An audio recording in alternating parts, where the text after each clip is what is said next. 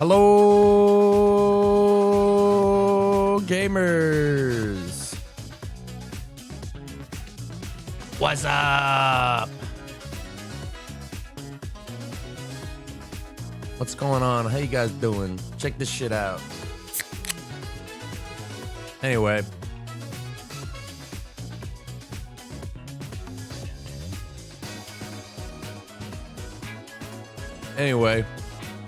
I was looking through my Steam wish list, of which I have like 100 games on my wish list. I remember adding about 5 of those. So I was looking through my list of games, as one does. Most of these I was like, holy fuck, this came out and I still don't want it. I don't know what past me was thinking.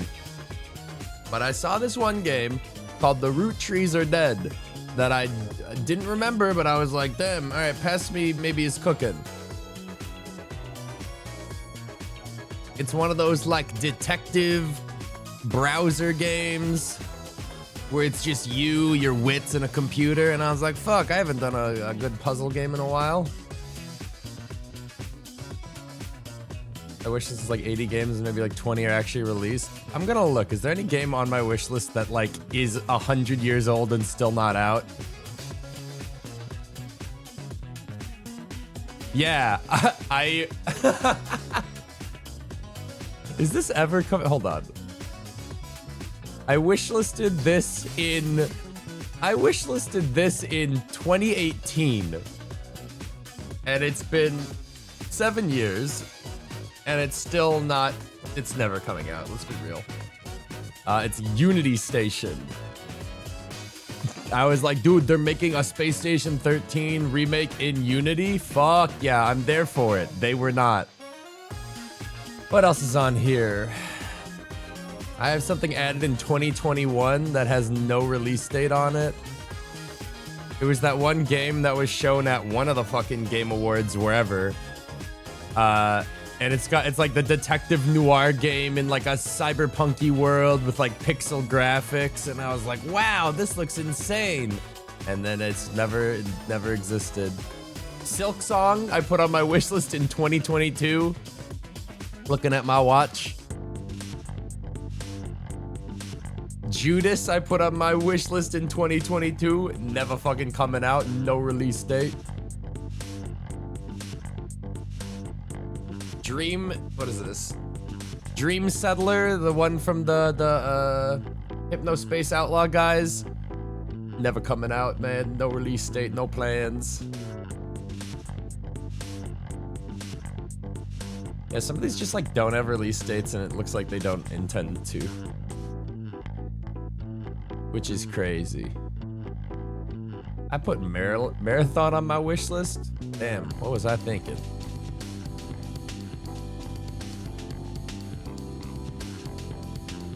My oldest wish list was 2019. It's out, but mixed at 50. Dude, that's the other thing. You wish list something, and then you're looking, and they're like, it's out now.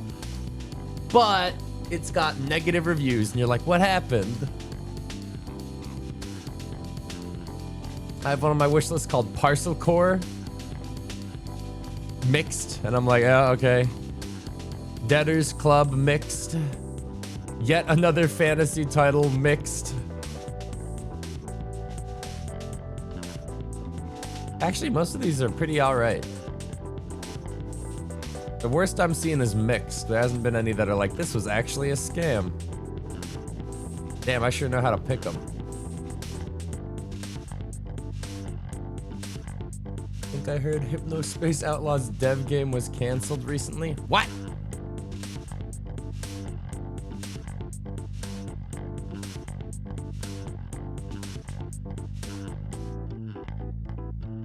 Dream Settler, sequel to Hypno Space Outlaw, has been canceled. What? What? Hello everyone. I didn't want to make a video like this, but I'll cut to the chase. Dream Settler has been canceled. It means it's not coming out. It won't be finished. This was a mutual decision between the publisher and I. They didn't pull support or anything, and they tried what they could to keep it going, but it's just time to stop it, and I'll explain why. but there's a few things I have Brock, to take care summarize of this first. video. The first thing is thank you to all the patrons, the Patreon supporters. Very bad timing that right after we start this Patreon, I don't have time to watch a 10-minute video, but that actually makes me like sad. Because Hypnospace Outlaws is like genuinely one of like the coolest, like most innovative games I've played. And I was super looking forward to a sequel. Damn. Well, that ruined my day. Anyway, we're gonna play a different game on a computer. Well, I better remove that from my wish list. I reckon.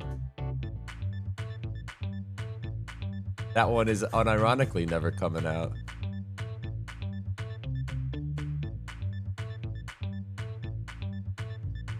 Did he have like what even happened? Did he have like a George R. R. Martin where he's just like, I don't know, I just don't want to do it.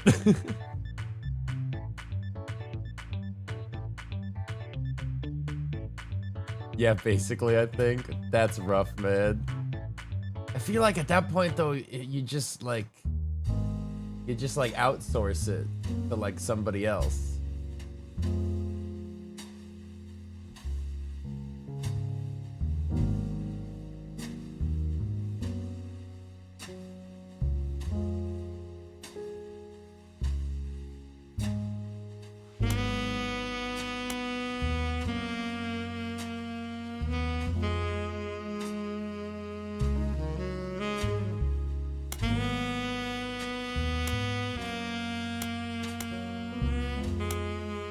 I like the this is such a fucking nitpick, but I like the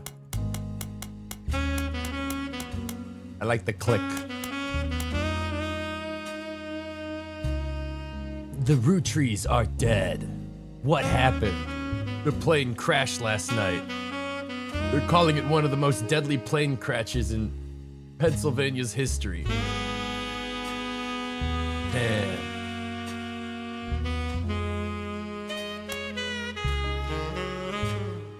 Roottrees are dead. The mystery begins here. Hold on. Oh, the music is so goddamn loud. That's fine. The music is so fucking loud.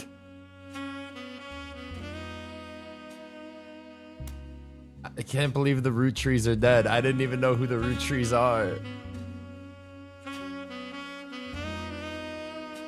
Carl Roottree was the president of the Roottree Candy Company. Is this like Willy Wonka's family? You've been living under a rock, bro? I don't know, man. The Roottrees are loading. I thought they were dead.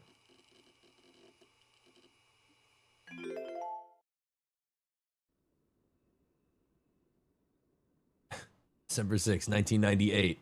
I was 4 years the plane old. That crashed last night just outside of Pittsburgh. Real is now ass known man. To be the private jet of the Roottrees Corporation. Local aviation authorities have speculated, based on the pilot's final communication, that the winter storm and heavy winds played a significant role in the crash. On board were multiple family members, including corporate president Carl Roottree and his daughters, the Roottrees sisters, best known for their fashion lines and modeling careers. There were no survivors. Again, for those of you just joining us, I'm just thinking about like John Hershey and his 3 daughters. Huh? But I know it's late, but I'm guessing you've seen the news. In addition to dealing with the grief, the Roottrees Company's lawyers are scrambling. Everything's about to change. who opened the Anyone door? She let claiming to be a herself blood in. relative is about to get much richer. I'm here to ensure everyone is accounted for. Everything's about to change. Anyone with a blood relative? Anybody? I've heard you're an expert at sorting out complicated family trees. A genealogy genie, as it were. I'm going to give you a quick test. Pass, and I can promise you the job of a lifetime. Complete the family tree of the Roottrees sisters. Siblings are in birth order, oldest to youngest. Examine my evidence. Search the internet for clues. Fill in the names. Fill in the occupations. Fill in the photos. Sleuth.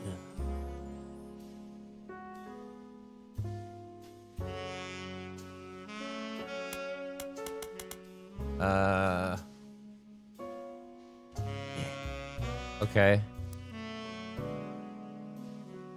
Got milk picture. The person who hired you gave you this photo with a note attached. This was taken during the shoot for the Roottrees sisters' Got Milk ad. I've tracked down a test photo from before they painted the fake mustaches on, which I thought would be more appropriate considering the circumstances. The ad's copy reads, "You might recognize our faces from the magazine you're reading, or you might recognize our name from the candy bar you're eating. Being a Rootree is a full-time job, but so is growing up. That's why the calcium found in milk is so important. Plus, you can't make chocolate without it." Okay. That would it. Bink, bink, bink. Okay, so I can't just take a picture of anything, but I can collect evidence by clicking on things that look like they should be clicked on.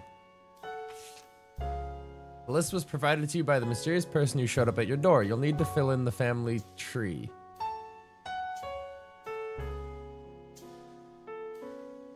What the fuck?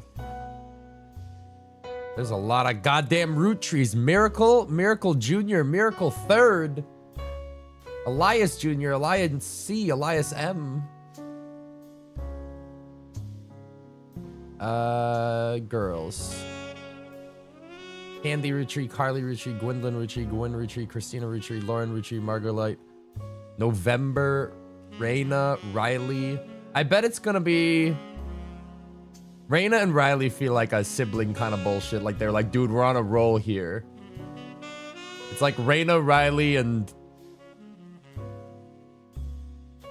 it's the theory's kind of fallen flat that there's not like a fucking Rachel or something. Okay.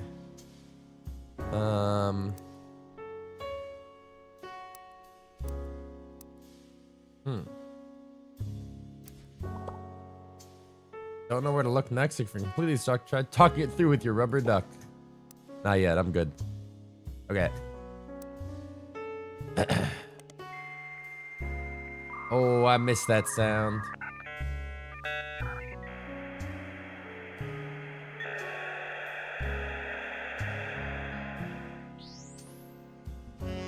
The internet broke? We don't need the internet anymore. We're on the internet. Pro tip, you can create notes quickly by highlighting text with your mouse. Well,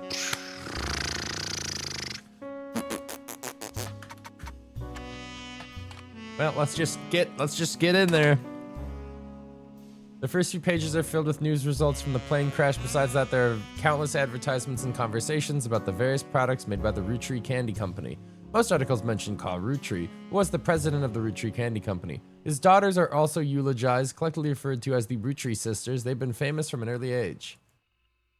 The Rootree sisters.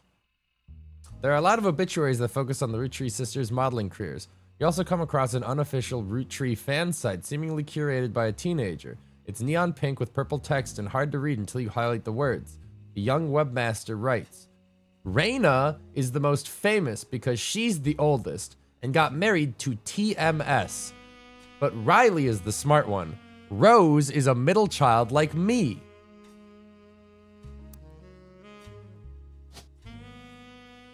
Raina. How did I not see... Wait. What?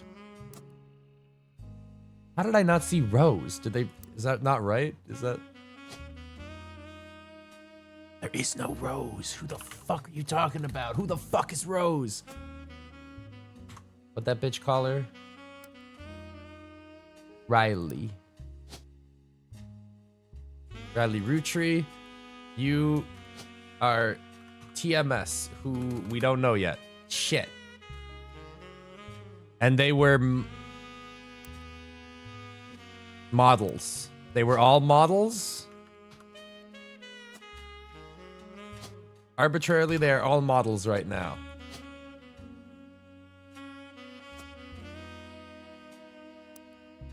You might think they are rich because they are models, but their dad is also the president of the candy company, and their mom, Brenda, is a fashion designer.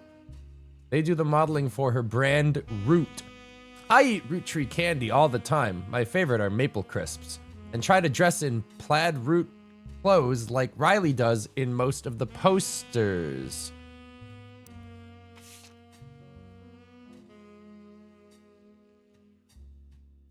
Okay, so you're Riley.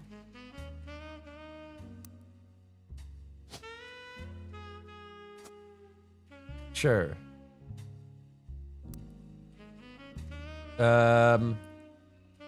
Someday I want to get my ears pierced like Rose.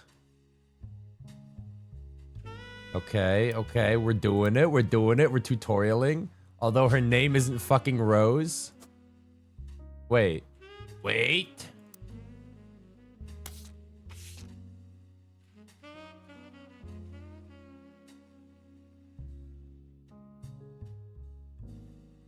There's no Rose.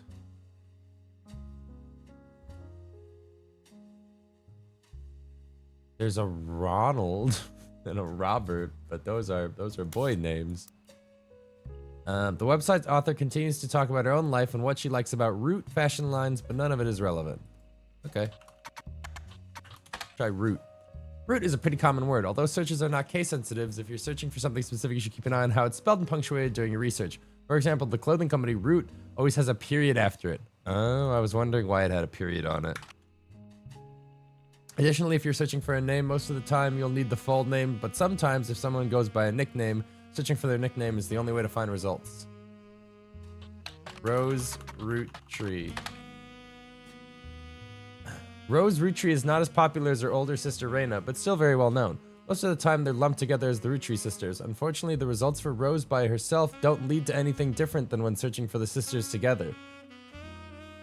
What the fuck? What the fuck? Can't find what you're looking for? If someone doesn't list in the names that your employee provided, doing a deep dive on what you learn about them will often lead to additional discoveries. A good research tip is to make notes on any brand names, books, product lines, or magazines that you don't recognize and search for them. These searches will sometimes help directly. Root, the period is part of the name, is a clothing company. They make clothes for children from toddlers to teenagers. Although their website is down, likely due to increased web traffic, you find countless retail sites attempting to advertise their clothes towards the target audience. One of them has this to say: "You've spied the Roottrees sisters looking hella fly on catalogs, magazines, and posters. Now you too can be like Riley, Rose, or Raina." You also come across a website from a collector of clothing catalogs. Apparently, Root has released 2 catalogs per year every year since 1984, and Raina appeared on almost all of them. There's only one that the webmaster considers a collector's item enough to mention. Seems that Brenda Roottree, the Roottree sisters' mother and Root's head designer, appeared on one cover holding her daughter Rose in 1985. The site says this was the only time her daughter was ever listed by her birth name, Carly Roottree. Oh, I can highlight and search or copy. Carly Roottree.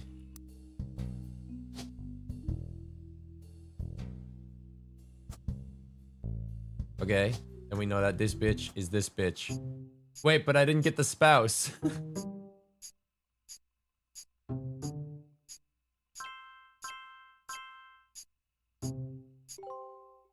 You've unlocked the following optional entries. None. Did I fuck up and not get the spouse?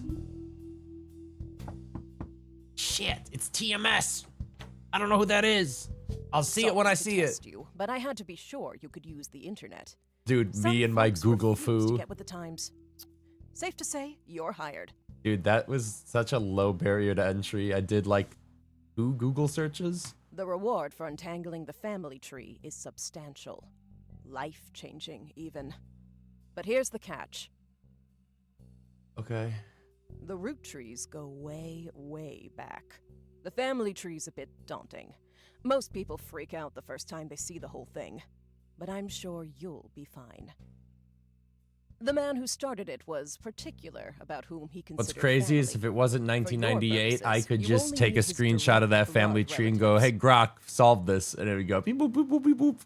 Looking through all records ever. All right, Anyone done. related only by marriage is optional, but filling them in can lead to useful discoveries. Oh, only blood relatives. Lastly, you now have access to some unique websites, plus a list of notable Roottrees. What the fuck is all that? Notable people are easy to find via your search engine, and marked with stars on the family tree. I'm off for now. Carl Roottree had a lot in his office. I'll look for anything useful. I'll return once you identify 6 more blood relatives. Okay. Whoa. What? Sorry, one last thing. This might sound odd, but if anyone else claiming to represent the Roottrees reaches out, I'd appreciate you not mentioning I was here. Huh? Thank you, and good luck. Isn't that sussy? Wouldn't that make you the imposter and then the real Roottree representatives are trying to reach out to me? Holy.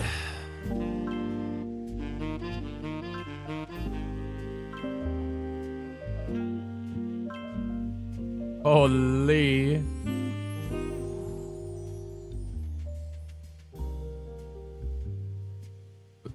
Before the person who hired you returns, every time you get 3 additional blood relatives are complete, they will be locked in. All non-blood relatives and small portraits are optional, but placing them in the tree helps remove extra names and photos. You can open this envelope after the whole family tree's been filled in. It has 2 names that must be typed in manually. The clues are obscure, have been intentionally hidden in the past, and may even require some leaps in logic. Try to keep an eye out for any inconsistencies. What the fuck? Alright, well, first off, we got... what's his fucking name? Robert Roottree and Brenda Root... fuck. Alright, let's stick with what we've been working on. Alright, we need to look into Reyna.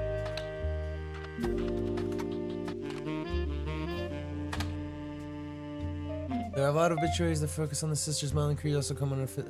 This is just the same shit. TMS.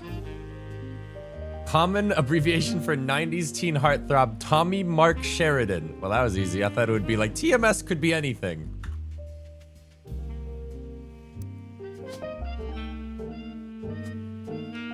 Did that not accept it?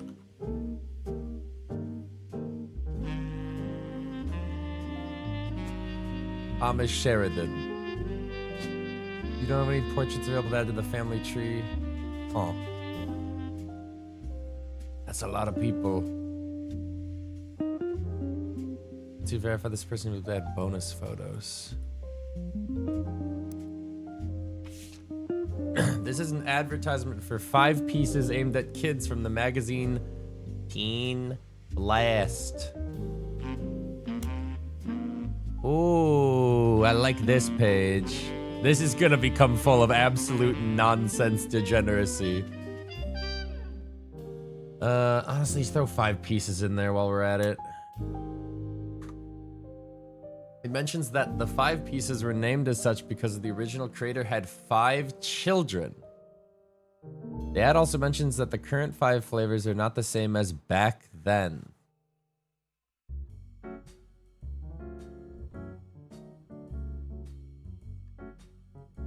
How do I unhighlight?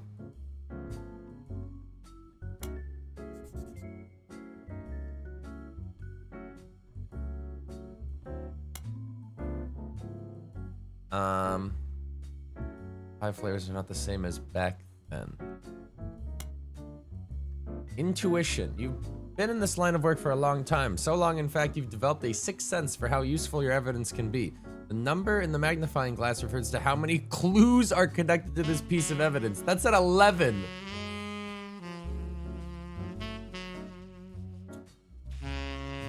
The higher the number, the more there's to find. At the start of your search, the notables list sets off alarm bells. A list of famous people that can find via search engine. It's pretty rare to get something that useful. Let's take advantage of it. As you progress, these numbers will change. Whenever you find more evidence or lock in family members, new discoveries will be added to the list, and old evidence will become less useful.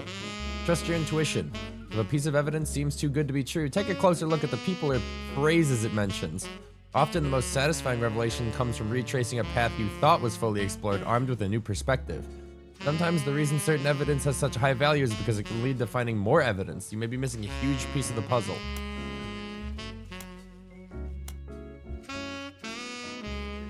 There's 5 flavors because the original inventor had 5 kids. Maybe that's why kids still love them. Radical new flavors because it's no longer the 1920s. What even is an elderberry anyway? So strawberry, cool chocolate, bad blue raspberry, awesome apple, power plum.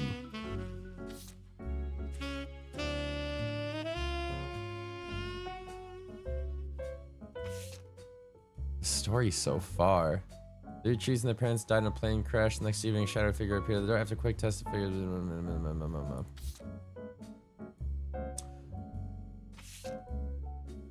This is a list of notable Roottrees. The person who hired you gave you this list and said everyone on it could be found easily via search engine. Any entry on the family tree that belongs to someone on the list will be marked with a star. Notable Roottrees will be crossed out after verified and locked in. All right, let's work on Carl. Wait, why did I say he was Robert? What am I doing? Was it Rob? Who was Robert? Robert Roottrie was was he Robert Gwyneth? Elias. All right, let's look at the Carl Roottrie.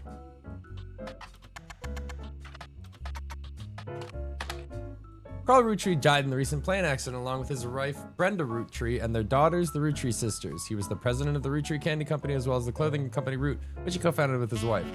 There's a short press release that the Roottrie Candy Company released today. News organizations. It is with heavy heart that we mourn the loss of Carl, Brenda, and the Roottrie sisters and the other employees that perished in the terrible tragedy. The entire Roottrie family is in shock and requesting privacy at this time. As the head of our company, Carl was an incredible man and an unmatched leader. Filling his absence will be difficult and may take considerable time. In the interim, we hope that you join us in looking back fondly on Carl and his family's triumphs and accomplishments. They go on to list some of those accomplishments. One of them seems relevant to your search. Like his great-grandfather before him, Carl earned the highly prestigious Watchman of the Year title. Okay, well, let's look into that, I suppose. Search periodicals. Oh, public library? Oh. Oh, no. I thought I was just gonna be Googling. Just highlight it. Just give me that. Search it. Okay. Business Watch Magazine. Okay. This is a magazine focused on company CEOs and the economy. They've been around for over 100 years in one form or another and will often write about major changes in management at famous companies. Every year they offer an award to prominent businessmen who has furthered the field. They call it the Watchman of the Year. You find through searches that 2 Roottries have held the feature. Elias Roottrie and Carl Roottrie. Father, grandfather, great-grandfather. But Elias is not the real name. This is not helpful. Business Watch does not host any online archives on any site you can find via spider search, though you may be able to search individual articles and issues through the periodical search. Okie dokie. Oh, it's already there. Oop. Keywords. Roottrie. Business Watch has played host to many Roottrie advertisements over the years for many of their products, including 5 pieces. They flood the results. Carl Roottrie. Wait, it printed something. Carl Roottrie was voted Watchman of the Year in 1987 for his work with Root. The cover and the summary of the article has been added to your evidence. Bada bing. Carl Roottrie, grab life by the roots. Also, our ongoing coverage of who's in the corporate world. What do you mean there's 3 pieces of evidence here? Oh. There's photo stuff in the back, but it's kind of blurry.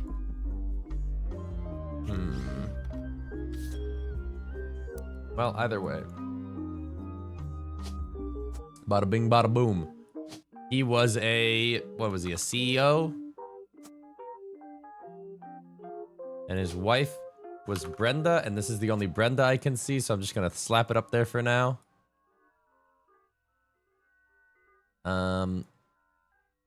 It's not completing itself, which is stressing me out. I thought it would kind of lock in. Elias Roottrees. Elias Roottrees was awarded the Watchman of the Year in 1936 for his accomplishment on rolling out 5 pieces to a global market. Notes from the article and scan someone made of the cover was added to the evidence. Bada bing, bada boom. Elias Roottrees was voted Watchman of the Year in the Business Watch in 1936, and a painting of him appears on the cover. The magazine says he was voted Watchman of the Year specifically to recognize the global roll of 5 pieces. Inside the article is a timeline of 5 pieces. 1908, Elias forms the Roottrees Candy Company after marrying his wife, who inherited a maple farm. During the period before 5 pieces, the company is barely profitable. 1909, Elias has a daughter, the first of 5 children, 4 more following, leading to Elias invents 5 pieces. Each of the 5 flavors is chosen based on the initials of his 5 children. 1 flavor per child. I don't know if this matters, but write that down. 5 pieces are first sold in some Pittsburgh markets. 5 pieces are rolled out to all of New England. With new recipe and flavors finalized, and the candy begins nationwide distribution in department stores and other shops everywhere. The Roottrees Candy Company purchases every available maple farm in Pennsylvania in preparation for their global rollout. With the help of his son, Elias Roottrees Jr.'s architecture firm, a new industrialized factory and warehouse are built in Butler County. Production is tripled and worldwide distribution begins. There's also a What's Next section that claims Elias is going to pivot to ensuring his company's legacy and that the Roottrees Candy Company remains a family business. He plans to do this with the Clanst Trust. What the fuck does that mean? What does that mean? Elias Roottrees Jr. Shit. Okay, hold on.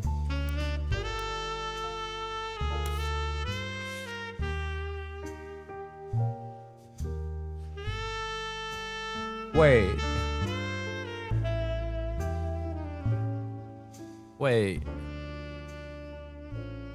The flavors are supposed to be named after his children, so which one would correlate to Elias Jr.?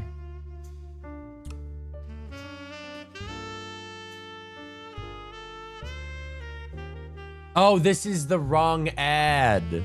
This is the new shit. Okay, all right, now look, let's just kind of start fucking digging, huh? From the marketing material and various candy history sites, you learn that 5 pieces are the iconic candies sold by the Roottrees Candy Company. Although they are no longer the company's only popular product, they still sell well to this day.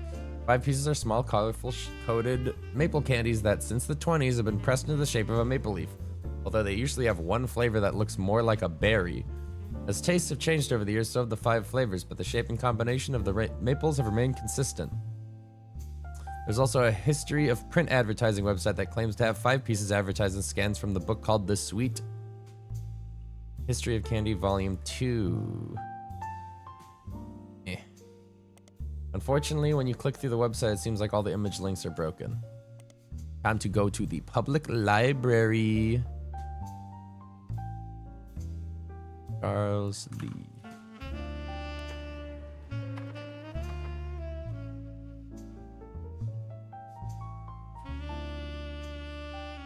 This is the part of the book series about all things candy in the modern world. It starts in 1925 and continues onward to chronicle the rise and production of global distribution. The book ends with a look into the future of candy as envisioned by experts in 1985. With the addition of hindsight, you can clearly see they got pretty much everything wrong. Include some advertisements. Here we go. Here we go. This is what we wanted. You found the advertisement with sweet history, blah, blah, blah, blah, blah. It's from 1928, 6 years after the debut of 5 pieces. It states that the flavors are inspired by their children. The order is grape, elder, cinnamon extract, melon, and the newest flavor, miracle berry. All right, so the second child is probably Elias Jr. Let's see, 1, 2. So this one's probably Elias Jr. But there's other Eliases. I think this is Elias Jr. What else do we know from this?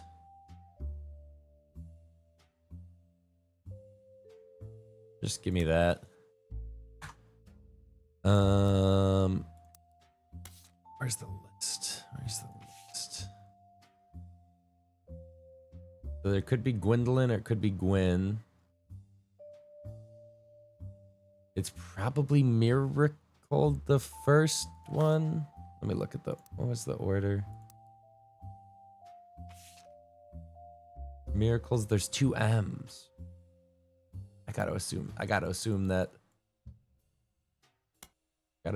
this is Miracle, making one of these Miracle Jr. and making one of these Miracle the Third. I think. The other problem is figuring out what the fuck job these motherfuckers had. So his name wasn't Elias, or it's saying it is Elias, and we've known that since the start, so I never even had to question it. And we also know that her name is fucking Gwyneth, but it wouldn't be... We can't confirm. What would you be? What was his, what do you do, Elias? Are you you're the candy guy? How do I work with that? Miracle Berry is a burst of beautiful blossoming blended berries.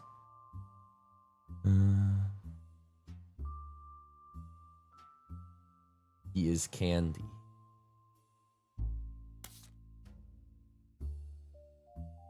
Hmm. 32 clues in the notable thing. 6 clues in this?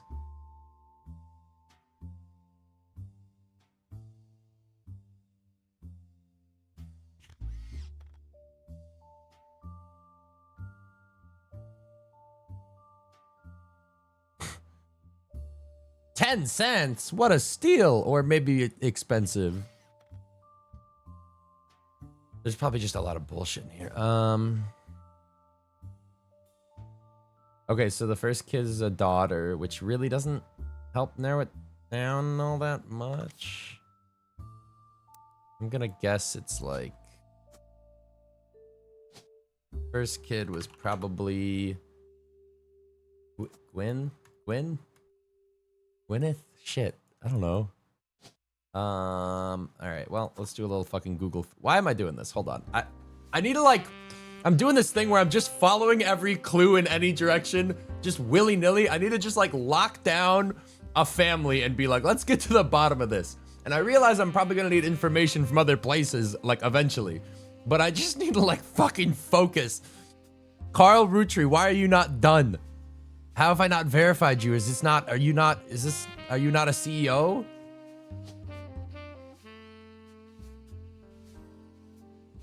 You're the CEO. You're the guy. You're the president?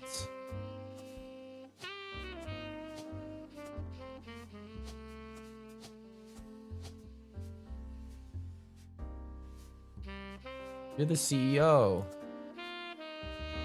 You need 3 people to verify. Oh, all right. Who's your fucking daddy? Maybe I do have to start from the top. Shit.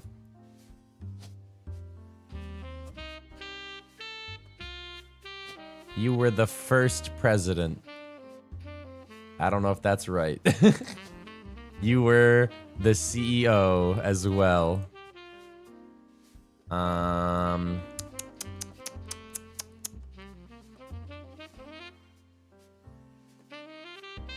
Who is your daddy and what does he do? Wait, we could work this out. Let's work our way down to fucking Carl.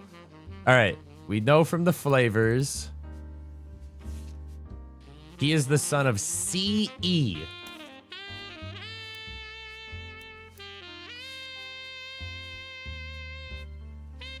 C-E, C-E, C-E. Clancy Edward Roottrees.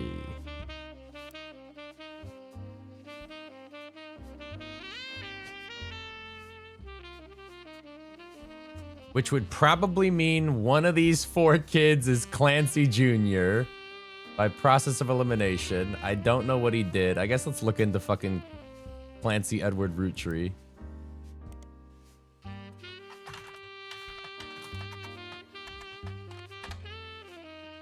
The Clanced Trust is a... Oh, that's the thing that he said that in the thing that I highlighted.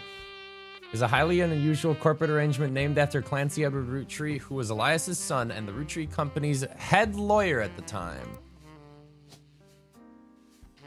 Lawyer.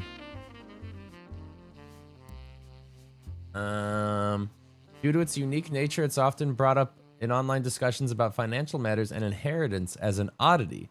The company mandates that a fixed percentage of its profits are split every quarter amongst bank accounts representing each direct relative of Elias and Gwyneth.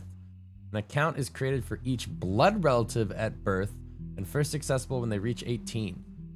The actual numbers have never been fully disclosed to the public, but due to the ever-increasing success of the company, it is a significant amount of money.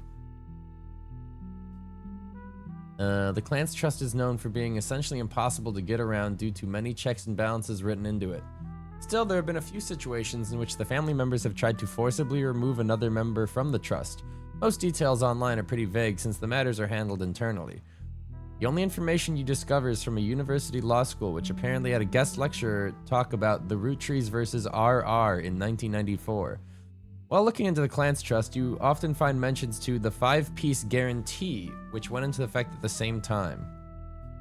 These motherfuckers gotta stop talking about keywords and phrases, man. I'm gonna end up with too much bullshit. I realize it's up to me to organize these clues. It's probably just gonna be a long scroll list of nonsense. Alright. Let's look into that, I guess. How do I make it pop up? Like, I guess I just gotta do this.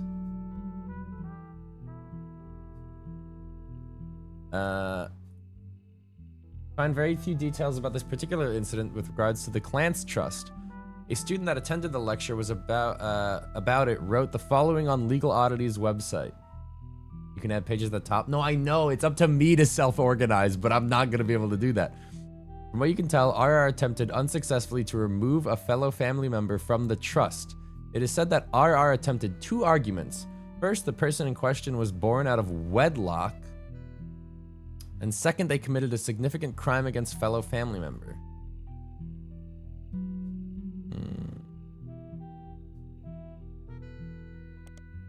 That's a lot of information to highlight, but...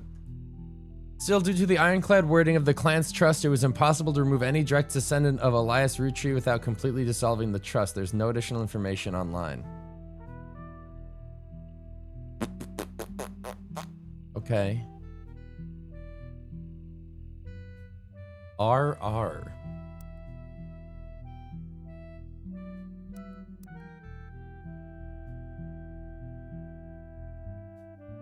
Ronald and Robert.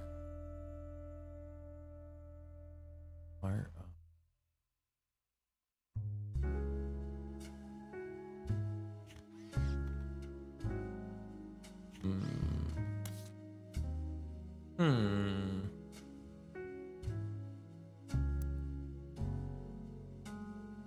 This didn't help me get any closer. I needed information on this motherfucker.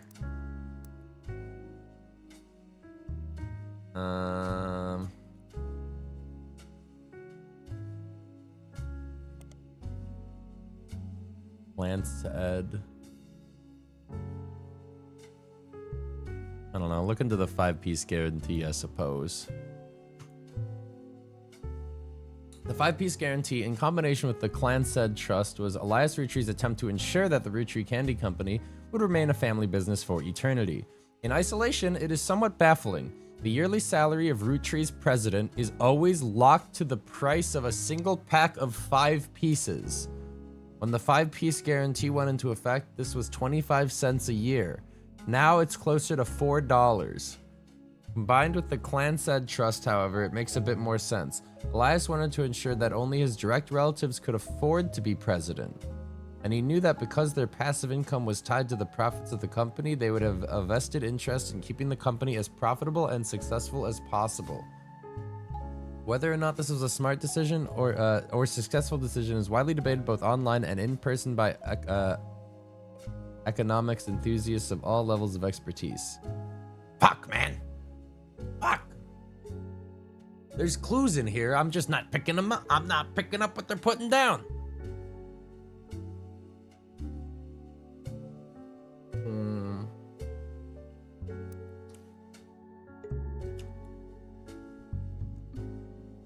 I don't know if I can get up or down from here. Let's look into Brenda White. Maybe that'll reveal some information.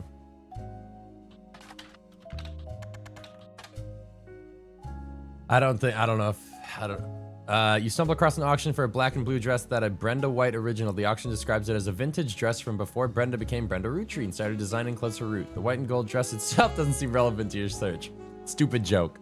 All right, but at least we can confirm Brenda White is the right Brenda Roottrees. I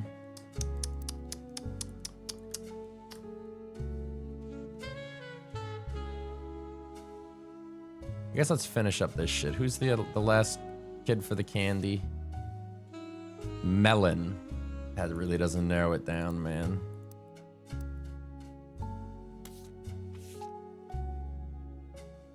That could be Margolite. That could be... It's probably Margolite based on the fact that there's probably not another miracle of the same generation. That'd be insane. All right, shot in the dark. You are now Margolite. Let's just confirm my findings.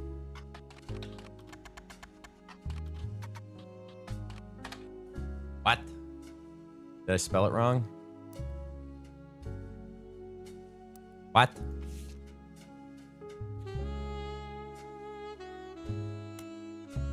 What? Margolite root tree.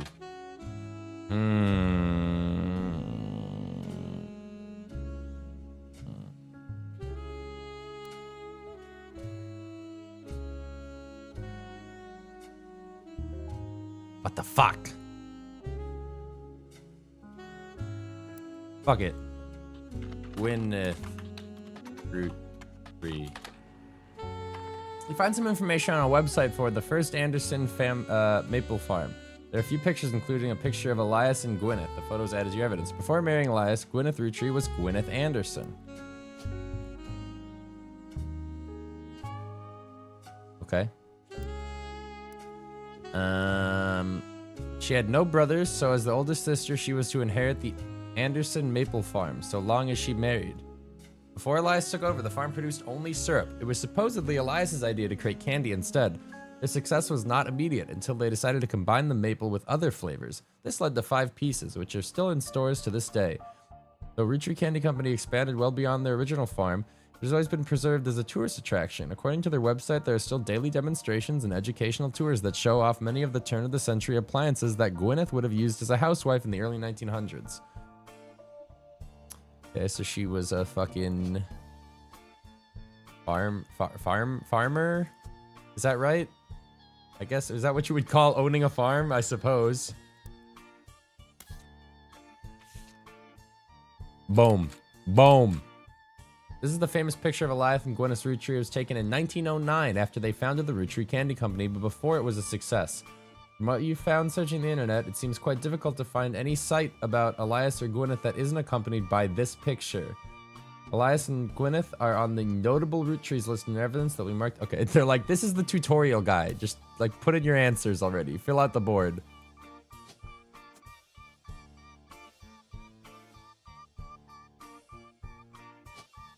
Are you not a farmer?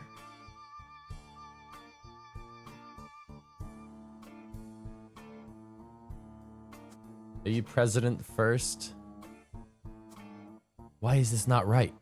Why is this not right?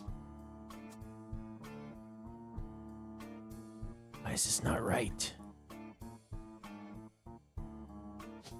What are you? Who are you? Eh?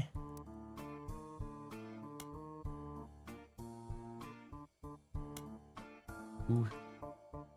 Okay, would it be like first president, second president, third president, fourth president, or something like that?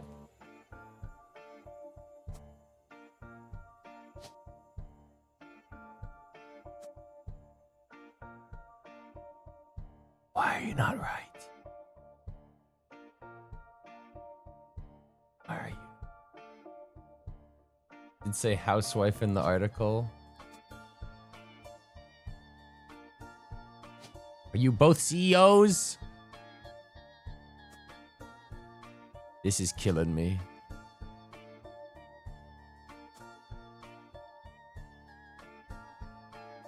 What do you do? Who is your daddy and what does he do?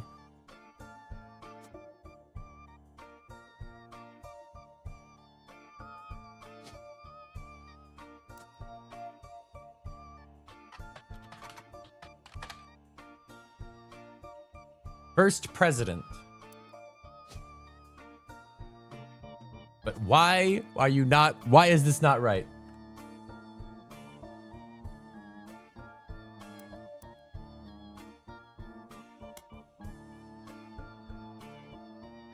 He's a president. He's some president. I'm just gonna.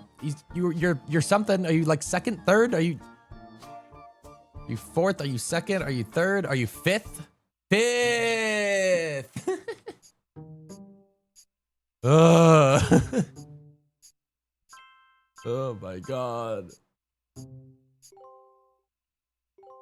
Yeah, I got some optionals done. How about that? Booyah. Finally, peace in our time. Oh, he was the fifth Hokage all along. Okay. Alright, we're chilling. We're chilling. We're doing alright now. Still don't know fuck all about Clancy or his wife or his kids, really. Other than that, there's probably... I don't know. Let's work on Miracle, because this is sort of like a dead end-ish.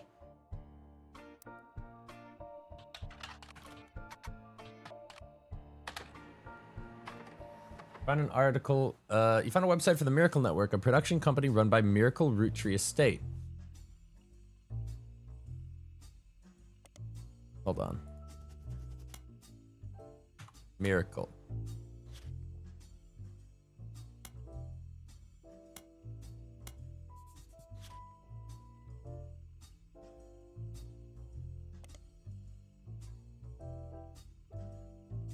We're going down the Miracle rabbit hole.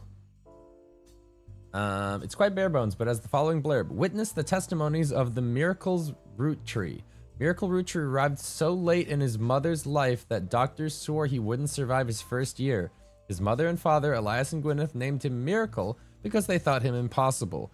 He was younger than his brothers and sisters by over 14 years.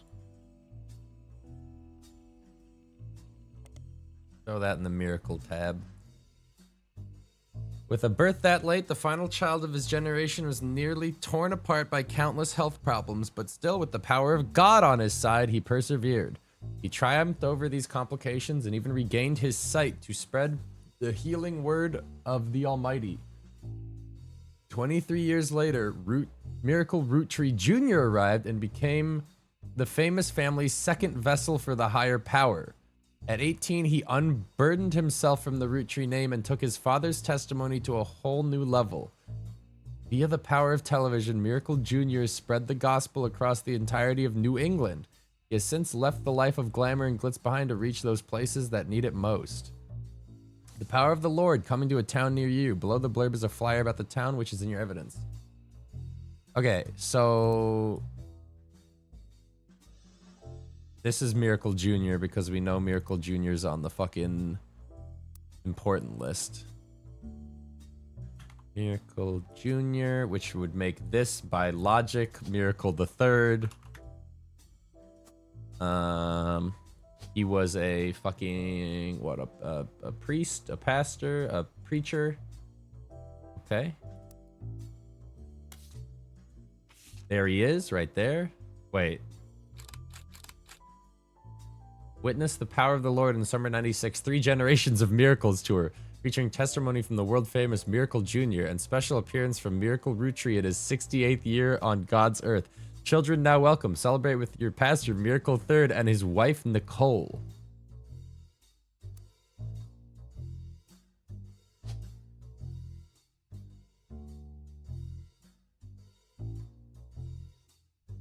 Fuck. Fuck. Detour.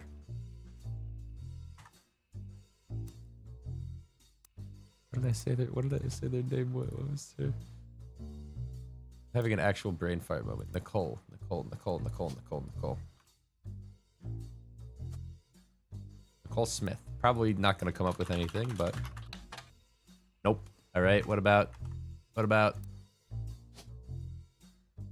Nicole Madsen?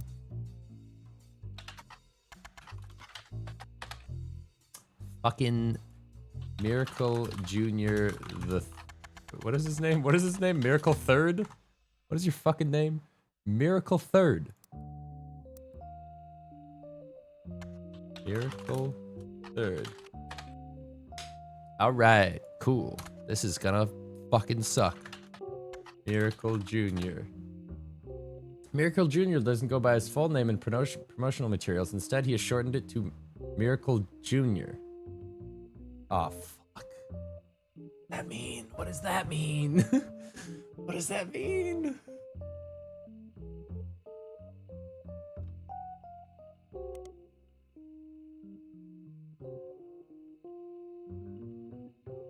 Miracle Jr. is a televangelist who is part of the Miracle Network. He used to have a show that aired on local access across many stations in the northeastern United States. According to the website Clergy Watch,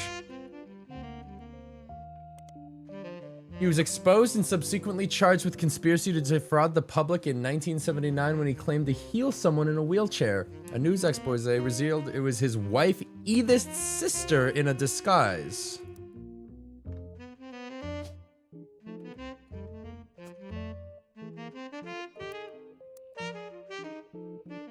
The author also mentions that Edith had a bit of a checkered past herself, but doesn't clarify.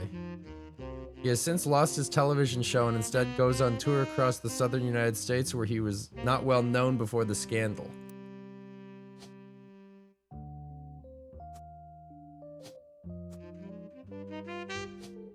Are you also a preacher?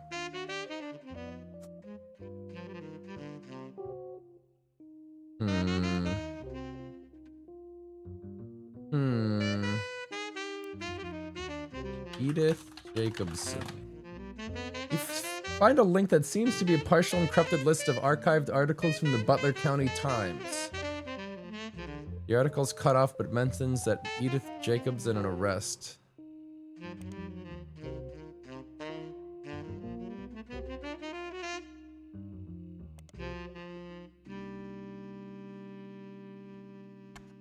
Would it be periodicals? Public library?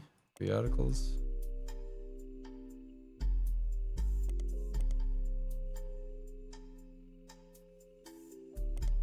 Would it be periodicals? Edith. What was her fucking... What did I say her name was? Jacobson. There's a crime blotter article about Edith Jacobson that also mentions a Helen Roottree and Lucinda Jacobson. I'm going down the fucking rabbit hole, man. In 1971, when she was 18, Edith and her sister Lucinda were arrested for trespassing at the Miracle Congregational Church in Butler County. They were pretending to be church employees in an attempt to get into the room where the church houses their weekly tithings. The church didn't press charges. They were caught by Helen Roottree, who was there at the time while her husband Miracle was away preaching.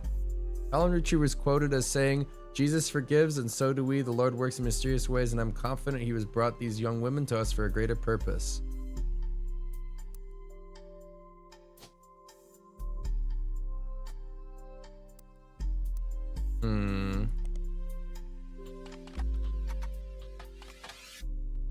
What was her fucking...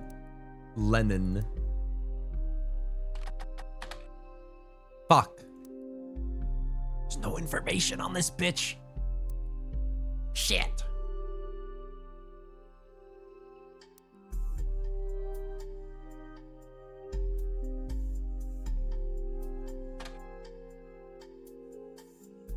Wait, this is the same shit I just learned.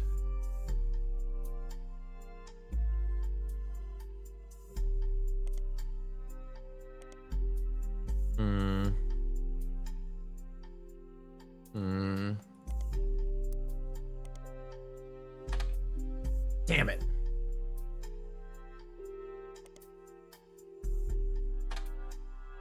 Damn it. I'm getting lost. I'm losing steam here on these clues. Fuck.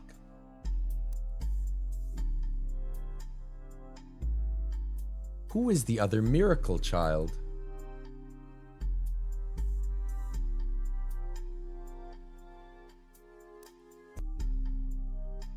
The flyer for the 3 Generation of Miracles tour, the names listed Miracle Jr., who's said to be world famous and gets top billing. Miracle Jr. is on the notable Roottrees list and is evidence to marked on the chart. Miracle Roottrees, the flyer says, will make a special appearance in Miracle III and his wife Nicole, who are said to be the youth pastors.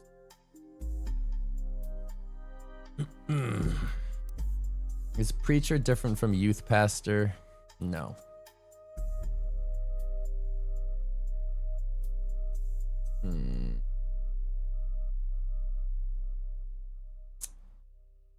Need to get more info on fucking Miracle.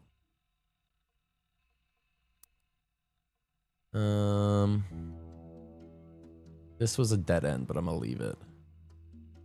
Dude, he doesn't go by his full name. Is Miracle Jr. not the real name?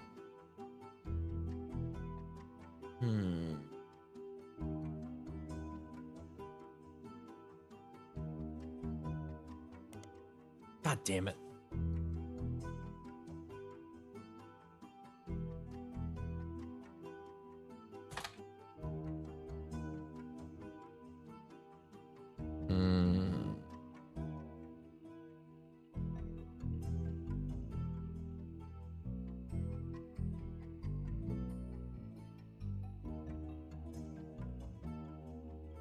So,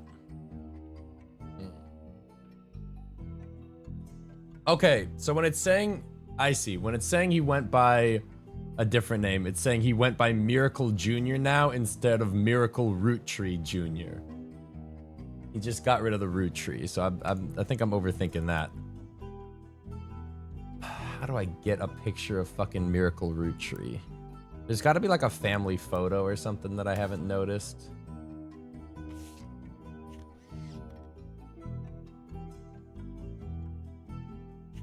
Like in the background of some shit. Like this here. It'll be like one of these fucking photos.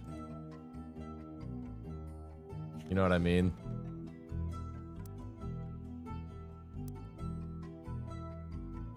I feel like I'm getting stuck. I want to find out who this kid is. And then we need a fucking picture. What was he? So Miracle, was Miracle also a, is this a family of pastors? Assuming that we're all correct here. It's like a fucking... Uncut gems. Not uncut gems, righteous gemstones.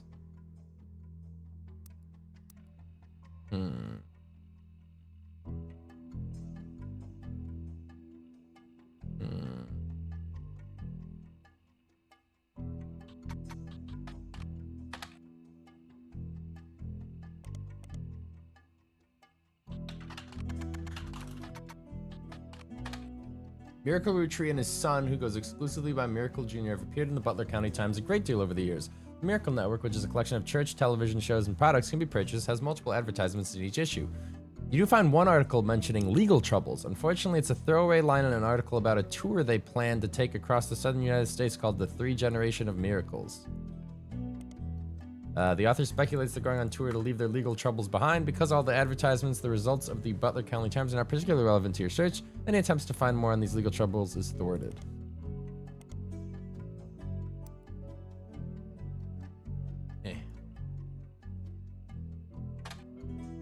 It's all the same shit!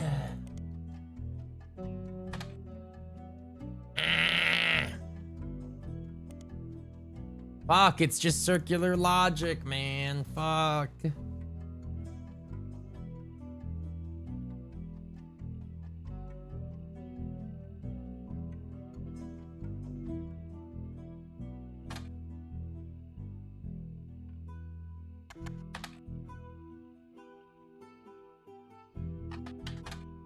How is there nothing on Miracle the Third?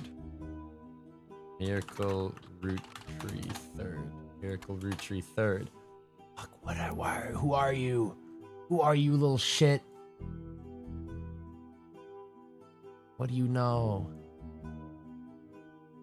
Did I already try Nicole Madsen? I feel like I'm going in circles, man.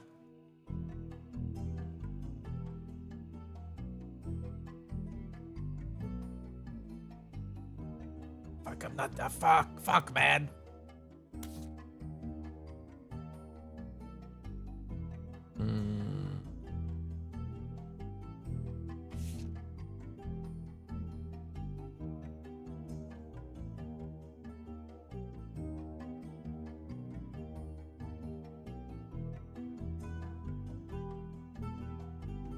There's nothing in here, man.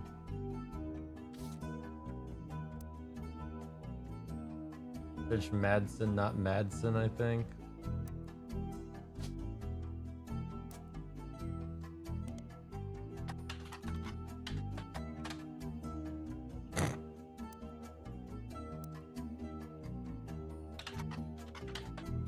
It don't matter, man. Shit.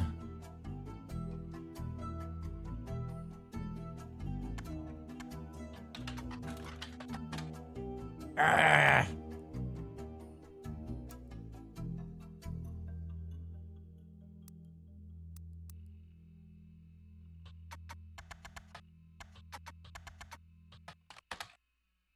The Butler County Times has played host to many Roottrees advertisements over the years. For the products included 5 pieces. They fled the result. Fucking goddamn it. What was her name? Helen Lennon? Wait. What? Fuck. This is the problem I always have with these kind of puzzle games, is there's like a whole thing to solve, and I get bogged down in one neck of the woods, and I'm probably supposed to get stuck at certain places and then find other clues other places.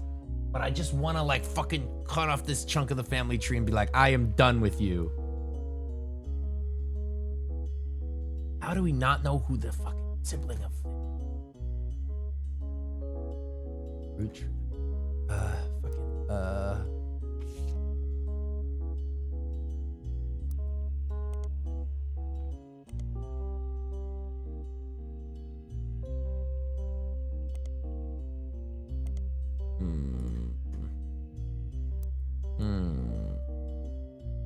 Might have to just give up on fucking miracles for now.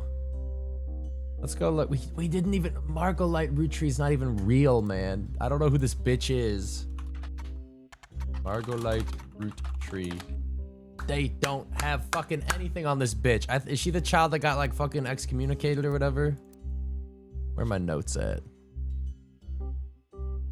R.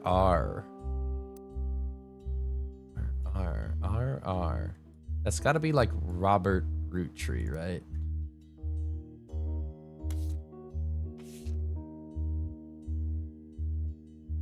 Probably not one of these kids.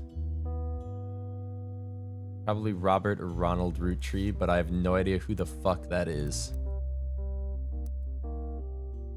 This is that our attempted 2 arguments for this person who was born out of wedlock, and the second they committed a crime against a family member. All right, let's start working on...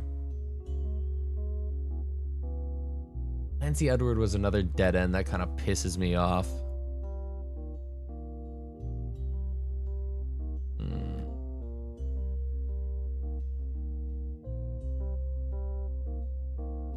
All right, let's do... What would be an easy one to fucking connect to?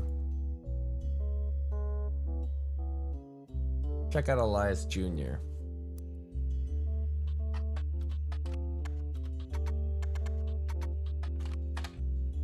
Is it Alliance Roottrees Jr.? Alliance Roottrees. Okay.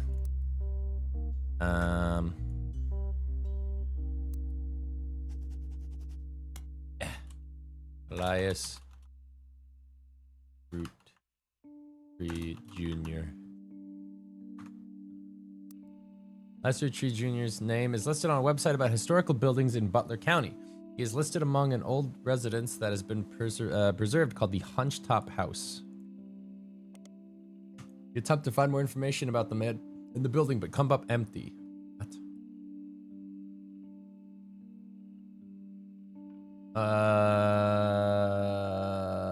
What? Top house. Hunched-Top House. A small feature details a building that Elias Roottrees Jr.'s architecture firm worked on called the Hunched-Top House. It also mentioned that Elias Jr. was Elias's eldest son. Hunched-Top House seems unrelated to the Roottrees. Okay, well, we learned he's a fucking architect. That's something.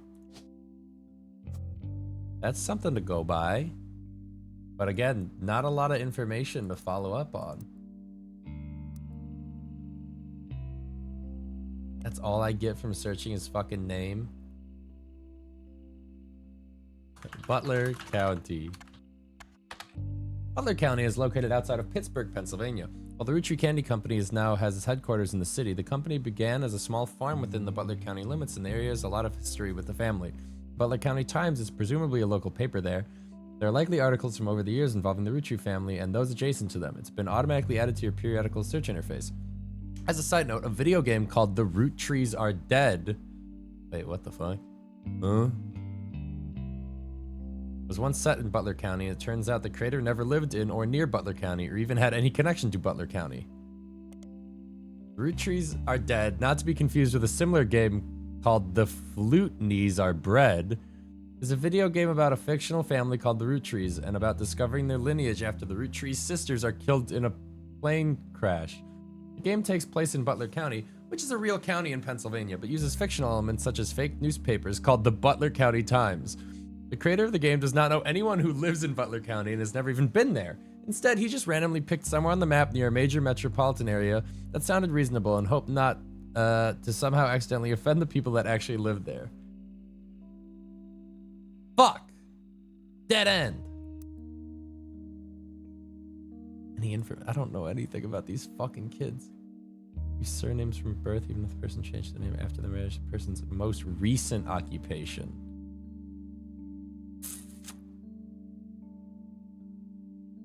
What happened here? Split up. Guardian. Oh. Alright. Keep hitting dead ends at every fucking turn. Like, Miracle we can't do. Margolite, she doesn't exist as far as I can tell. Maybe I should check out,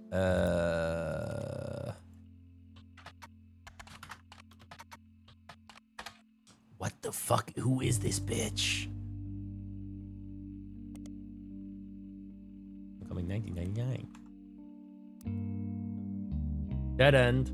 Clancy Edward, sort of a weird dead end. Elias Jr., we only found that one bullshit. I guess I'll go for fucking Gwyn Roottree, who I think is the person I'm trying to get. Okay, here we go. We're finally getting somewhere.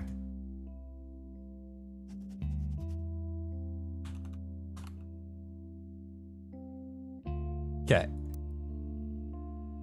You find some information on a website about old films that are not yet available on VHS. The site is not very well organized and the search is broken. But you can get to individual pages from your search engine. Gwyn Roottree is a somewhat well-known actress who was active in the 50s.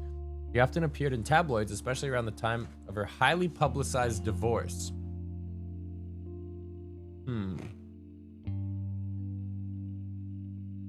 Her biggest role was the minor hit movie Guys Like Us. She left Hollywood after the flop of Christmas Mission. There's a widely circulated picture of Gwyn from behind the scenes on one of her movies, which you've added to evidence.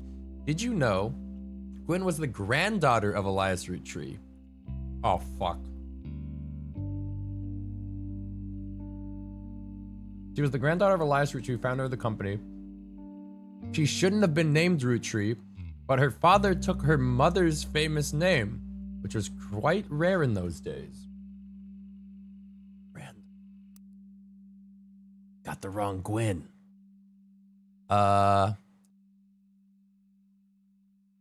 Wait. Daughter, granddaughter. Shit.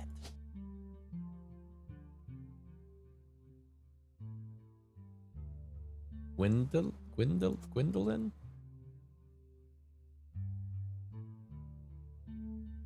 Dude, this sucks. Wait, which one's the star? Wait.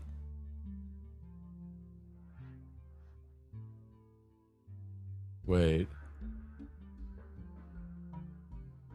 Wait.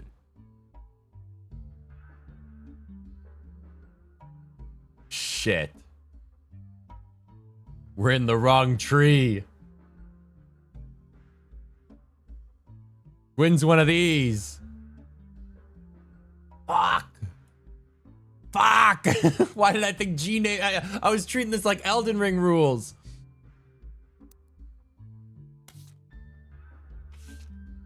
This photo is a widely circulated photo of Gwyn Rootree. You've seen it on multiple websites around old films.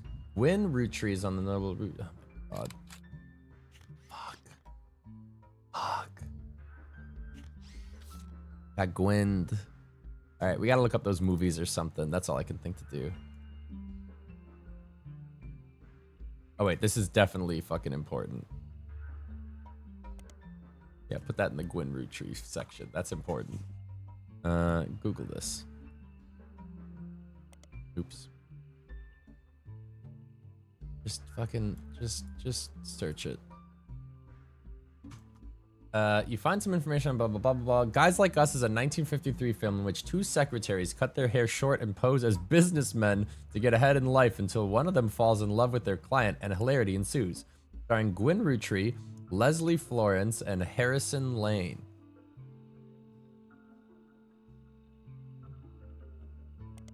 Did you know the title is a play on words, as it can be read that the two women are men similar to other men, or that the men are fond of them?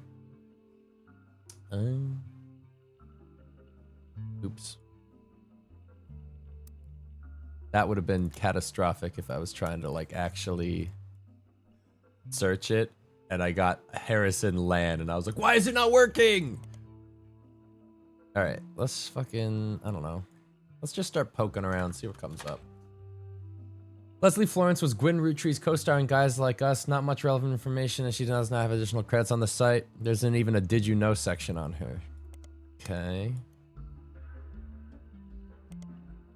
Harrison Lane was a television actor with a major role in Guys Like Us and some other films. His largest role before Guys Like Us was as the villain in the first season of Western Frontiers. Due to the popularity of Guys Like Us, the studio brought Lane back to play the villain's twin brother, this time as a hero joining the protagonist. Western Frontiers has no connection to the Roottrees. Harrison Lane seems to be a dead end. Did you know Harrison Lane married his high school sweetheart after they reunited at a movie premiere? I can't tell if them saying it has no connection to the Roottrees is a meta tutorial or a fucking misdirect. You know what I mean? Like, what if Harrison Lane is fucking like the husband, and this blurb just doesn't mention that, oh yeah, his high school sweetheart was actually so and so Rootree. Do you know what I mean?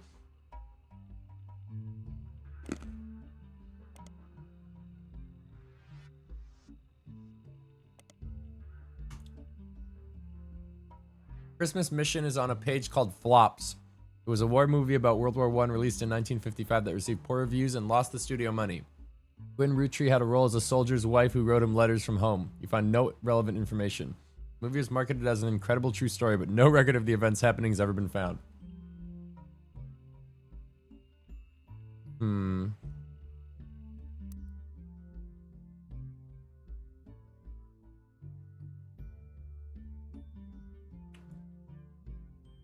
What sucks is it's a 50-50 shot which one is Gwyn.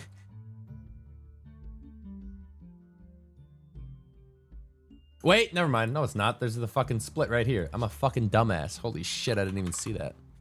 Win. Actor. Boom!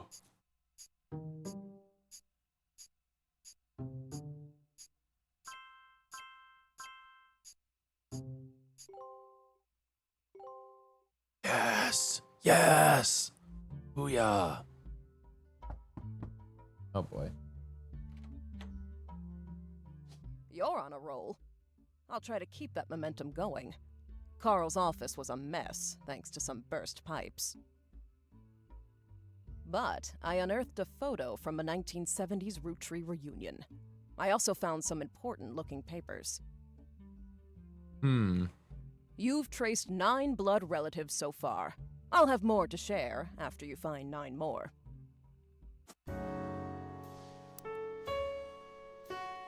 They've given me way too much here.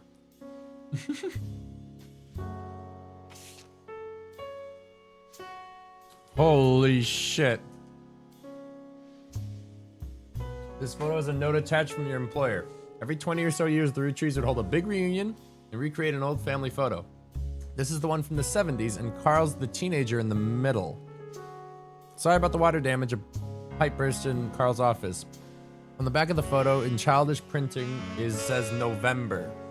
There are also a large number of cursive signatures. They include Bonnie, next president Guy Hudson, Ernie Jr., Carolyn, Gwyneth M., Gwendolyn, Miracle Jr., Jim Roottrie, Clark, Carl, and Eli M. Fuck, dude.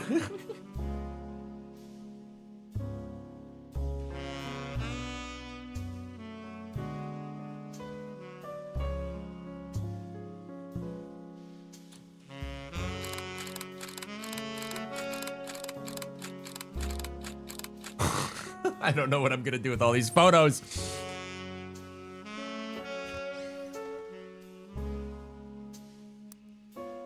Well.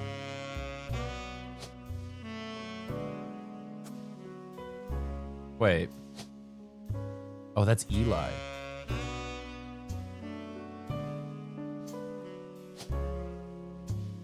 Is that Eli G?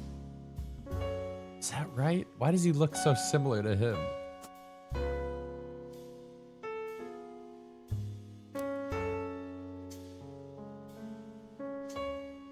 Dude, I can't figure out anybody from anybody else in this goddamn photo.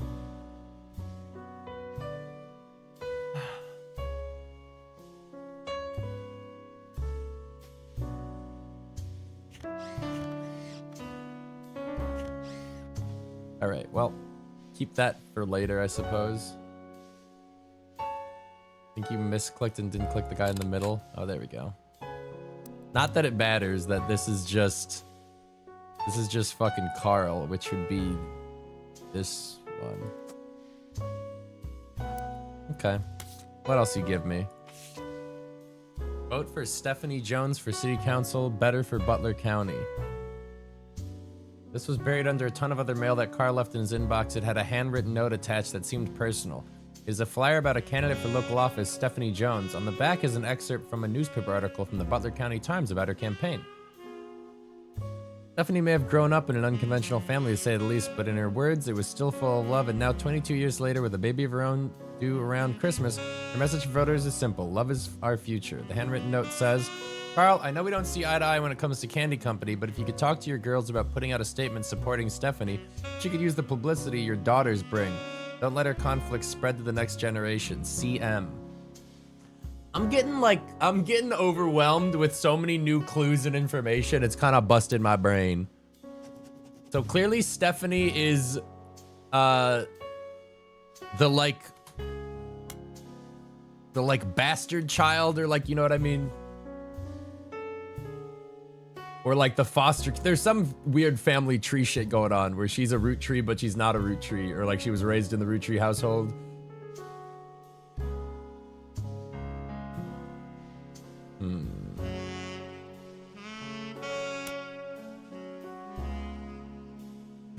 CM.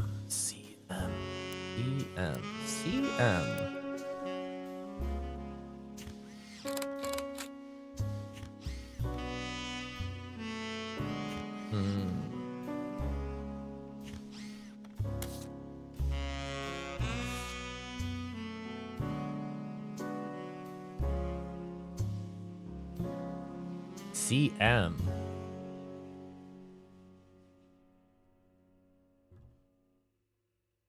CM.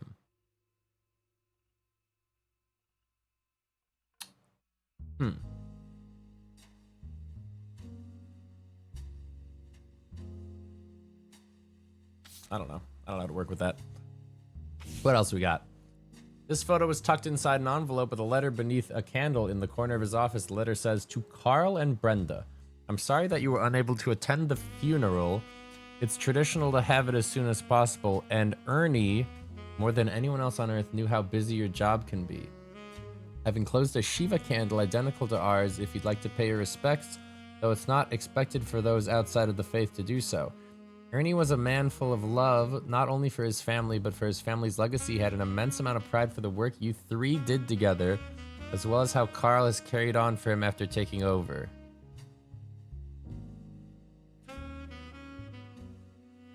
As for myself, it is impossible to express my gratitude enough for rescuing us from the panic and burden of endless bills. Though we caught it too late for him to get on the donor list, the company took care of us beyond our wildest expectations. It went unsaid at the time, but Ernie and I knew it had to have been Carl that convinced the trust, and that it was no coincidence that it happened shortly after your visit, Brenda. Up until the end, Ernie and I had to stay strong, especially for Nicole's sake. We could have never done that without the two of you fighting for us. Much love, Debbie. Who is this? Ernie.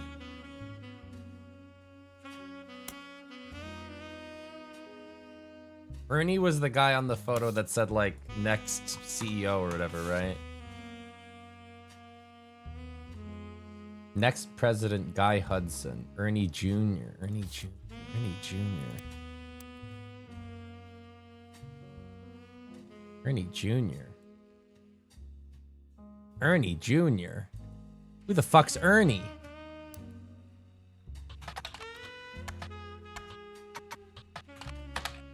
What?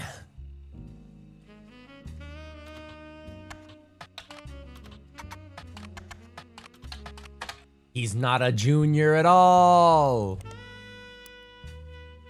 Or he's not a Roottrie at all. We don't know any Ernies. Fuck. What do I do with this? What do I do with this? This photo has a note attached from your employer. Here's a bonus. When I pulled the water damage picture of the free spirits out of the frame. Oh, I didn't even see this note, like, welcome thing. Page titles can be renamed to make it easier to remember what you've written on each one. Highlight any text. The entire contents of the note page is saved even as you quit the game. Don't forget to check them when you return. Siblings often referred to as brothers or sisters. Cousins. Oh my god, they had to explain how, right. I guess people wouldn't off the top of their head know what a third cousin is. And American school terms? Why would I need... Oh boy. Oh boy.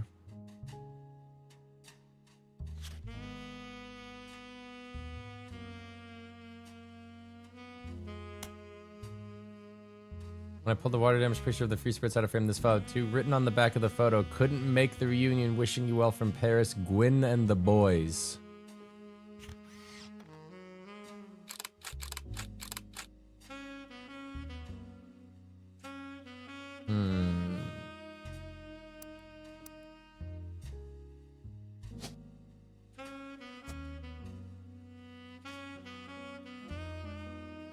What is this? Oh, these guys are like excommunicated.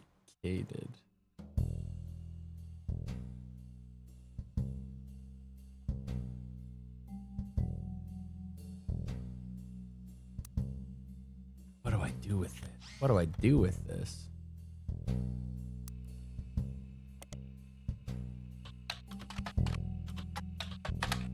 Fuck.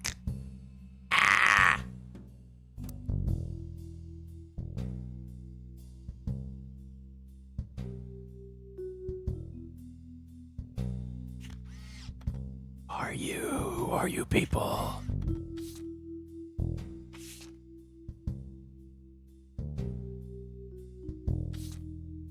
Man, they've given me a whole lot of clues. I'm just sitting here staring at it like, duh.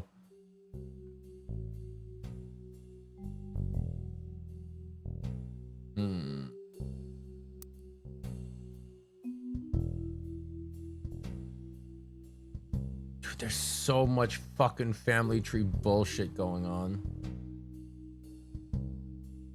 I've got to assume this is her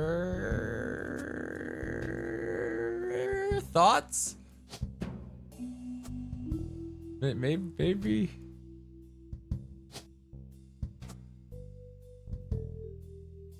Fucking what's her face? Fucking Stephanie Jones.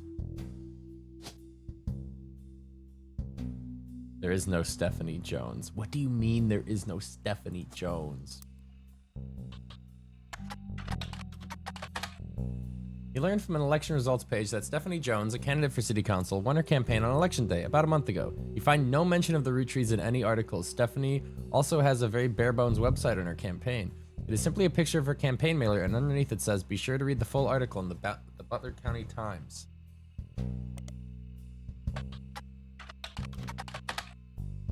The most recent mention of Stephanie Jones is a small report detailing election results. Stephanie won her election. You find the full version of the newspaper clipping in the back of the campaign mailer. Most of it's unimportant. You do find the following. Stephanie Jones, born Stephanie Landon until her marriage to local business owner Brian Jones.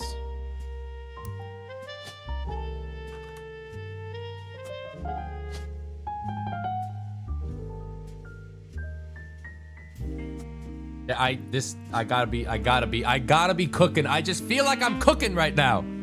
Or I'm just so off.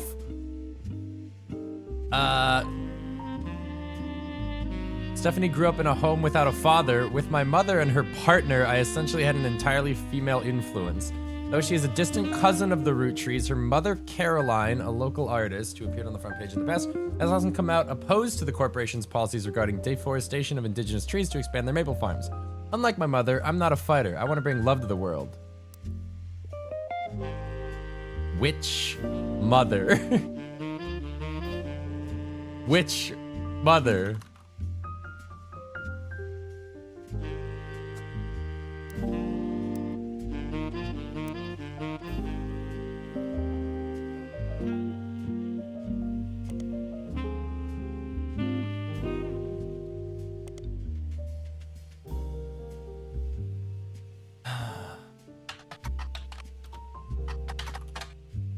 Fuck. What? She's got two moms, though. Is that what she said? My mother and her partner essentially had an entirely female influence. Fucking what? Caroline Roottree?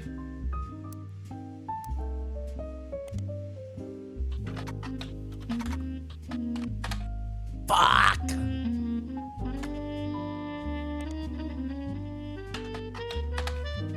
There are a lot of people named Caroline that have been reported over the years. Fucking bitch.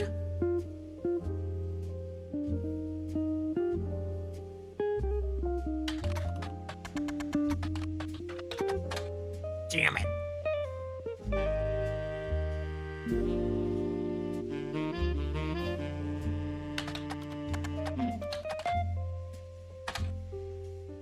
Oh, here we go. There are many advertisements over the years, as well as a small article from 1995 about Jones Graphic and Print. The article is a piece about Brian Jones taking over his father's print company after 20 years. Brian seems to have not let it go to waste as a marketing opportunity during an interview portion. I've been in and out of that shop my whole life. My father taught me everything there is to know when it comes to getting the job done right and getting it done quick. We've been printing a staple of Butler County for years, and even the Butler County Times uses us for their coupon page a few times a year. Thanks for that, by the way. But still, whether you're a client or one of the regulars showing, nothing will change. Come on down for the best prices on bulk printing anywhere in the state of Pennsylvania, or search for us online. I designed the website myself.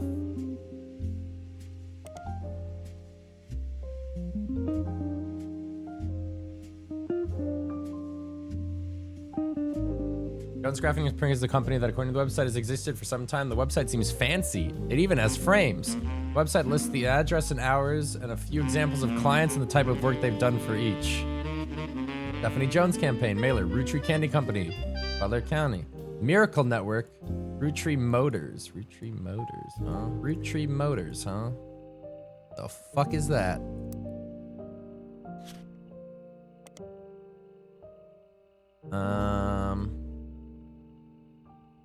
Butler Summer Theater posters and Children of Eden. I don't know if this means anything, but at the bottom it says we also do web design. Come on in and get a quote today. I think we're losing the plot a little on this one.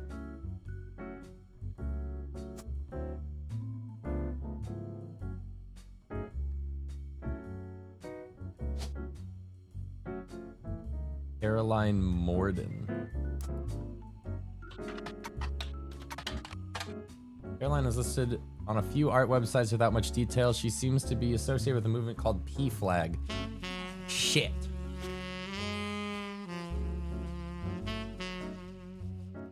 This is good shit. This is good shit, though.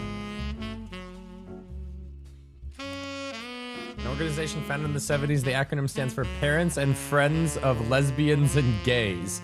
This is useless. Fuck, it's a dead end.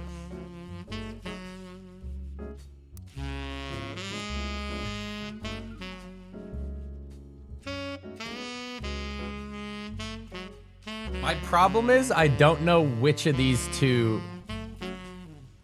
Wait. So, wait, hold on. That one's killing me. Is that fucking Kevin McLeod?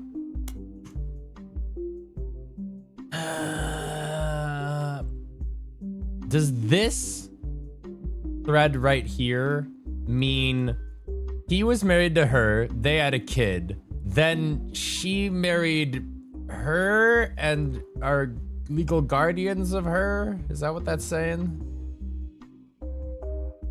I don't even know who her fucking dad is. We're so far down the tree. I don't know who's her mom. Okay. Wait. Parents and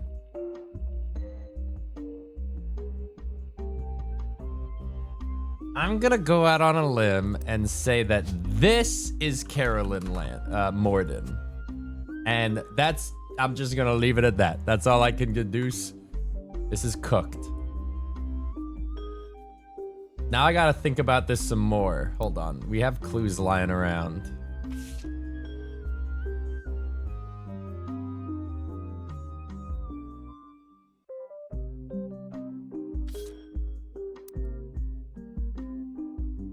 Who's Nicole?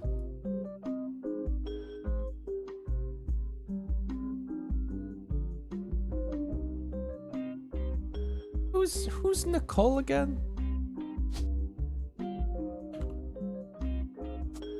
Oops, that's so bad. That's not what I wanted. That's so bad. Fuck, I just undid someone's work somewhere. Who's Nicole? Shit!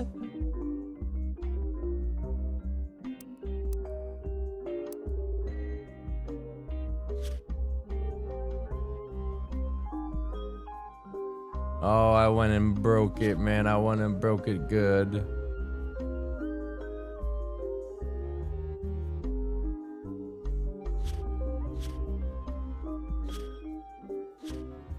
Dude, what? Dude, we know who that is. I know that name, but now I don't remember where I had it put and now it's gone.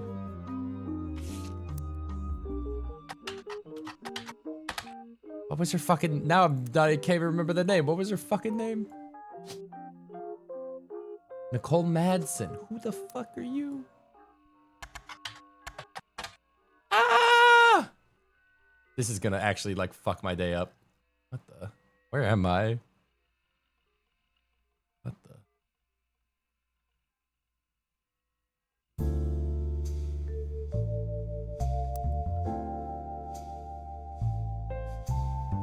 Is anyone suddenly missing a spouse?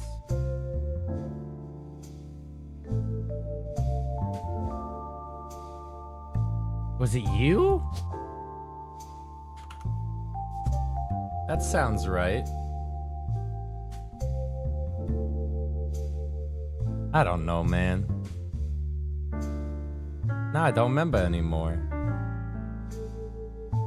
Gone to the ether. This is another problem with these games. They're giving me so much new information at all times that the old shit I've already deleted from the RAM because they gave me like 5 new things to do. Fuck. And my notes were of absolutely no fucking help. Did we ever finish out this family tree? I still don't know who the fuck Margolite is.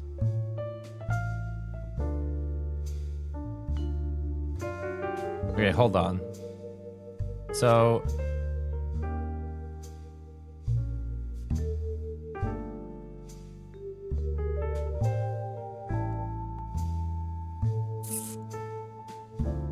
Dude, who the fuck is Debbie? Who are Ernie and Debbie?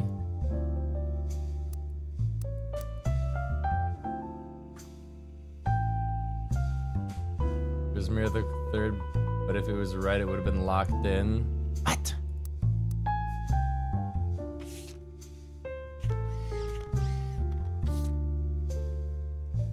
Shit, you're right. Then it's the other Nicole? Nicole Smith?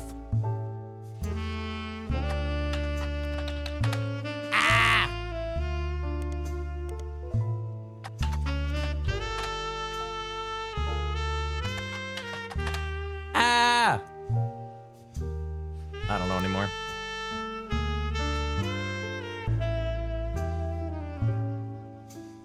Now I'm even more confused. Wait, no, this just feels... I think I'm off.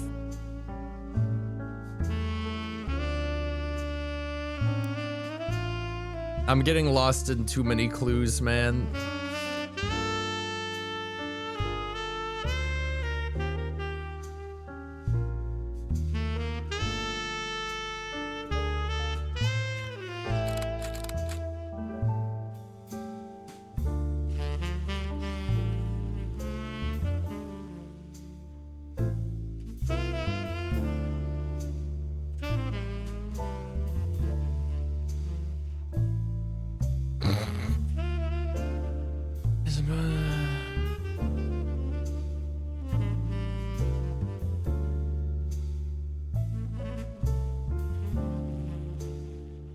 So Ernie fucking died. I don't remember where this didn't get. Yeah, I could talk to the rubber ducky, but I don't think I'm that truly lost. I just need to find a new thread to chase.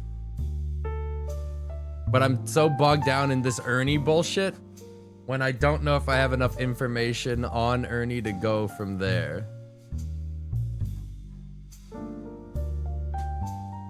Like, I want to pursue this Ernie thread, like Debbie and Ernie and shit, but...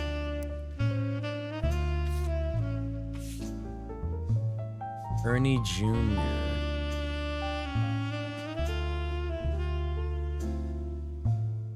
Gwyneth M.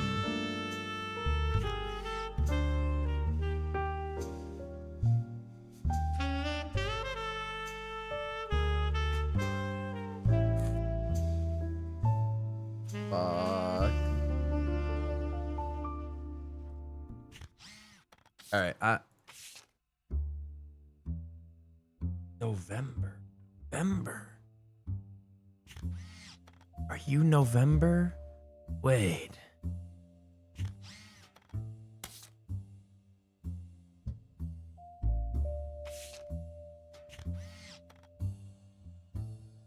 She kind of looks like that girl from Stranger Things. Who the f...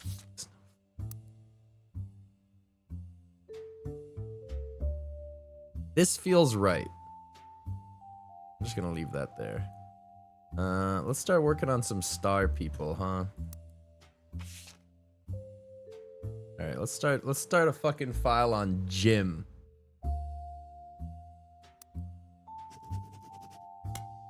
Jim Roottrees.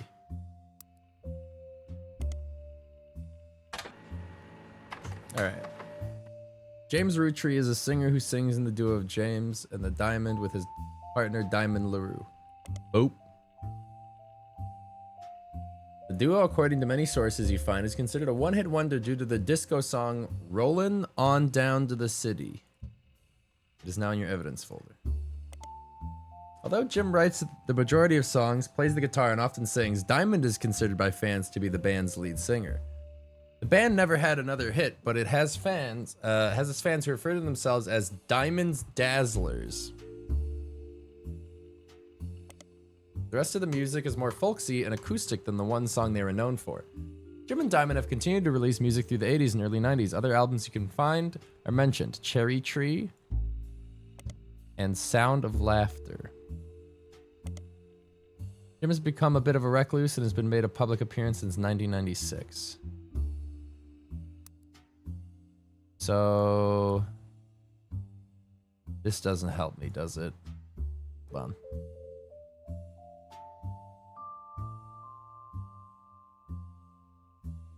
There's 1 star here and 1 star. I don't know what generation he is. Fuck.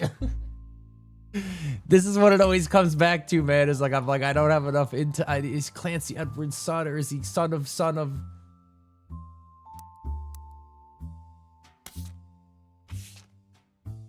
Rolling On Down to the City was barely a top 20 hit for a few weeks in 1979.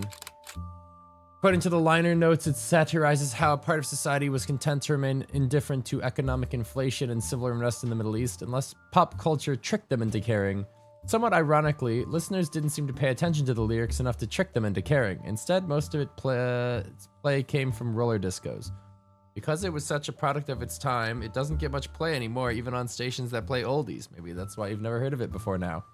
This image is from an auction for a sealed copy. It has a sticker that says, only the great-grandson of Elias Roottrees could make a disco this sweet. Okay. It is credited to Peter Janowick of MMM. Music and lyrics by Jim Roottrees, vocals by Jim Roottrees and Diamond LaRue. Jim Roottrees is on the Notable Trees list, blah, blah, blah, blah, blah, blah. Here are the lyrics. We rollin', Saturday night, make it ends meet, pay the rent. The guys all rush to say that I'm pretty. Ladies blush and find me so witty. They're out of luck tonight, what a pity. We're rolling on down to the city. On the wheels we glide with you by my side. Inflation is rising, but so is our pride. Pick our own fate, make love not hate. They fight overseas, but we'd rather skate.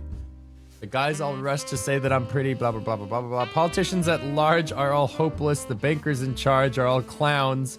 The parties sell better than protests, so sign up while the boogie down, down, down, down. There's a play button under the picture. Oh.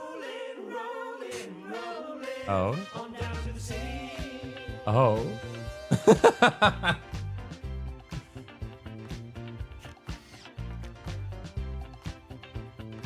Only the great-grandson of Alliance Roots could make this disco sweet.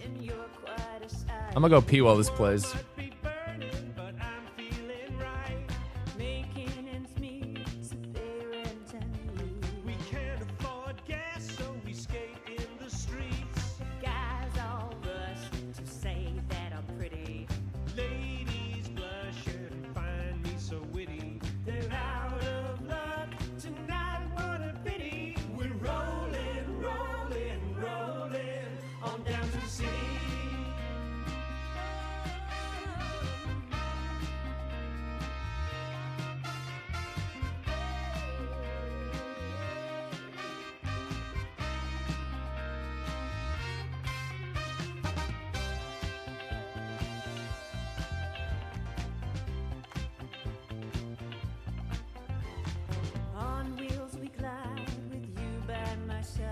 Inflation is rising, and so is our pride.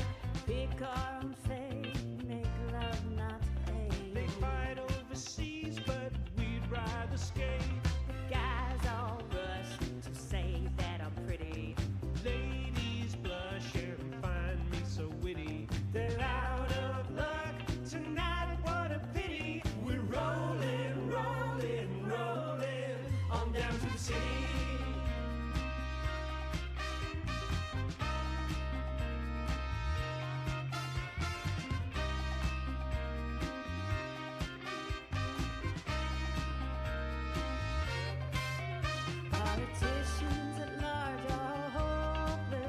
Why is this like unironically a banger?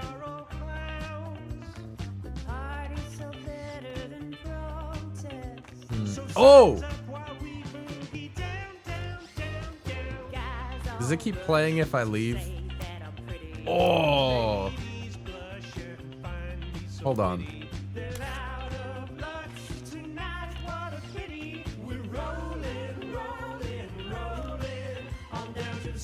That's Jim. Okay. Okay, so he's the what'd they say, great-grandson? So, all right. Son, grandson, great-grandson. So probably Bink. Bonk. This is James Roottree. He was a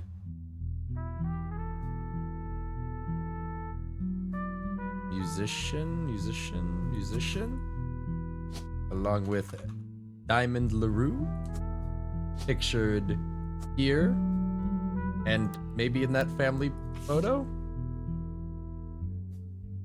No, I don't think so. Okay.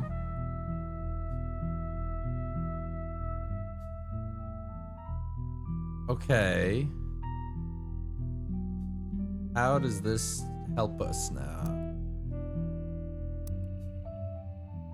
We got a lot of shit we can look into, I suppose.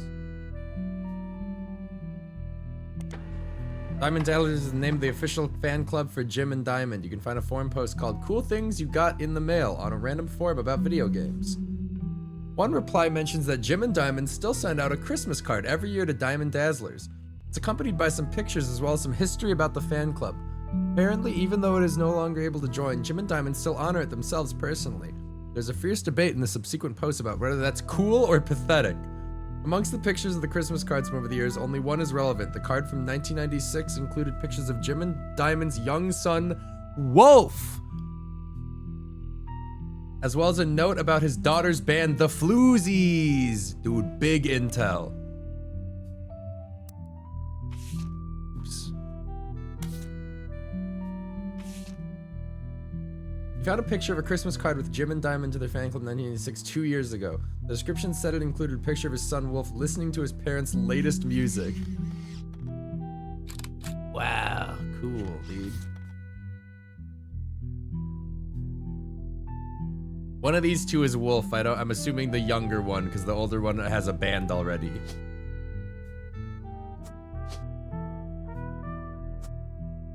I don't know what he's a child. What does that make him? A student.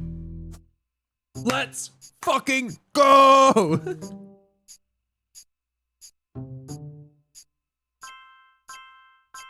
Boom, boom, boom. Stephanie Landon. Boom!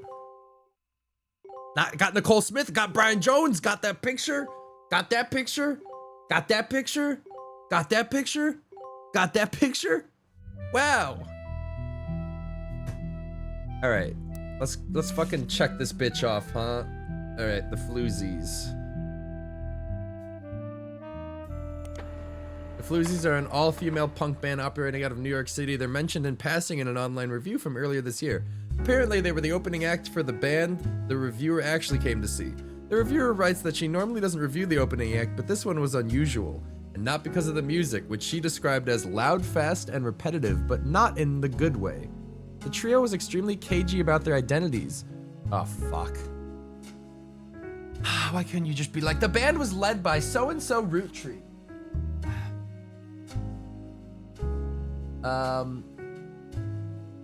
The reviewer asked the venue who they were, and she was told they were rumored to be the children of other famous musicians and didn't want that to be why they became popular. The reviewer also mentioned that for an underground and unknown band with absolutely no following, their equipment was all extremely expensive. Not only were they selling CDs, but they only cost $1. They were probably losing a fortune. The reviewer said although she bought a copy, she would be unlikely to ever listen to any of it again, except maybe Beef Baby, the 7th track. There's no picture of the Floozies performing live, but the cover of the CD they were selling, Conquistador, has been added to the evidence.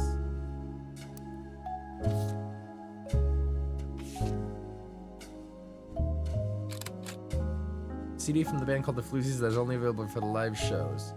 The credits on the cover say guitar vocals Candy, bass Nikki, drums Nina. That's gotta be her, right? Or else this shit is like a wild goose chase. So it's Candy Roottrees.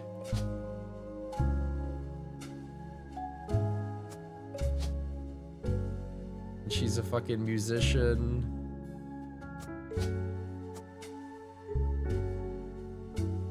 I think that concludes that. And then we can put you there.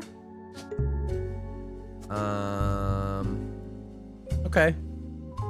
The big problem I have with this is I feel like I simultaneously accomplished a lot while also having a complete just dead end. Like, we got 3 faces out of this. But like, what's going on up in here? You know what I mean?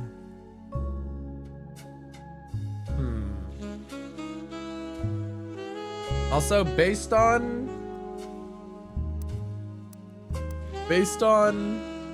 where is it? Based on this,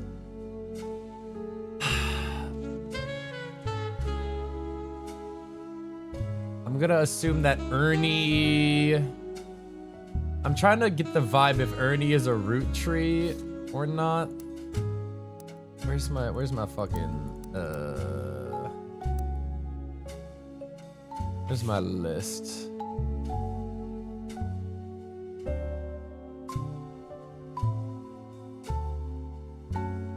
Because there's not really an Ernie here. Ernest Jr. Madsen.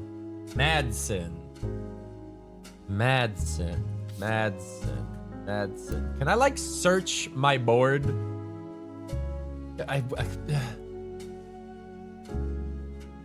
Nicole Smith. There is no Nicole Madsen. There never was.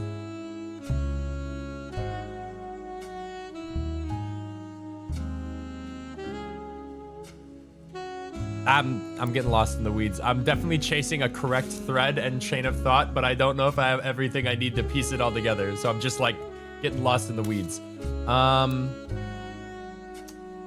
don't know what else to search because we're kind of done with this anyway, but I guess I'll take a look. Nope, same article. What about this?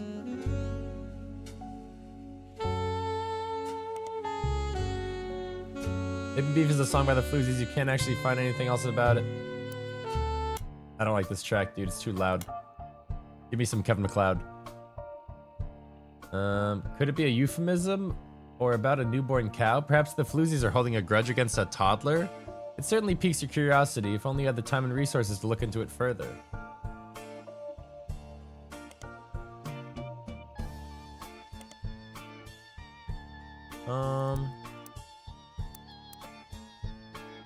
What else did I want to look into? Oh, this guy. I wanted to look into this guy.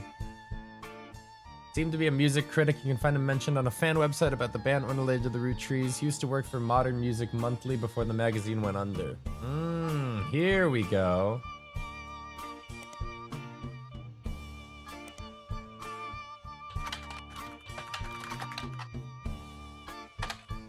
Oops. Modern Music Monthly has played host to many Roottrees advertisements over the motherfucker.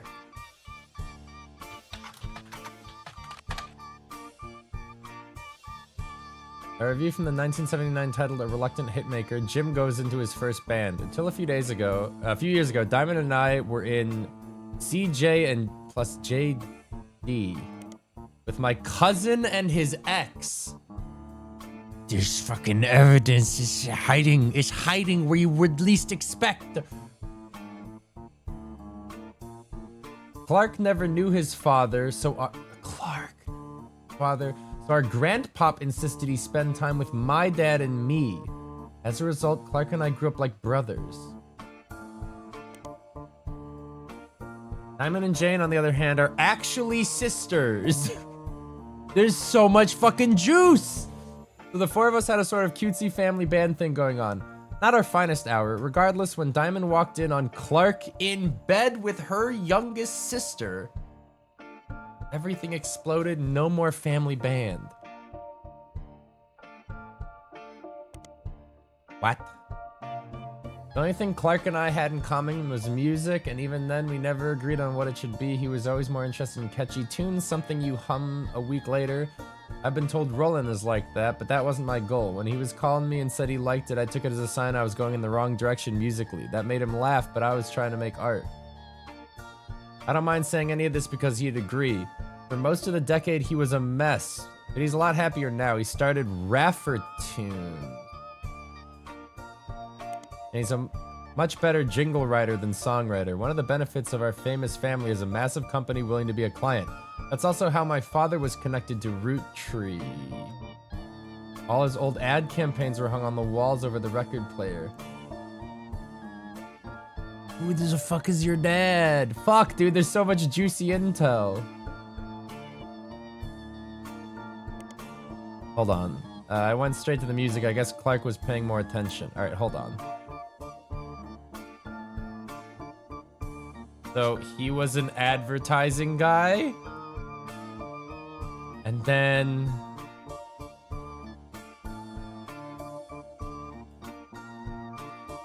I don't know how... Where's Jane? So there's a Jane LaRue. Okay, hold on. Let's just... Okay, hold on. I might be jumping the gun here. Clark never knew his father.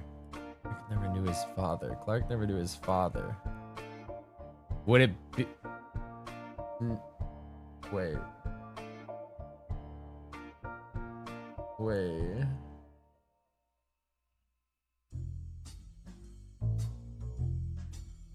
Okay, so in terms of not knowing your parent, it's only... Oh, do you think it's one of these? What does this mean? These motherfuckers are out. Is it only places that have X's? That would make sense. Okay, so this is saying so-and-so married so-and-so, they split up, then they married so-and-so, these two had a kid, then they split up, then these two had 2 more kids. Ah, this is a lot to fucking unpack, man. Remember he said he has the same grandpops as Clark. Okay. So it has to be this guy.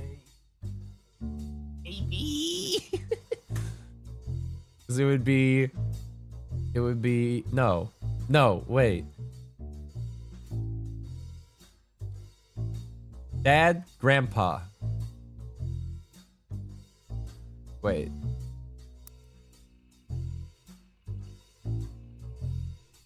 Our grandpop insisted he spend time with my dad, and Clark never knew his father.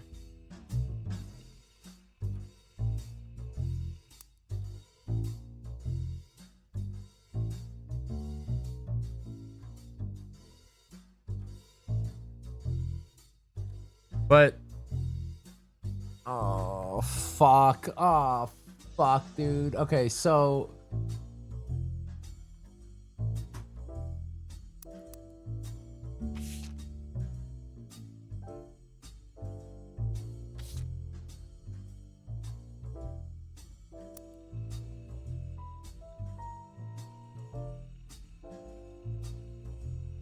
With my cousin. Okay. So cousin would be any of it's got wait. So but aren't they all together?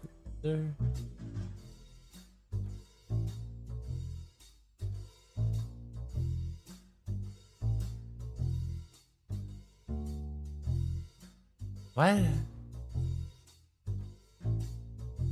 Cousin is one of these two, right? Wait, this would actually explain so much. Hold on. I don't know why I'm looking at fucking picture.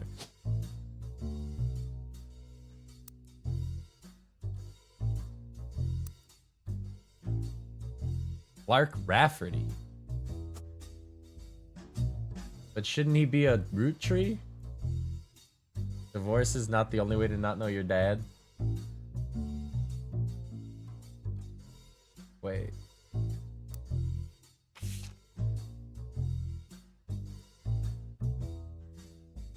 Lauren Roottrees. Of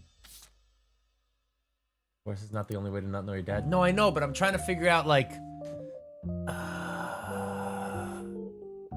Okay, so hold on. Where's...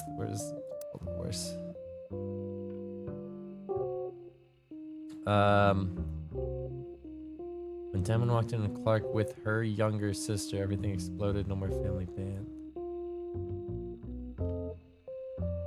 Hold on, let me just do a little fucking Google foo, huh? A band called C&J&D released one single called These Times. Someone with the username XXDieHardDazzler XX scanned the cover and noted that it cost him over $200 at auction. Apparently his name was Jim Roottrees and Diamond LaRue's first song together.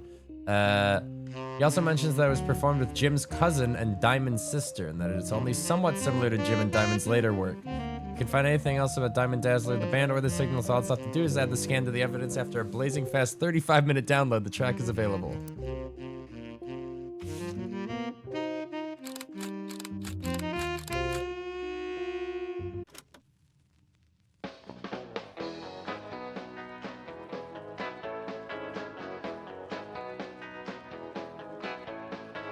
Life is life, love shall be. Me for you, and you for me. Someday will come, though, that this tree will be the last of what was we. With passing years, all paths diverge, rivers rambling onward. These Times is an old single. You have to scan the album, blah, blah, blah, blah. The website's also listed with song credits, music and lyrics. Clark Rafferty. Ah! The LaRues.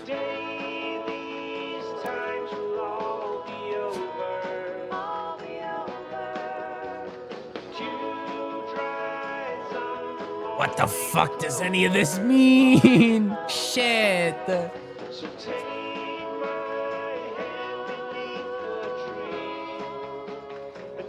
That's a can of worms I don't know if I'm ready to open.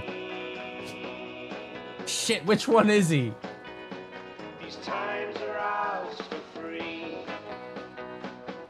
Should we take the beard as a beard sign and go with this? We'll tell ourselves these stories older, dwell on warmth, ignore the colder, probably yearn for what could Folk style songwriting pitchy. by youth's memory. So act as though these times ain't fleeting, love still flows, our hearts heart beating. For now ignore fate's destiny, two roads to cross once at I don't know if that's right. Someday these times will all be over. Dew dries on the morning clover. I gotta look into Clark Rafferty, man. So take my hand beneath the tree and carve your name. Three fan sites, they mentioned an album called These Times. I'm probably getting too much intel that I don't need. No, this is the same shit we had. Jane LaRue.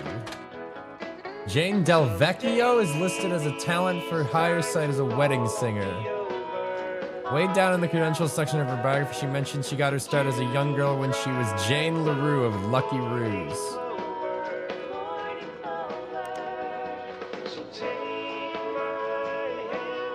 It also mentions to her only contact her agent in the event that you actually wish to hire her, and that any and all inquiries about her past or her sister would be ignored. These times are ours for free. Wait, so is she, I guess she changed her name to Del Vecchio now?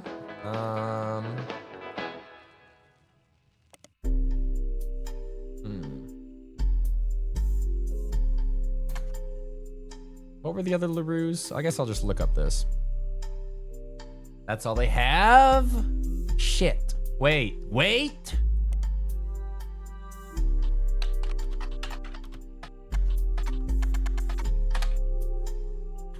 Shit.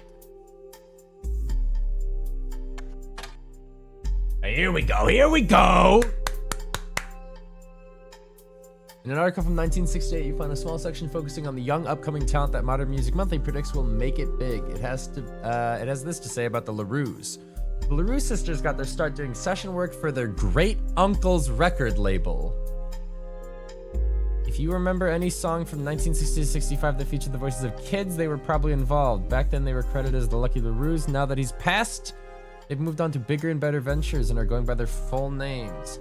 Diamond and Jane have been touring with some famous faces. Ever heard of the Roottrees? And are looking to release an album sometime next year. Youngest Kim is about to step into a prominent role on Broadway, taking over for one of the children in Oliver.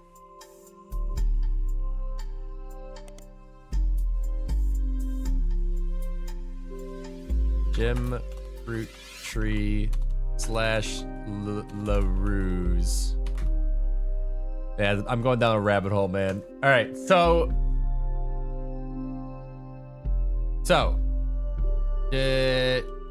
Kim LaRue is youngest. I don't know what, does the order matter? Diamond, does it matter? Jane is, well, I don't know, man. Fucking just write this shit down. Who cares?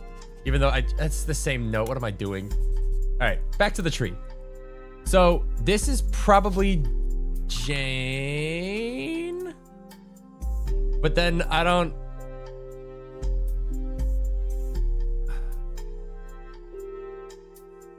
But he didn't marry her.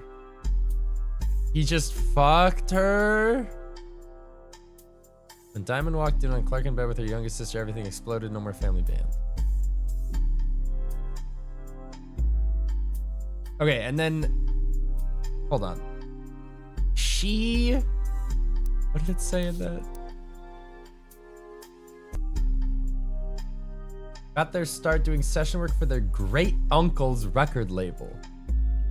Where does the LaRue family tree come into all this?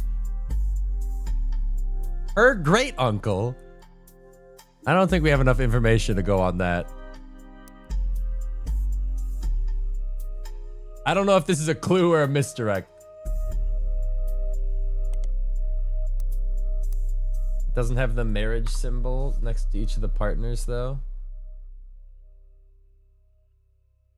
What do you mean?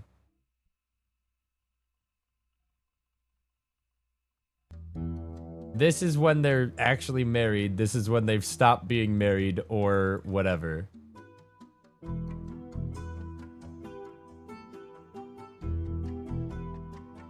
Right?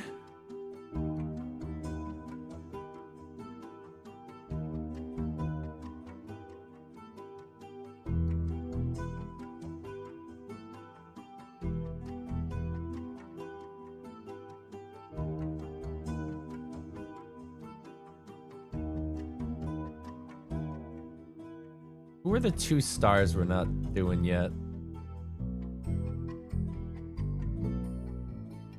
Wait, am I blind? There's only one. Let's start poking her. I consider this like a fucking dead end. Even though it's probably not.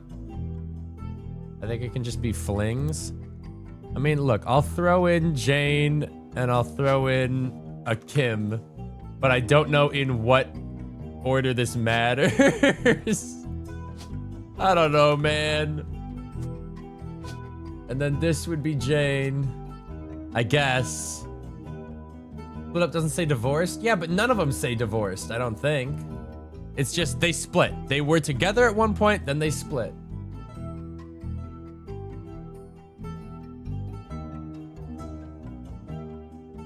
Hold on.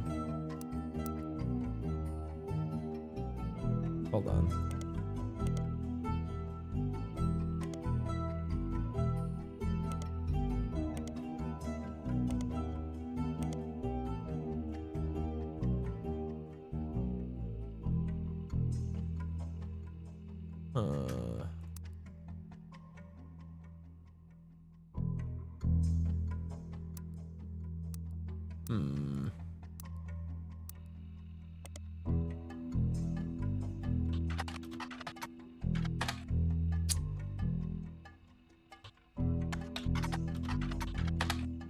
What? Am I spelling it wrong?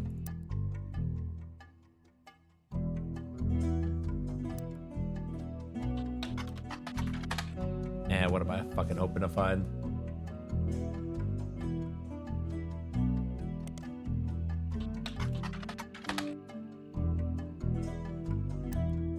Do I have to capitalize it correctly?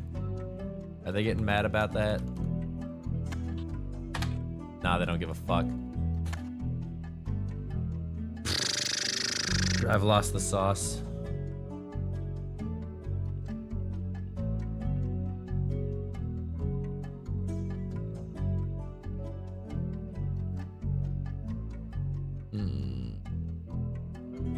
Oh, we never looked into this.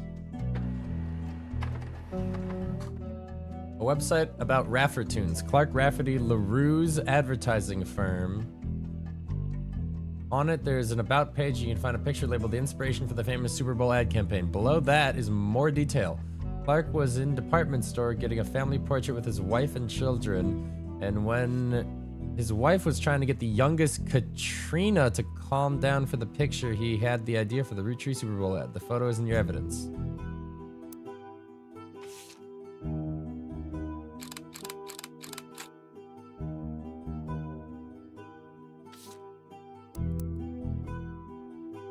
That's Clark?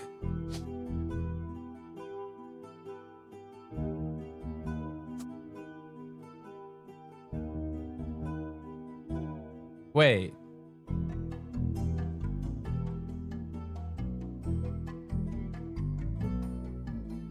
Wait.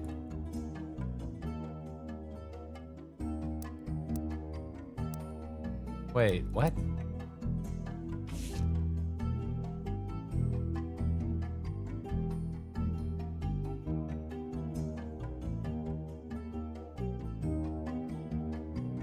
Is he still a musician then, or would he be a advertiser now? Because it's what they most recently were. Is that right?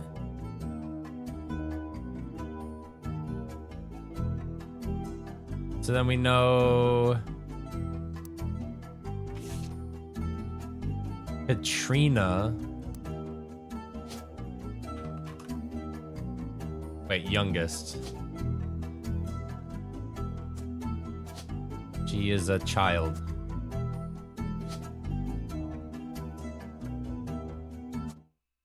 Let's fucking go!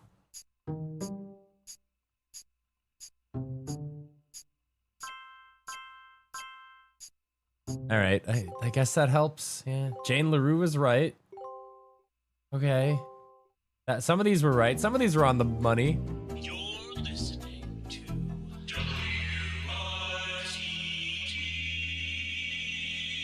Monka Mega. It's time for your headlines. Once an hour, every hour on the 45. It's been way more than It's an a hour. bizarre development to an already tragic tale. In the wake of the accident that took his life, some of Carl Roottree's belongings have apparently gone missing. Most notably, a framed photo of the Roottree family from the 1970s that Carl had on his office wall. We interviewed a local psychologist about who would do such a thing and why. For that article, search online for WRTD News. Again, that's WRTD.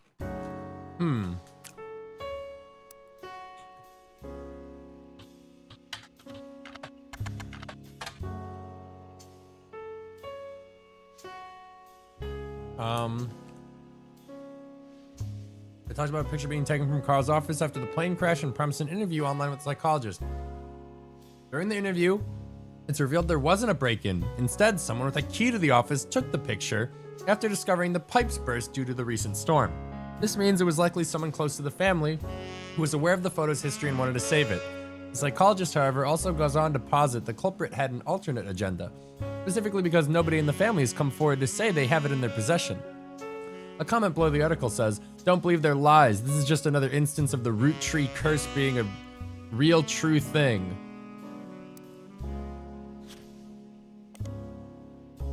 I bet your Carl was murdered and the picture had evidence on it.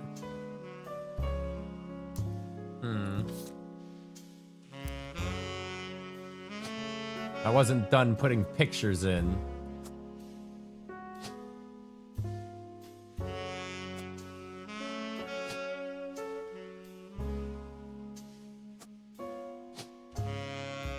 Dude, these are absolute layups. Wait. Wait.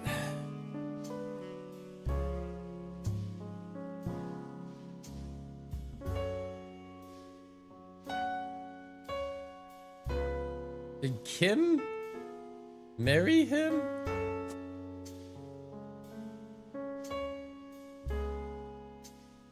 Or is this somebody? No, it has to be a LaRue because they're Rafferty LaRues.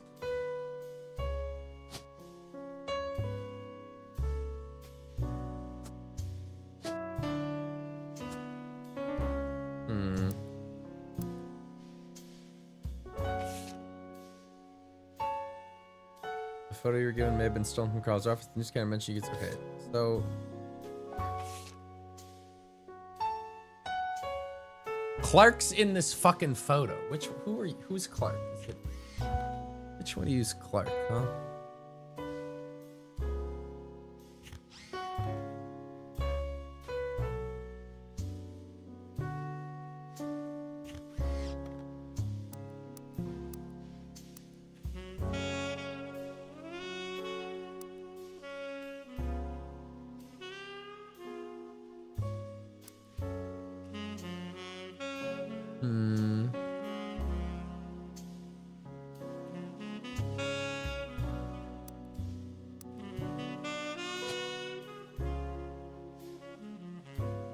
Who looks like him the most?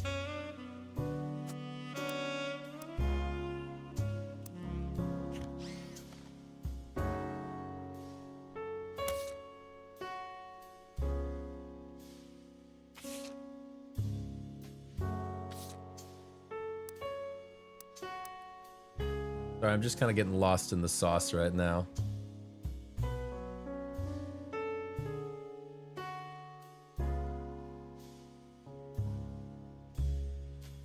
Remember the band's pick didn't get locked in? Oh, you're right.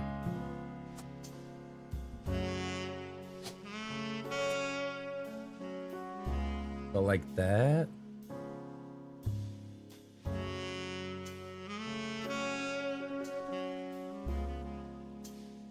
But that one was right and that one was right. Okay. I don't know. I'll just like throw one in and see what happens. Okay. Where do I want to start working? I would love to finish this all off, but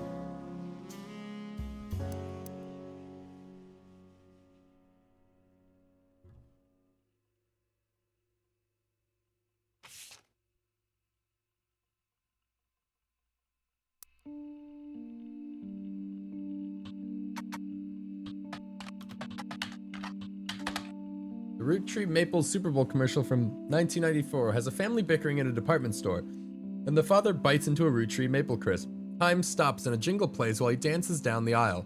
As he does, different things in the department store become Roottrees candy. For example, a bed that the father collapses onto becomes a giant chocolate bar. The jingle, Need the Rest, went on to be featured in other commercials with other scenarios.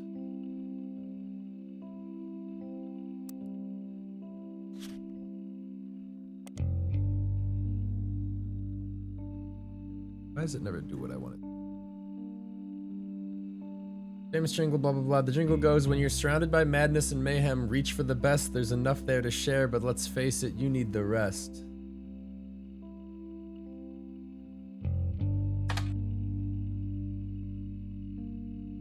For reasons that aren't explained on this page, it has no CEO and no stockholders. Instead, it's run by a president with input and notes from extended family. The site does mention that every president has been a direct descendant of Eli and Gwyneth, including Carl Roottrees, who is, despite his death, is listed as the current president. What's that mean? Crispy Cracky, blah, blah, blah. The sister company, Root, da, da, da, da, da. This is all old news to me, honestly.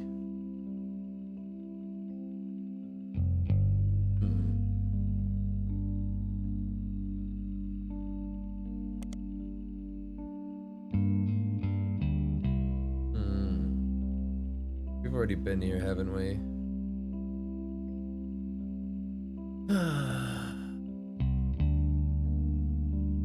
Riot girl. Hold on. Jane LaRue might be the relationship above the one where you had a kid. Well, that's where you're wrong, kiddo, because this is fucking gold, which means it's correct. So I don't know who the first one is. But we know that they had a kid.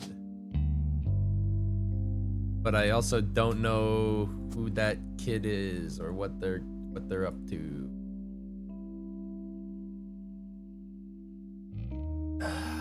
What else was I? What was I working?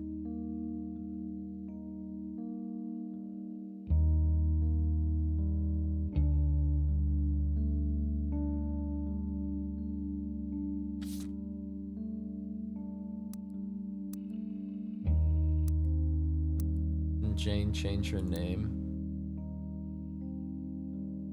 That doesn't matter what their birth name is, but I get your point. Roottrees curse. Let's see what that's all about.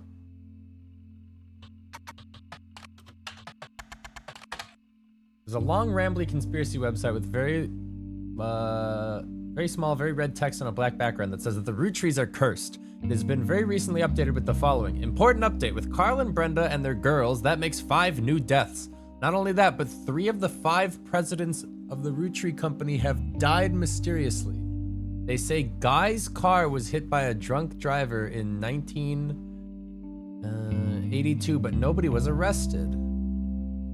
Then, Ernie Madsen Jr. stepped down. Ernie Madsen Jr. Ernie. Now, just this week, Carl died in a plane crash. This cannot be a coincidence. There's another entry that claims if you connect the dots in the pattern of the 5 pieces wrapper, it creates a Mayan ruby skull. A secret message meant to subliminally scare people away. I feel like that's a nothing dead end. The post before that has a link to a site that talks about how Earth has 4 corners simultaneous 4-day time cubes. The author of the site seems to agree. An entry from a few months ago claims that the owner of the site received an email from Chris Raff at 75 Prodigy asking him to take down his site with faked proof that Ernie Madsen Jr. actually had a heart condition and wasn't poisoned. The owner claims that although the proof looks quite credible, he knows that proof was fake because an expert at creating fake evidence. The first entry is from 1996 with a blurry picture of the Roottrees Candy Company factory, seemingly taken by the website's author from behind a fence and through some trees. It seems that Operation RT-29 is real. I witnessed a helicopter land. I feel like this date's important. Just save it forever. The website footer says all images and ideas owned by Thomas Overwood. Okay. That's a lot to unpack.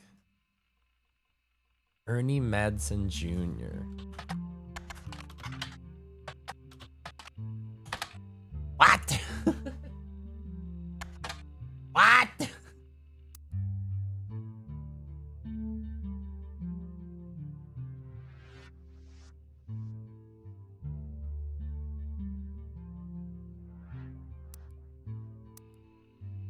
Ernest? Oh.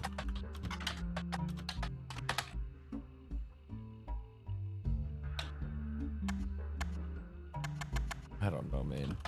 Ernest. Shit. Surely there should be an Ernie Madsen then. You're fucking joking.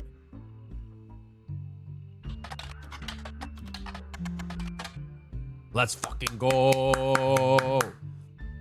Find an article from 1995. Root, president to take over Roottrees. Due to heart illness, Ernie Jr. is stepping down as president of Roottrees at the start of the second quarter of 1996. His second cousin, Carl...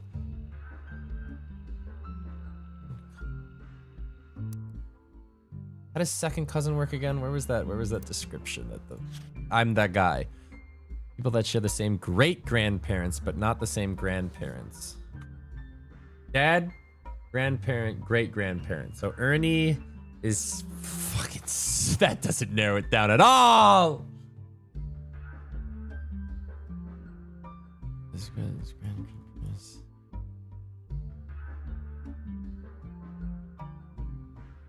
This side of the family tree is actually so cooked, man. We have nothing on them.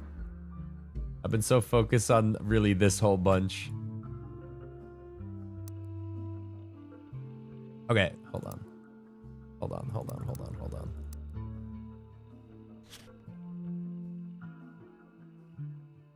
All right, there's a lot of bullshit here to take into account.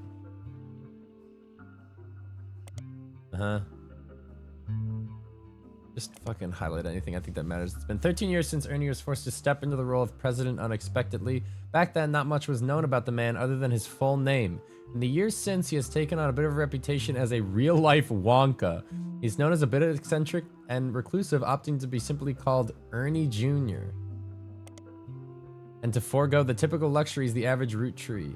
But in our estimation, he has been a shrewd businessman with an eye for sweets.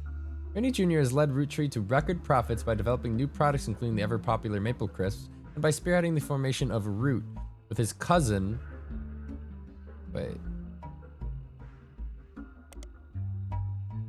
With his cousin in 1982 after learning of Brenda Roottree's power in the fashion industry. Do they still mean second cousins? Brenda Roottrie. Brenda White? Second cousin?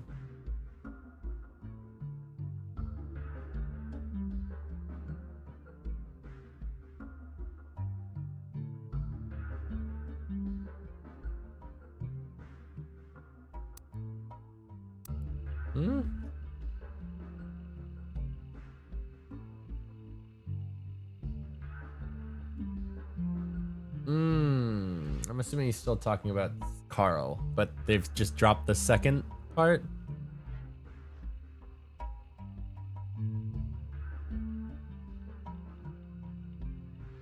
I feel like this somehow doesn't help me.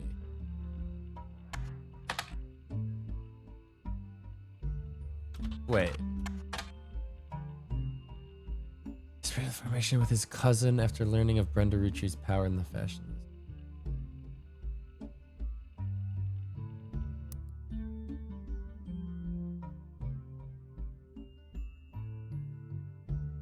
So second cousins would be anybody on this row outside of their family tree. I mean, Brenda's the first cousin. No, I don't. His cousin after learning. No, I feel like that. Watchman of the Year. We've already done that. That's old. That's old news. We don't need that.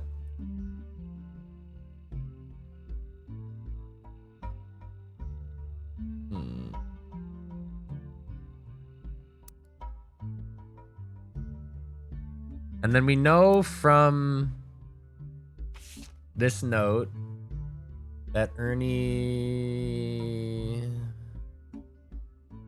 Debbie, Nicole. So he has one kid, but these all have fucking one kid. Fuck. I guess it narrows it down to these two? Does that make sense? You can check the list of names to see if there's a second Brenda. I don't think there's a second Brenda. No. No, and it's already locked in.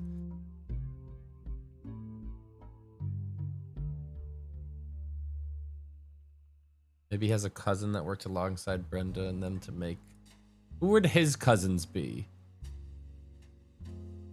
If he... Wait. It would have to be over here then?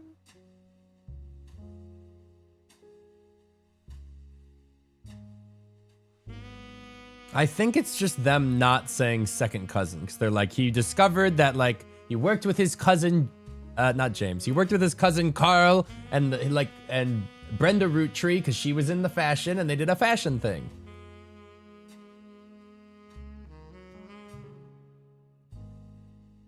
Here's what I'm leaning.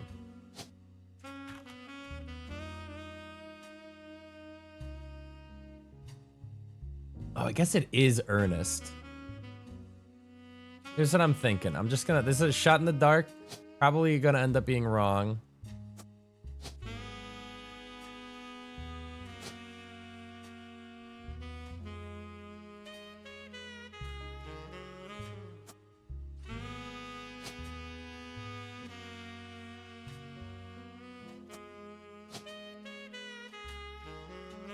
This my shot in the dark. He was the 3rd president.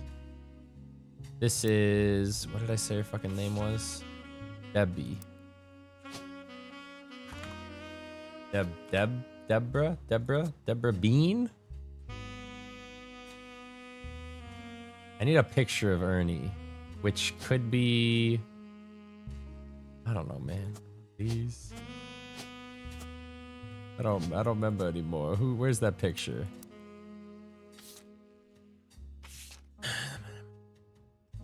Ernie Jr.'s in here somewhere. Which one of you fuckers is Ernie Jr.?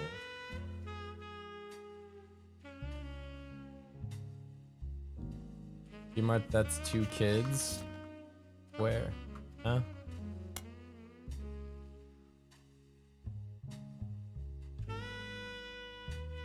What's 2 kids? What? Oh, fuck, you're right. Oh, fuck. Wait. Are you sure? Are you sure that's not a mother and their daughter lighting a candle for Ernie? Are you sure? And they only mention 1 kid? Are you sure? Are you super duper sure, or are you wrong? I'm sticking to my gut. I'm sticking with my gut feeling. We just need something to we need like, is this not right? Is this not right? Something needs to be right, because there's 3 pictures here that are like confirmed. Let's slap this in. Fuck.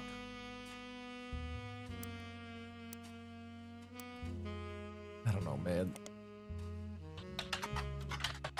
Might be in the wrong family tree, man. That's the only thing I can think, is that this is right, but it could be like this one, actually. Hold on. Let me just move it all over a row.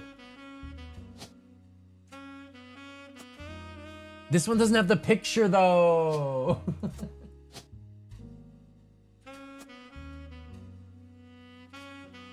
Fourth president, Carl's 5th. Oh, shit, you're right. Let's fucking go! This dude is insane!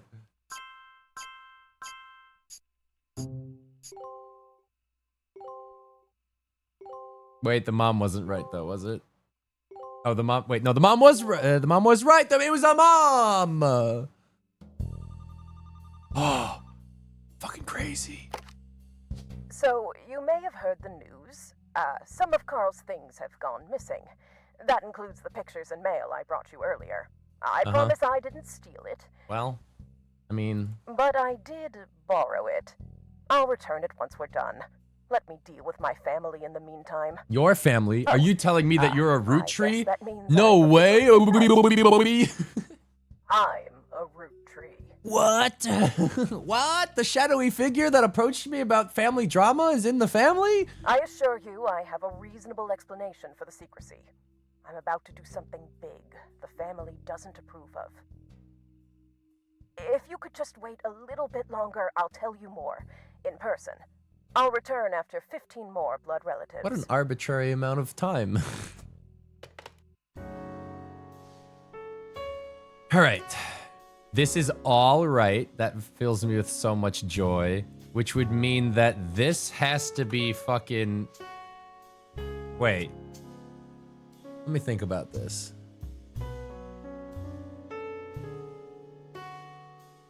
So... I'm trying to think if...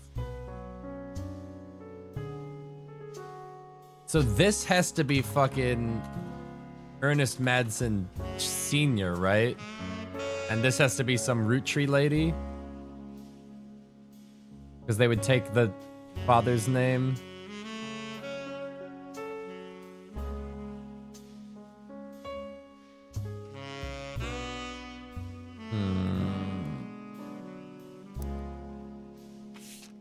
More bullshit.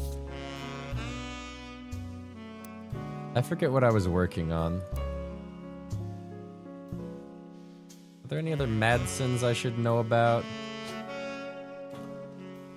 Gwyneth Madsen. Anything on her? Gwyneth Madsen.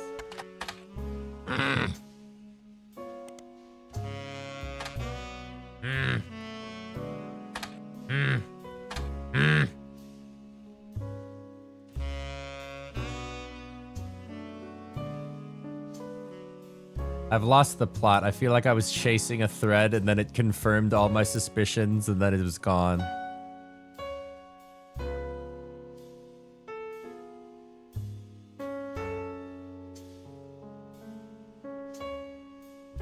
I think that used all the evidence though that I like cared about.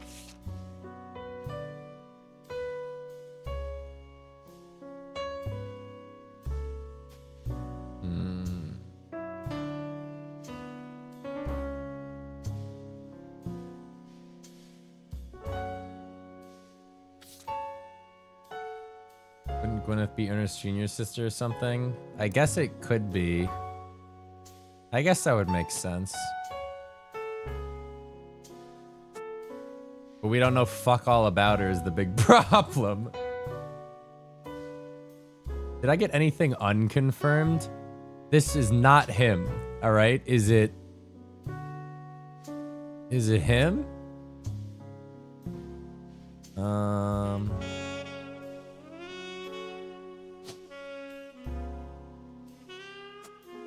Is that, wait, what? No, leave that blank. I thought that already was him from the photo. Yeah, that's already him. Who else is in this photo? Guy Hudson. Let's do some poking around on Guy Hudson. Fancy Flavors was an addition to the 5-piece product line for less than a year in 1979. It was Guy Hudson's first and historically most cited move as president of Roottrees.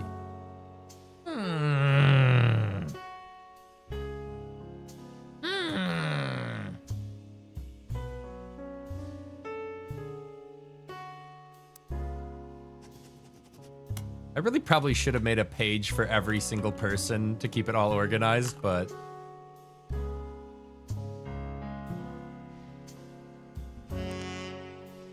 In an attempt to cater more towards the thought of the average person, Guy looked at his own wealth, which was often a source of envy for others, and decided to tap into the idea that if they added fancy flavors to 5 pieces, anyone could live like the wealthy.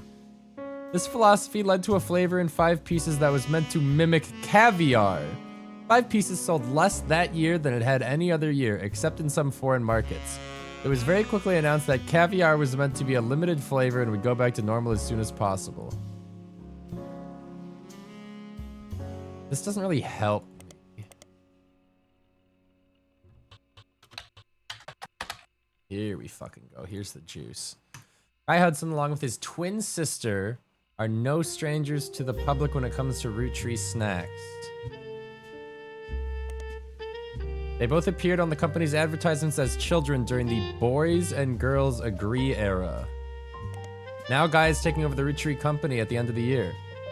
Who would have known that one of those 2 adorable redheads credited... Wait, what the fuck? Guy credits his mother and father, Agni and Christopher, with providing his fiery dew.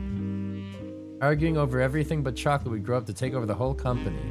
Guy's uncle and current president, Zachariah, this guy's a gold mine, has decided to take an early retirement to focus on traveling the world with his wife. Zach was quoted as saying, "Now that our daughters have started families of their own, Claire and I plan to reflect on a life well lived. Guy is new to the business.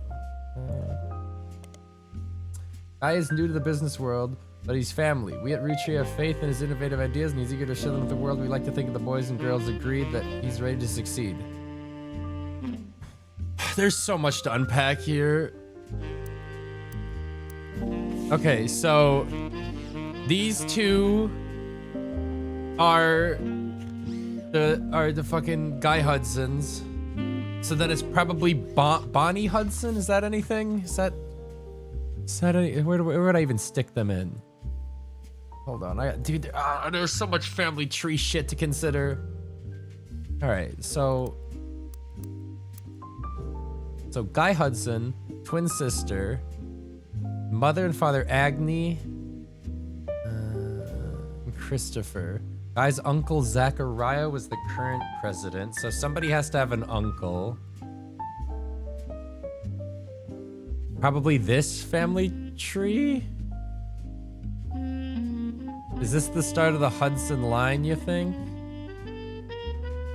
Or is this the start of the... Now that our daughters have started families of their own, Claire and I plan to reflect on a life well lived. This was Zachariah that said that?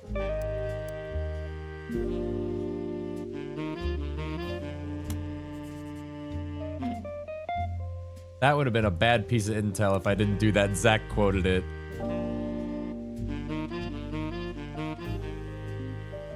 So, okay. Guy has parents.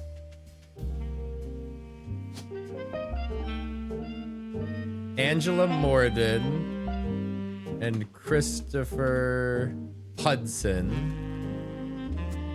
Where's the root tree?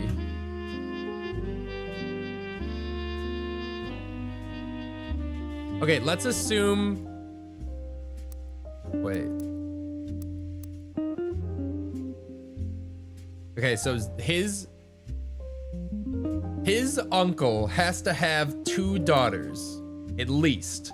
So this guy's uncle, 2 daughters with kids of their own. Thoughts? I think that makes the most sense out of all these family trees. Or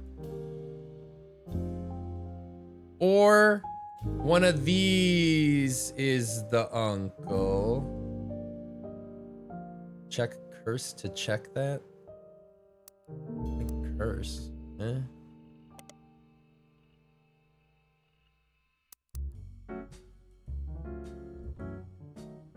Couldn't it fit?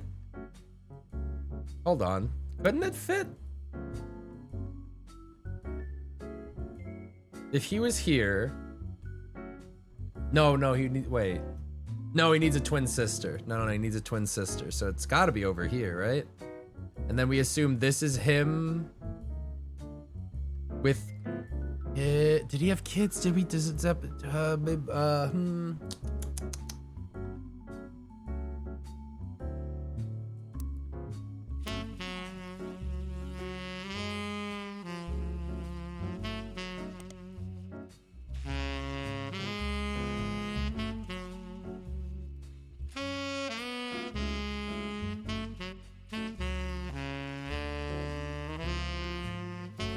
His sister is pregnant in the picture. Oh, yeah. Okay, let's assume he's a fucking dead end then. Let's assume this is fucking Guy Hudson. This is his wife. Name escapes me.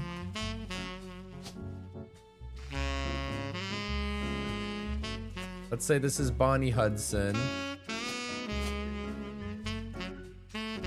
How come I don't have a picture of the girl? Wait a minute.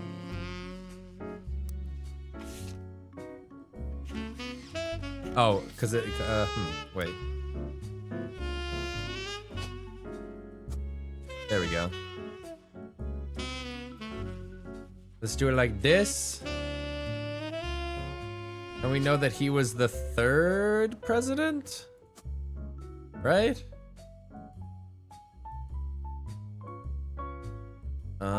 And then his mother... Let me think about this. Angie and Christopher. So it's probably Angela Morden and Christopher Hudson. Like that, I guess. Which then would mean that she would have to marry a Morden. Probably James. And then this would be Zachariah Morden. Who I don't think we have a picture of or any other details on. I think we've hit a fucking gold mine all of a sudden, man. We're connecting dots here. He was the 2nd president, which seems like a weird family tree, but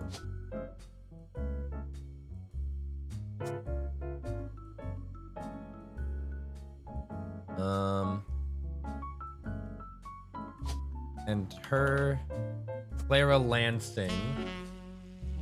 So then we know that these are, there's no Lansings. Oh, right, Morden, I'm stupid. Wait, there's not enough Mordens. Wait.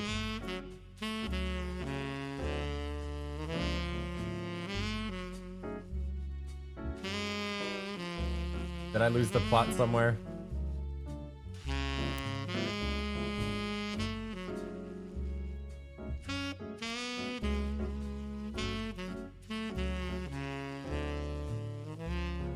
All right, let's do a little more probing. I think that's a good fill we did. Find a site about successful ad campaigns. One of the ads listed is from the 1950s. Boys and Girls Agreed as a series of television and magazine ads for the Roottrees chocolate bars. The ad campaign is described as having the premise that the boys and girls are often diametrically opposed, except when it comes to one thing. Both of them agree that Roottrees is their favorite. The first advertisement in the series was the most memorable due to the bright red hair of the boy and girl involved. One of the magazine advertisements was added to the evidence. Boys and girls never agree on anything except the Roottrees. Boys and girls, it's gotta be Roottrees. Yeah, campaign describing. And then that would make sense for socketing a picture in there. I need to look up what Bonnie Hudson's all about. If she even exists. Shit.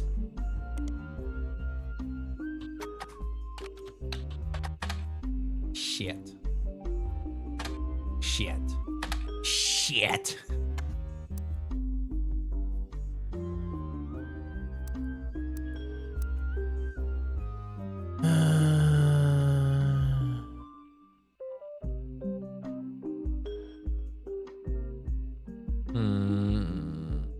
Fuck.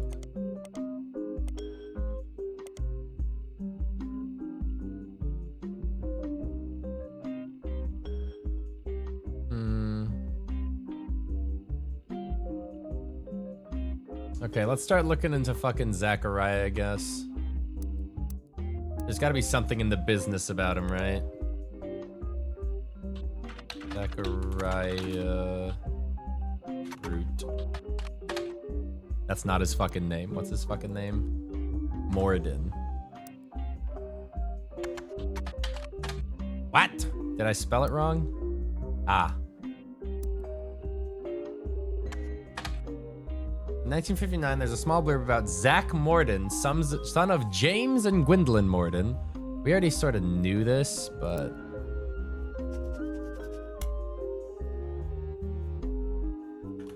I should have, you know what I should have done? I should have broken this information. Instead of people, I should have just done surnames.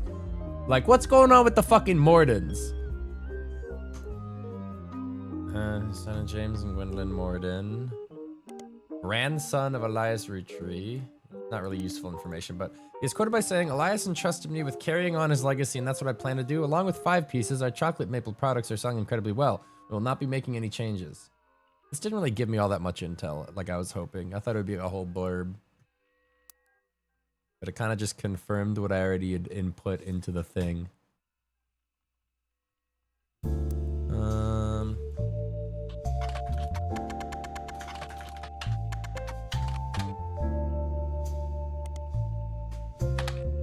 Fuck!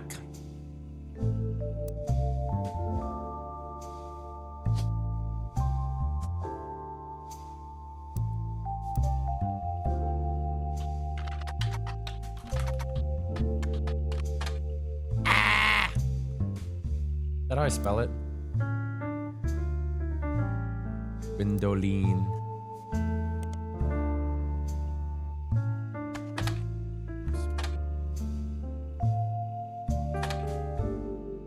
And shit. Oh, we were making such good progress over here, but I don't have enough information to confirm these people. Like, I can't lock it in.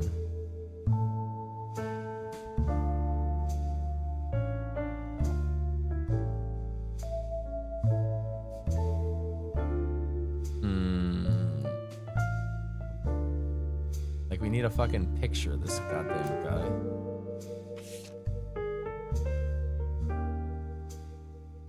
Okay, so Bonnie, Hudson are accounted for. Ernie Jr. accounted for. Carolyn? Is she accounted for? Did we ever? I don't think we confirmed a Carolyn. Who is Carolyn?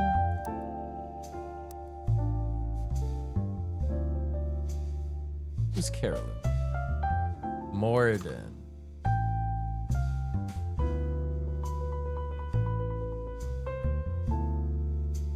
Angelica Morden.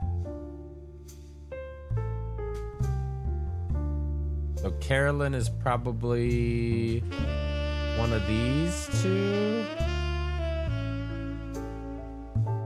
No, Carolyn Morden's over here, but it's wrong?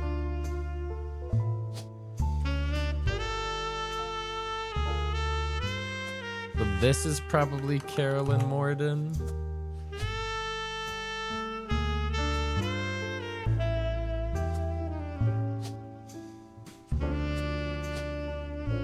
I don't think you did Zach and Webb.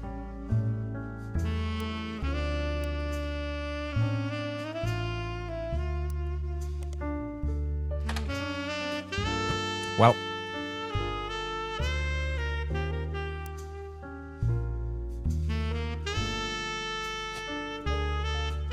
And this must be Gwendolyn Morden. Named after her grandma?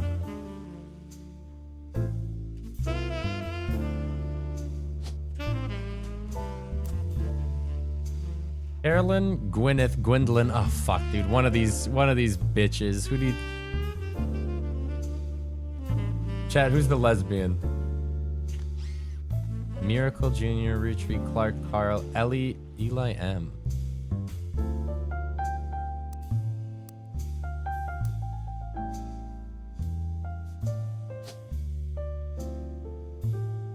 Which of these ladies is the gayest? She's got a beret, but she's got big old glasses. Who looks the most like the girl? This doesn't matter because we don't know their jobs.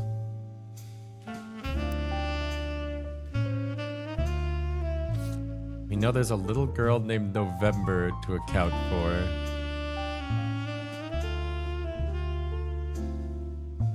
Dude, I'm like, I was so down the fucking Guy Hudson rabbit hole that having to pivot over to fucking Morden's is fucking me up.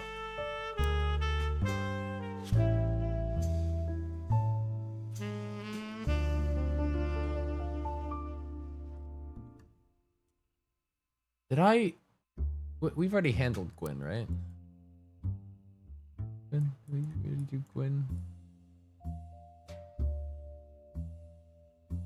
Did we do Gwen? Gwen.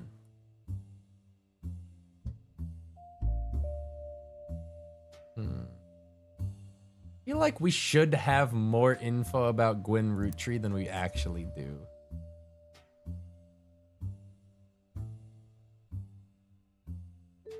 There's no Margot Light. And then none of this led anywhere.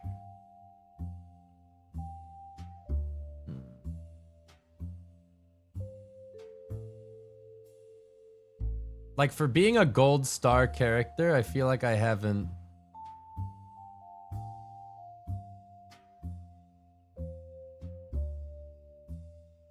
The Polishon says what her mom does is for jobs. Brother, what are you saying?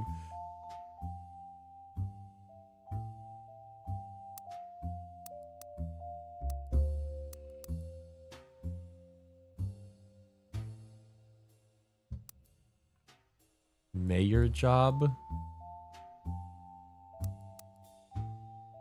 Talking about use English. Why are you speaking so cryptically?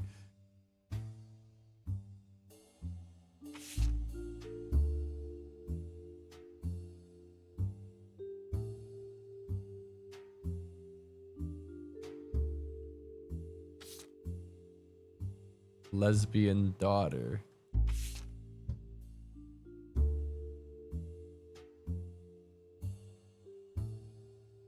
What?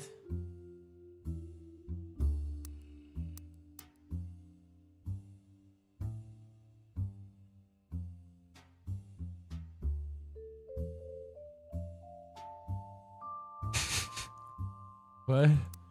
Again, just makes sense, man.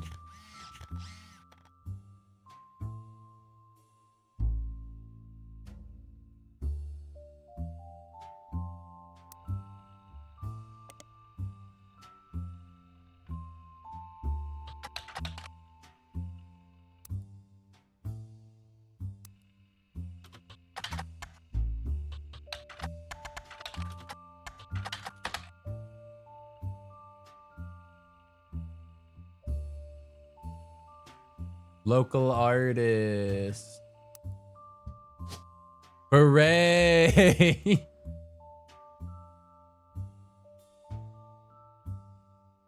Okay, that's fucked up. I think I have some of these right enough that I could just sit here and be like, so, what did you do? What is your story?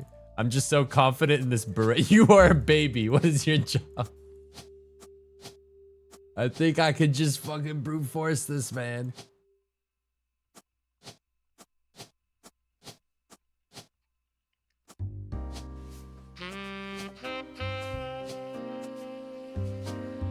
Watch me be wrong somewhere. Like I got the order of siblings mixed up or something. Or the beret is a misdirect.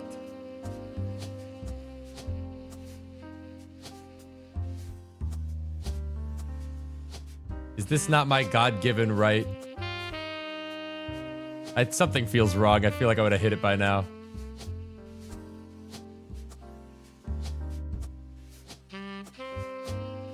Something doesn't feel right. I don't know what's going on. Something's not right here.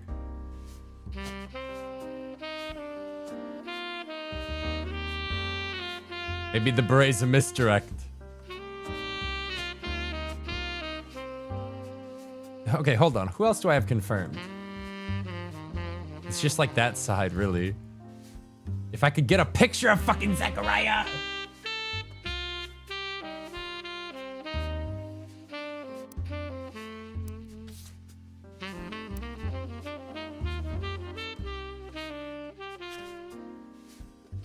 There's so little useful information here.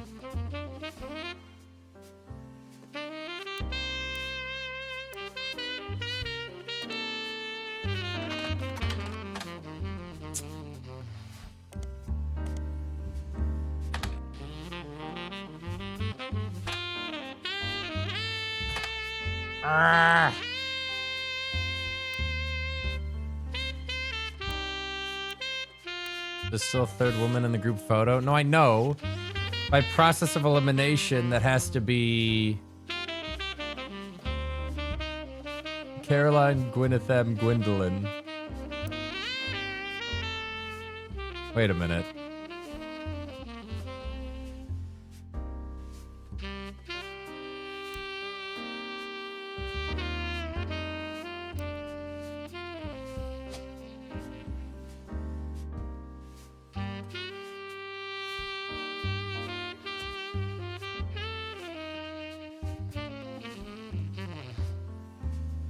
Who the fuck is Gwyneth Madsen?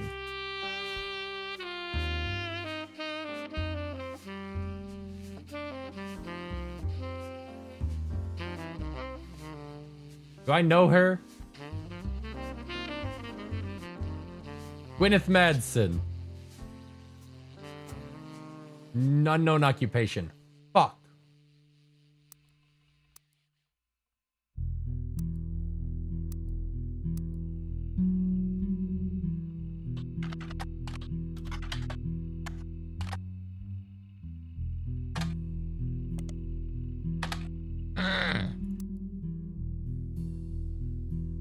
Who are you and what do you do? I need to know about this fucking bitch.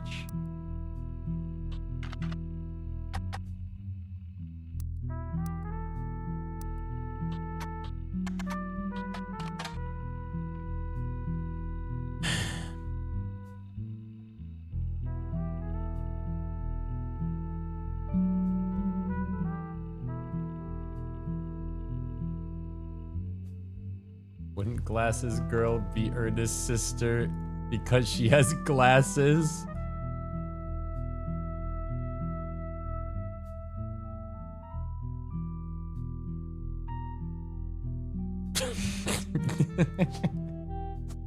Yeah, like, I guess.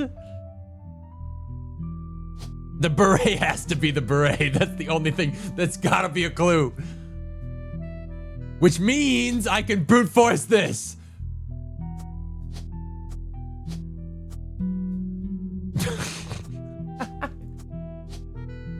This is so fucking stupid.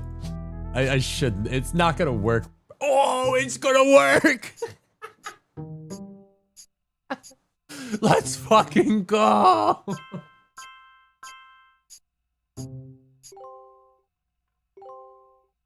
Oh, we got all the optionals. Look at all these husbands and wives we got. We got a face right, which means we got a face wrong, I think, somewhere else. Who's still not right? Who's blue still?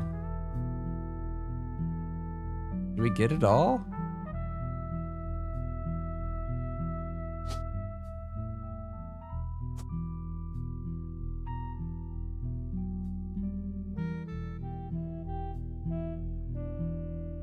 I should have brute forced this one, man. I should have brute forced this one. I'm gonna go with housewife for now, tentatively. Does this even really help me? I guess it's just like nice to know some of my shit was correct. Like I got all these spouses right.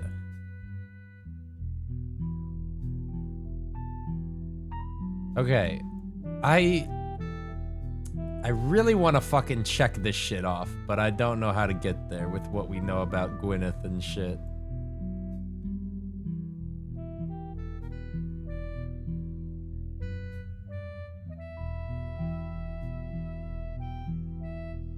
But the job's mutually exclusive. I thought we settled on housewife for the OG farmer. It's what they last did. I guess housewife is considered a job now. Okay, so is that everybody in the pit? Eli.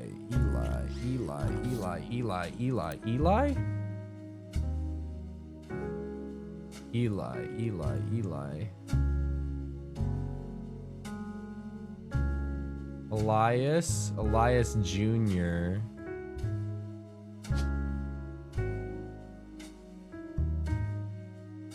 Elias M. Roottrees, Elias C. Roottrees. Fuck. So funny seeing you solve this the almost complete opposite way I did. You just fucking chase threads, man. Who the fuck is your first wife?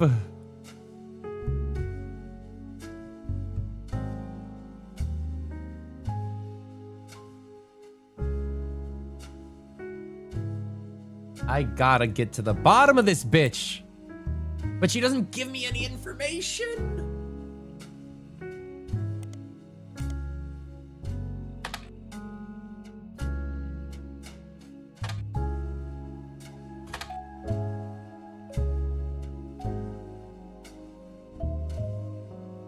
This is nothing. This is nothing.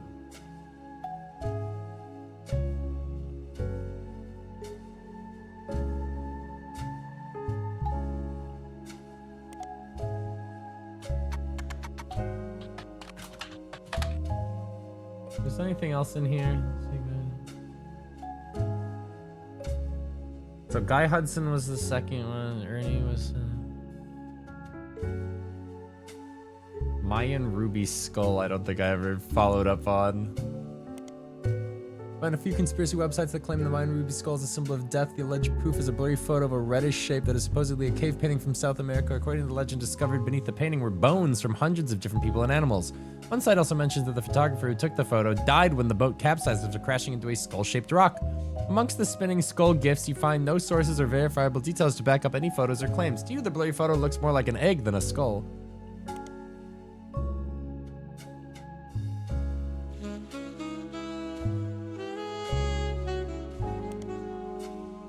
Four corners, simultaneous 4 day to nothing relevant. Wait, You begin to read this site and come to the conclusion that the words "no relevant results" isn't a strong enough description for what you're seeing here.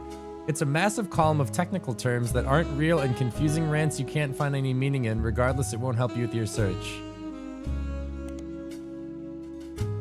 Oh, the email. You find a simple page called The Art of Rafferty, copyright 1997 on Prodigy that lists the author's email as chrisraff75 at Prodigy. Below, a bunch of GIFs that say under construction. There are a few art pieces. The first is a painting captioned, "Me and my fiance Lulu," a painting I did for my first year of college that I plan to give her when we get married in May. Go Tartans. Hold on. Where... Is this still fucking... Is this a different Rafferty?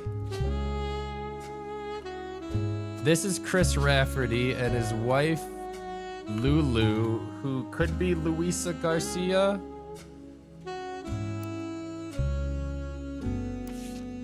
Hold on. There's an odd collage called Cousins, which seems to be made up of 3 scrambled images. The accompanying artist's statement says, "We had to create a piece of art about our family. I asked as many of my extended family of cousins for the pictures as I could, even some I've never met. Only a few of them got back to me. My teacher said I wasn't allowed to use pictures of Raina, Riley, or Rose. So I had to get creative and use only my 3rd cousins. This included Davy." What the, this is some juicy shit, man. This is some juicy shit.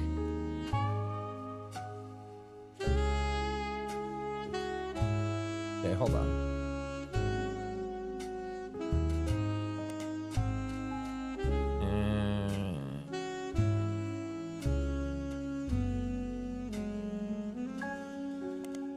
Bizarre code has been added to the evidence, but the cousins photo will need to be unscrambled before you can use them.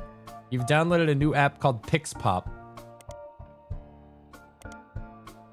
Oh, fuck. Ah, shit. All right, let me think about this. Let me just, like, collect my thoughts.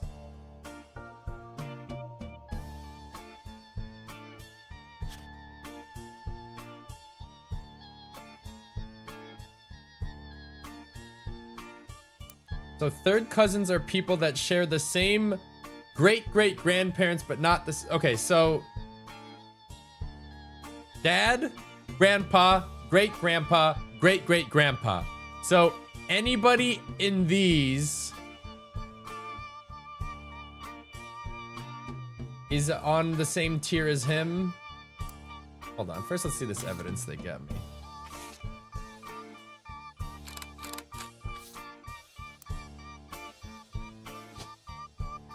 Chris, girlfriend. That she looks like a Luisa Garcia as well. So like we're fucking sitting pretty. That piece is found and referred to as self-portrait of me and my fiance, Lulu. Yeah, case closed. This is Chris Rafferty's cousin art project and is said to include pictures of Davy and Bethany and Stephanie. Oh fuck. Perhaps you could extract them using an application on your PC.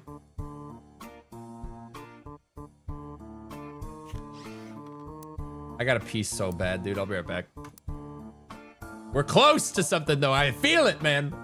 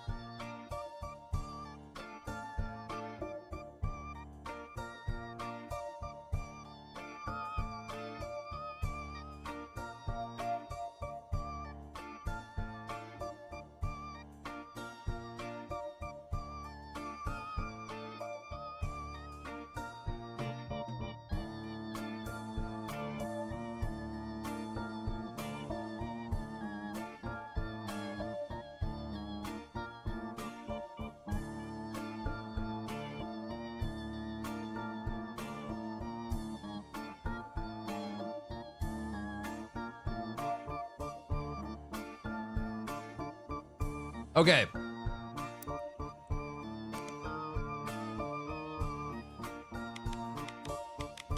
Oh. Oh, this one's not that bad. Dude, this is how the FBI finds, like, serial killer evidence.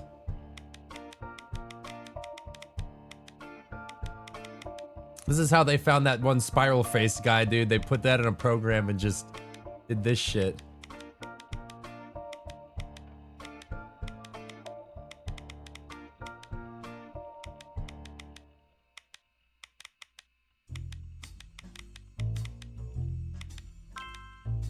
Wow.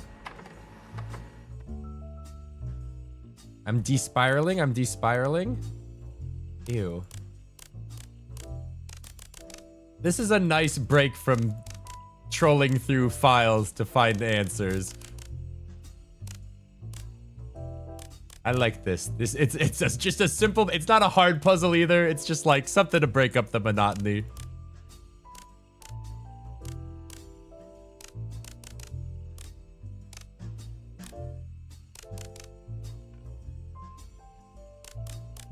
I was like, is that not right? Rock, fix these images. Ooh, what the fuck? Aw, no. What the fuck? Okay, put his hat on his head. Get this hat over there. This is sort of right. Get the, oh no. Oh fuck. All right, this sucks. This is the worst. This is the worst game experience of my life.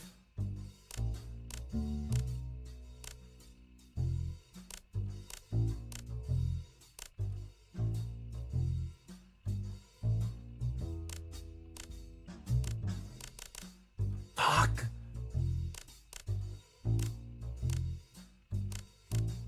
Okay, okay.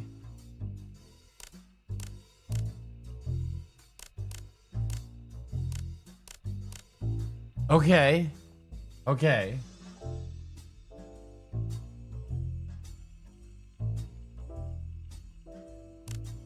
I can't, I don't know, my brain doesn't work like this.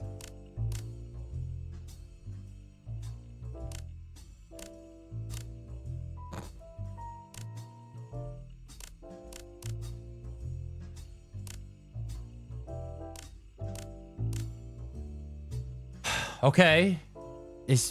I mean, I'm chipping away at it, man. I think I'm making decent progress. Right, can't play on the same plane of existence. Okay. Okay, okay. And then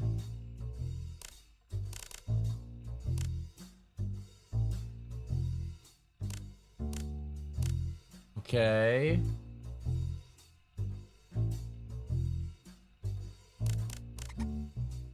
Shut up, Rubber Ducky. I'm getting there. Okay.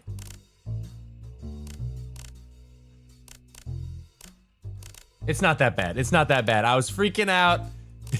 It seemed worse than it actually is. That's not so bad. It sort of just melted my brain for a split second. Boom. Boom. Like boom. Boom. All right. So from this, we know that they had, I just realized they had to explain what a yearbook photo was in that tutorial segment because this specific clue. They were like, you can tell this is a yearbook photo because of the way the background is. Wait, what is this? Dicho to my.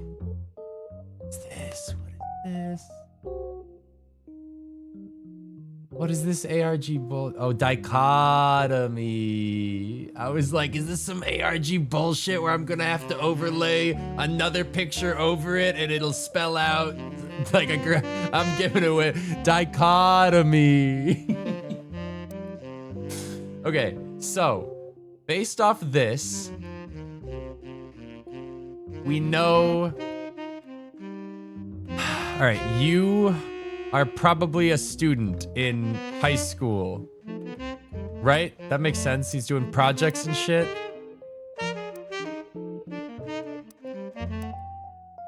Okay, hold on.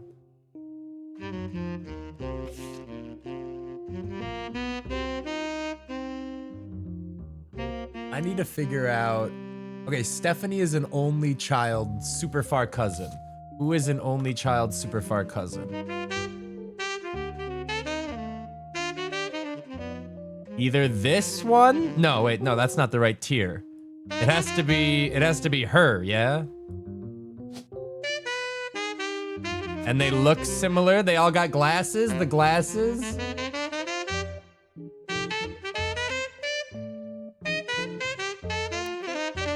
Read his page again.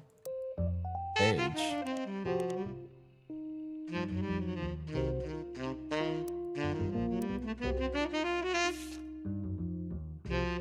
Stephanie.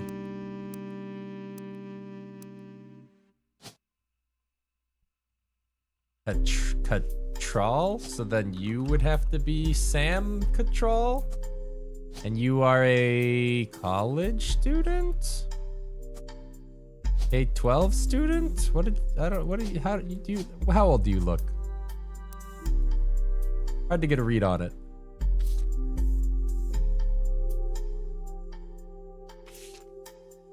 Red-headed swimmer would put him somewhere over here.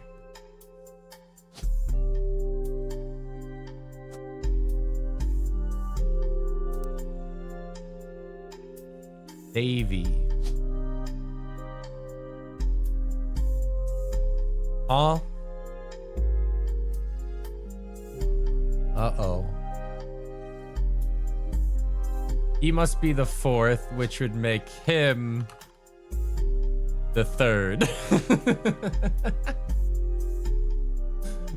This is some backwards ass logic, man, and you're in college. Please be right. I might have to move him over. He's got to be the older one. What am I doing? Boom. Boom. Boom. Boom!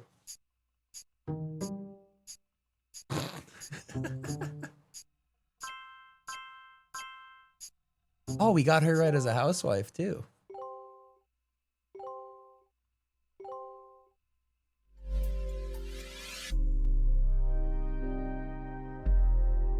Okay. And based off that, we can do this. There's a Bethany Kellogg, who's probably a student based on ages. All right. This was wrong. Are you in college, my guy? Did I get your age slightly wrong? My bad. And then this is, you know, logically speaking, if I have a woman character and I put them as a housewife, it tends to work itself out. He's married? Oh yeah, you're right. Okay. So is he...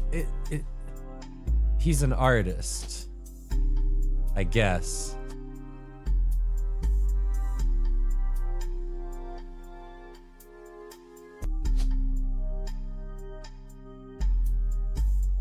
Wait. The unaccounted for girl. I don't know what to do with... What was her name? Bethany? Wait. Bethany!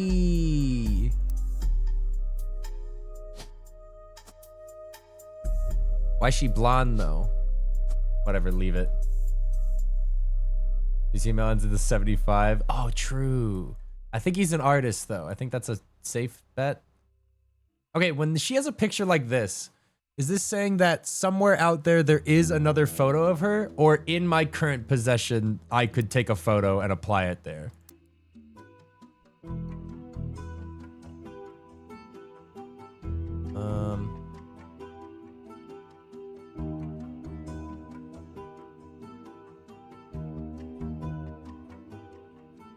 Just somewhere? Okay.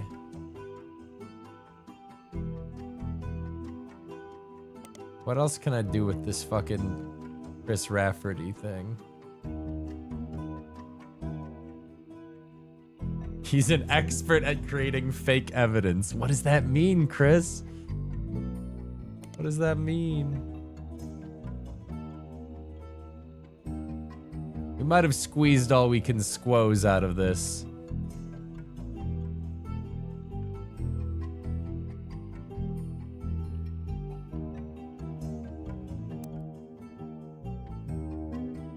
All right, that was some good shit right there. Still have no idea who Guy Hudson is fucking married to. Slap that in though.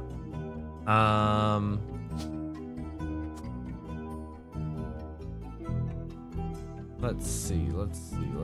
We still don't know this information either.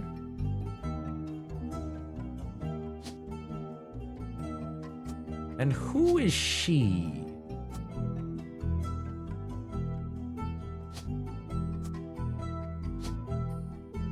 November Roottree. So it has to be in a Roottree line where they kept the Roottree name. And so far, a lot of these get cut off somewhere.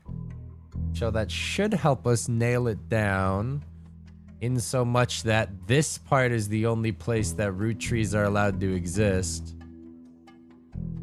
So, or it's probably this way, maybe.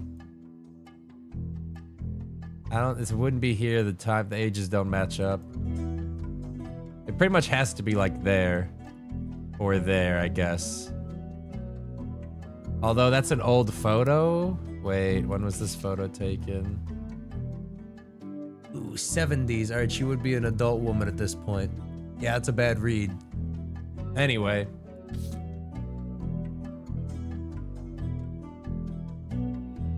Oh.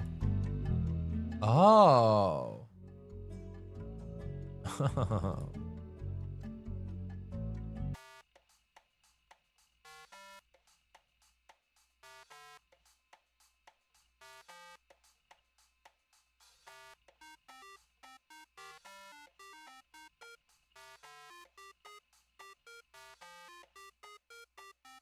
Alphabet Davis in the Erased Names of the Genesis, Alphabet Davis's Ends and Beginnings, A Young Alphabet Adventure, Family Doku, Alphabet Davis Reversus, Alphabet Davis Secret Searcher.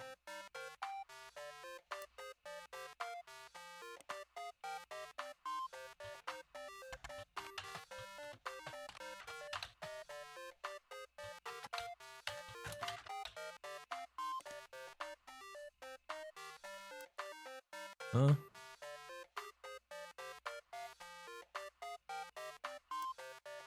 I really thought that would work. I really thought that would fucking work, man.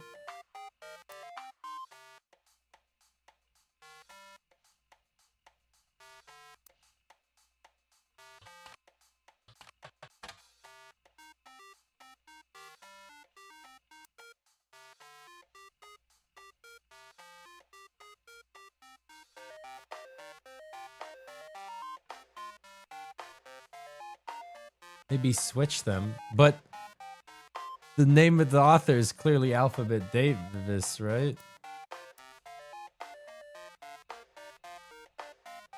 Oh, Davis Alphabet. Fuck.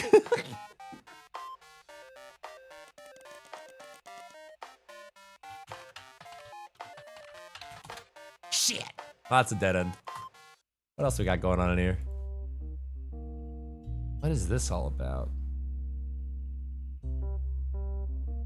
Riot Girl.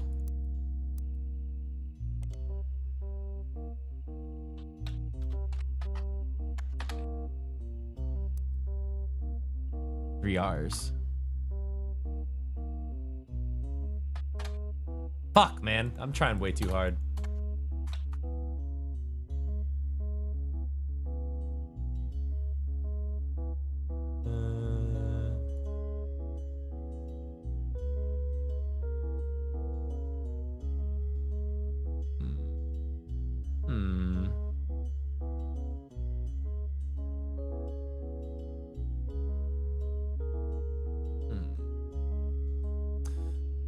All right, what was I I got distracted. What am I working on?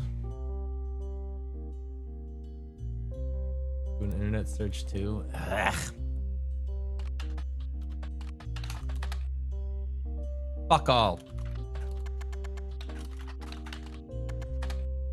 They don't know him, man. They don't know him. They don't know him. Wait, I was right. Ish. Wait, I'm onto something here. The Alphabet Davis series of books is set in the 1950s and follows a young, dashing adventurer named Martin Davis III. Alphabet is a nickname that was given to him when he was young due to his interest in puzzles, riddles, and all sorts of intellectual activities. Though he grew up as a simple fisherman, he is in fact the descendant of pirates, and his book involves solving mysteries and finding treasure, often with his genealogical twist. All 4 are by Christoph Rogan. Okay, what do I do? What do I even do with this? This has nothing to do with the case. Secret Searcher was the first book in the series. It was quite popular, and the sequel, Reverses, was pushed out within a year due to Capitalize. Many fans think that it suffered in quality due to the accelerated timeline, but still appreciate it nonetheless. While the plot was extremely far-fetched and far more convoluted than in Alphabet's first outing, the writing style was the same, and the characters were as fun as ever.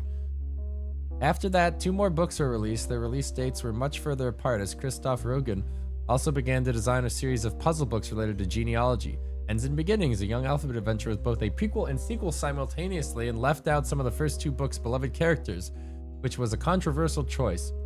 Still, it sold well, and critics generally felt that the story was less of a soap opera than the previous entry. They also appreciated that it reframed elements of the second book in more subtle ways, retroactively making Reverses feel a bit more at home in the Alphabet Davis universe. Christoph Rogan announced that Ends in Beginning was written as a conclusion and meant for it to be the last Alphabet Davis book. When the 4th was released in 1998, there were rumors that it was written specifically to bankroll an electronic version of his true passion, the puzzle books. Due to the tonal shift midway through, fans even speculated that it was actually 2 different partial book drafts that were hastily merged together. Regardless, it was quite over the top, and the plot seemed to somehow both be bloated and undercooked. It was unclear if there will ever be another Alphabet Davis book, as the most recent one was not a success. These books are not related to your investigation into the Roottrees in any way. You could revisit them for old time's sakes, but as each volume is more complex than the last, it might be counterproductive considering you have a job to do. But what if it does? What if it is important?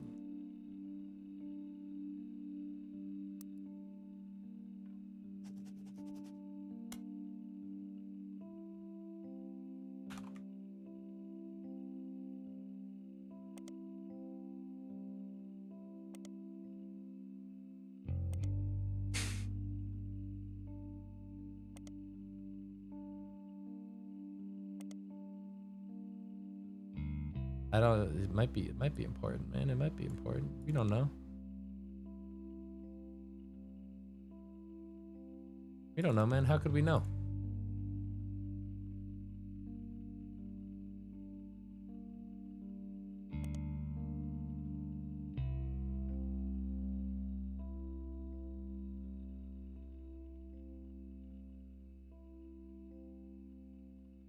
I ain't reading all that. I can't. I can't. There's like 5 books. I can't. I need to find out about fucking Gwyn Roottree, who is somehow a famous actor that nobody knows fucking anything about. Who the fuck is Margolite Roottree?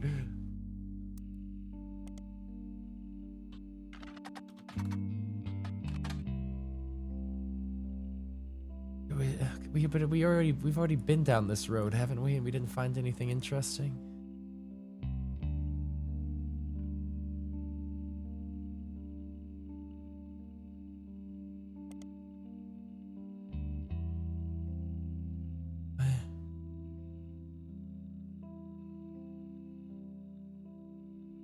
Family Doku is shorter than those stories. Eh. Family Doku. Eh.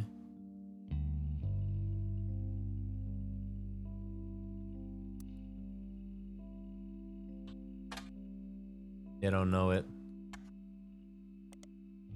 Margot Light Root Tree. Ah, what about Margot Root Tree? Shit. When Root Tree, nobody knows fuck all about this lady.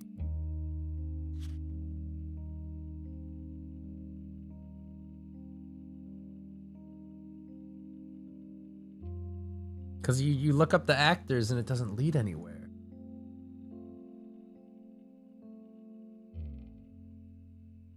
Maybe one of the... Wait, hold on.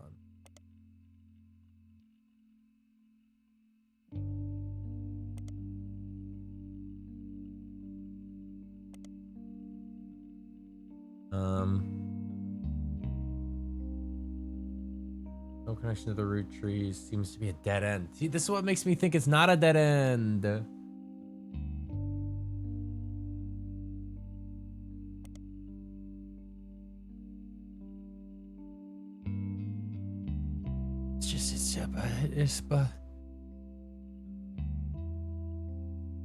no fucking intel on this bitch.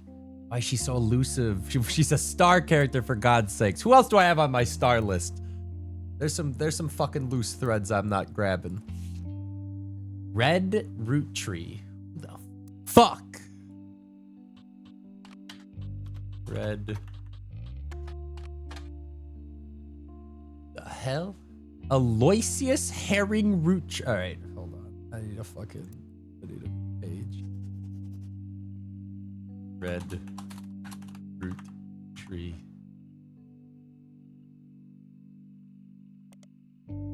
Was an appointed judge and politician who earned his nickname ironically because he was the ambassador to Ireland for only about 6 days. He served what some people contend is the shortest term in history. A few days after he was appointed, he was heard disparaging his position and the Irish people. He then tried to run for state senate. He claimed to be related to the Roottrees Candy Company in a newspaper ad, but it came out that the last name was merely a coincidence. He was defeated in a landslide. Huh. Okay. Same information. Oops. There's a sensationalist headline from 1932. Red Roottrees Rally Racket revealed. The article mentions a named Aloysius Herring Roottree who was running for office in North Carolina. At a campaign event, he claimed to be related to the Roottrees and promised free 5 pieces on election day to all who proved they voted. With less than a day, it came out his last name was a coincidence, and he had no power to offer free candy.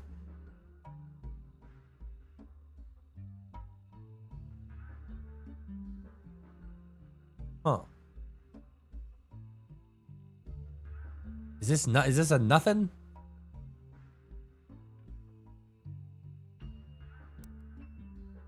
Oh, he's a red herring. Stupid, stupid, stupid. Ah!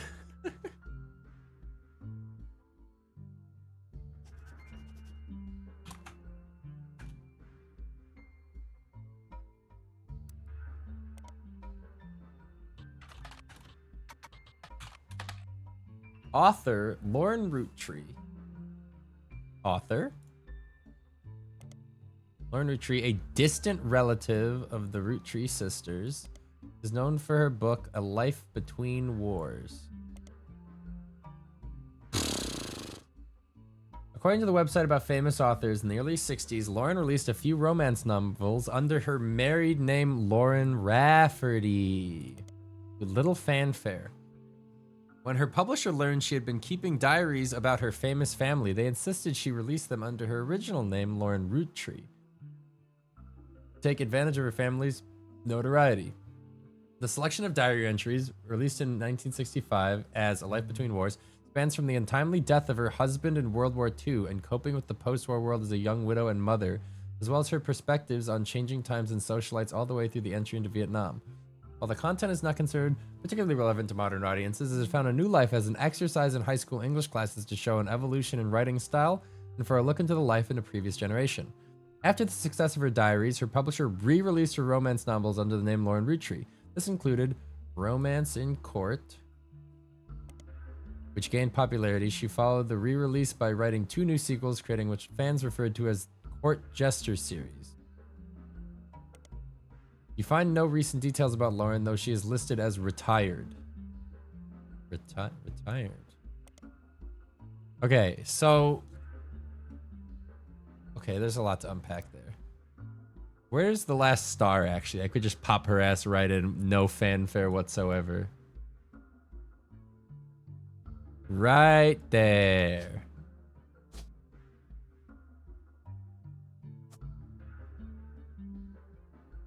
Which means that she married Jacob Rafferty.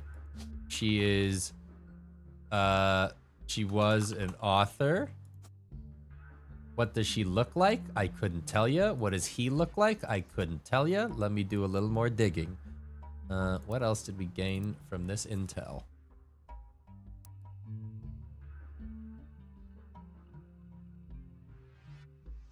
Isn't she retired? Retired was not an option.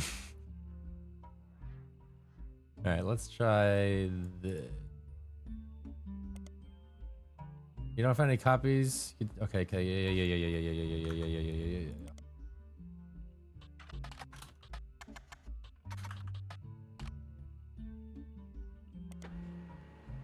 Seems you've hit the jackpot here. This is a book occasionally taught in schools. You even find a hardcover edition for students that has a full-page, high-quality pictures in it. A summary of the contents of the book's photos, as well as some particularly relevant entries from the diary, have been added to your evidence. 7 things? God, no wonder she was a fucking star, man. No wonder she was a goddamn star. Oh, God. Okay. Lauren's diary contains some labeled pictures. This is the 5 pieces. It's them. Bink, bink, bink, bink, bink. Who is this? This picture is famous in our house. Pop even had it framed. That's him on the left. It was taken in 1935 to celebrate the move to the new warehouse that Eli Jr. designed. Okay, hold on. That's him on the left. Okay, hold on. So that's Clancy Edwards. Which means that must be Eli Jr. Whose man's is this?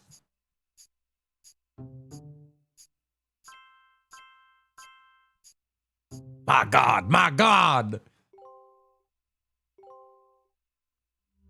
Booyah, that actually wasn't that many correct as I was hoping. All right, so then what was I working on? Celebrate the move that Eli Jr. designed. Who is the small child? Is that fucking me? Is that Miracle? Right, they mentioned something about him getting his eyesight back. Maybe he wasn't a preacher. Anyway. Now I'll arbitrarily just be like, you... Wait, hold on. Yeah, you're blonde, so you made a blonde child. And you're... that. Sure, why not? Okay. Angie and I both wanted to be in the photo since... Angie and I both wanted to be in the photo since Miracle was in it, and the 3 of us were all about the same age. Angie.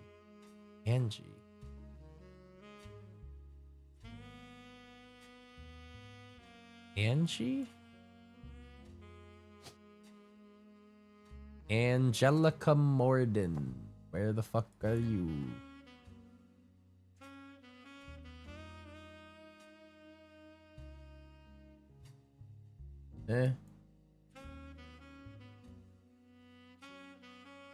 I always fucking lose these families, man.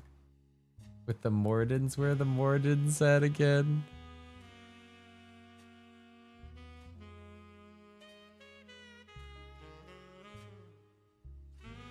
Morden. Zachariah. Angelica. Okay.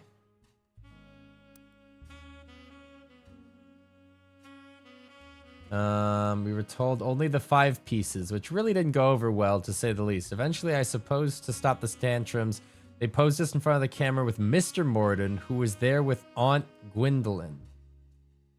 I found out years later that they never even took a second photo. Mr. Morden, Aunt Gwendolyn. I think that we already... This is like intel that doesn't matter. Mr. Morden. James Morden. Okay. Where was that? Who's that? Who's that?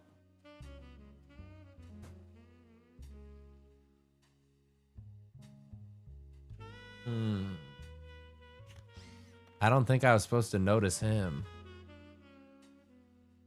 Is that Eli? Wait.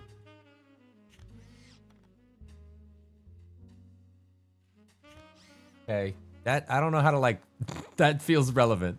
All right. There's more photos. This is so much intel.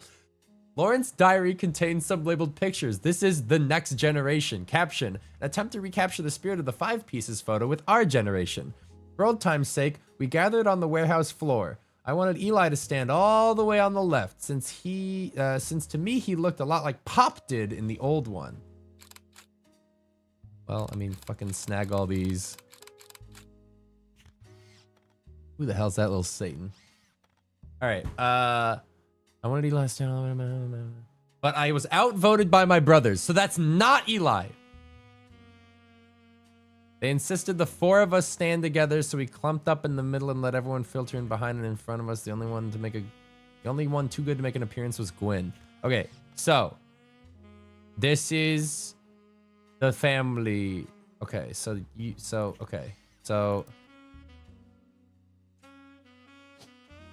wait, I'm in the wrong section.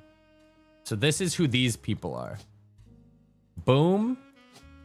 Let's see. Carl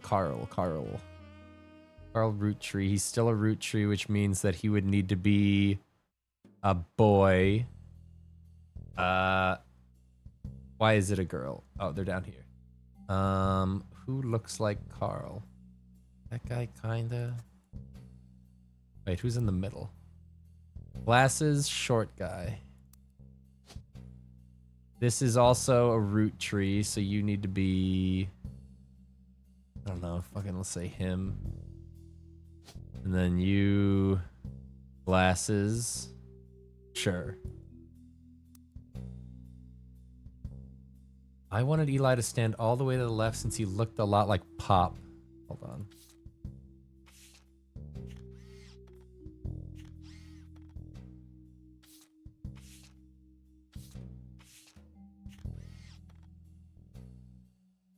You think it's that guy?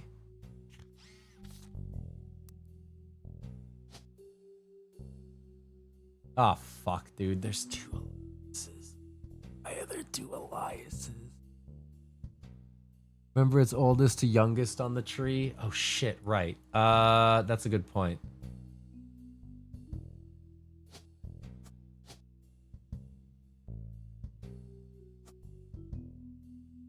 Does that look right? Maybe these guys are swapped?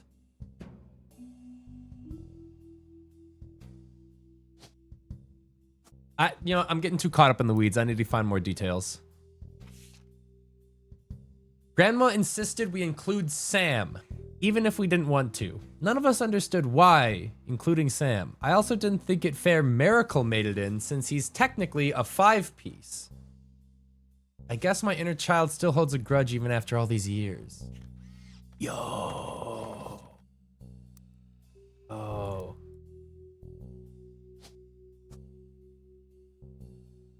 Is he not a preacher?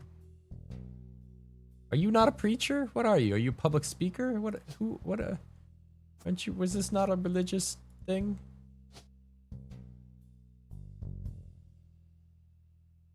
Maybe I don't know shit about you, man.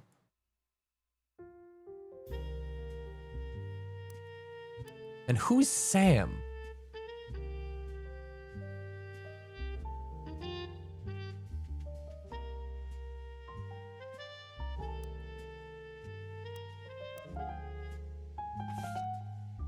This little fucker. And who's this? Hold on.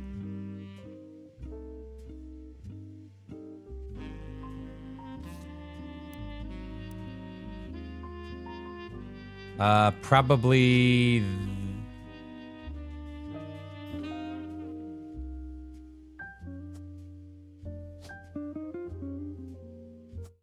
Dude, it's so free.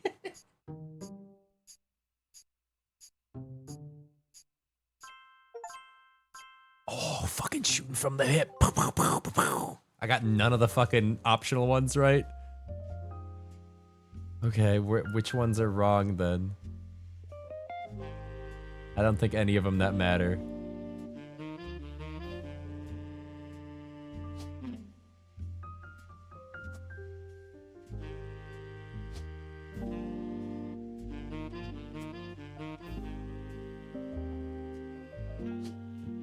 I don't know what fucking Elias to put down. Wait. Which this is like too much intel for me right now.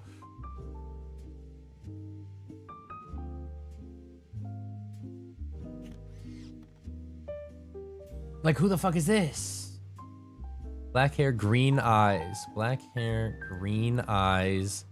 Same generation as them.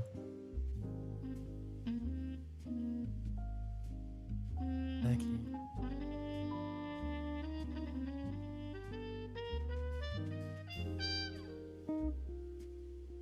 I can't work with this shit, man.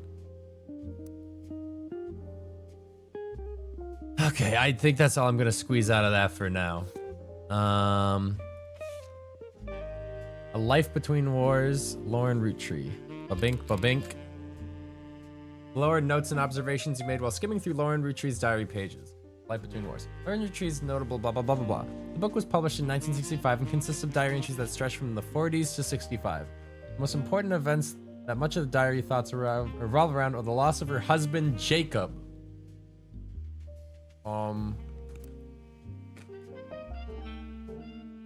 We already knew that.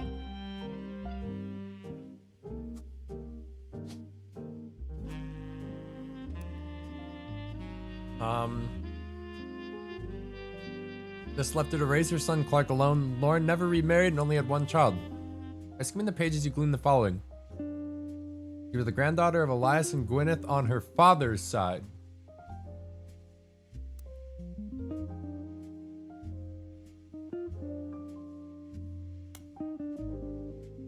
Her mother's family was called the Cossels, but she hardly ever mentions them.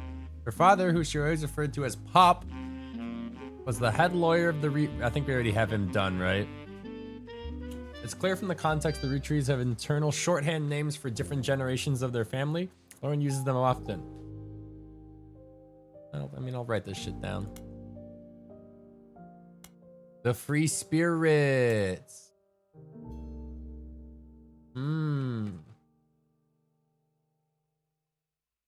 Okay.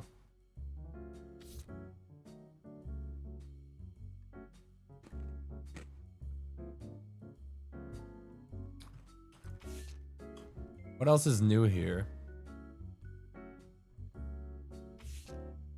Oh, there's different pages. This is where all the gossip is. The entry entitled Complaints from Lauren Roottrees' diary, the entry blah blah blah blah blah. Seems everyone has something to complain about. Gwen, as an only child, complained of loneliness. I told her that being expected to watch after 3 younger brothers didn't feel like a blessing, but it fell on deaf ears. During the summer, I went to stay with her and Aunt Margot. The first mention of that bitch even existing. I hoped she would be the sister I never had and that I'd do the same for her.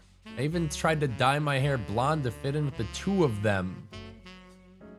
This doesn't help. We already fucking knew that.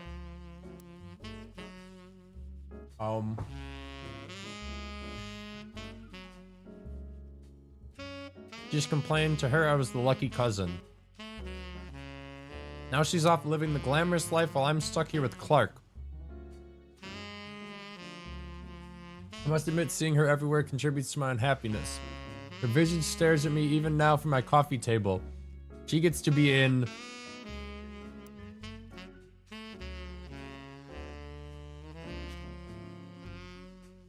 Starlit, and tell tales of how she gallivants around the world kissing the likes of Harrison Lane and Wild Bill Williams. She's the first Roottrie woman to be anything other than a housewife.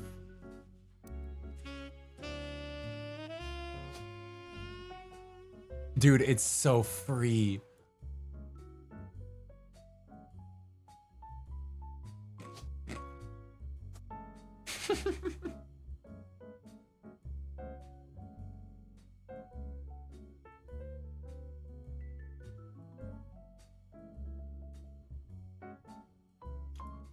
Any other women? No? Okay. If I were not a single mother, could I make my own way in this world? But I'm off topic. A girl with all the luck in the world was jealous of me, and now, though I have been undoubtedly burdened by terrible tragedy, I am also lucky to be born into a family that can support me for eternity. I can raise a child without worry, unlike countless other widows. If any of them were to hear me complaining, they would rightfully scoff just like I do at Gwyn. An entry entitled Dynasty.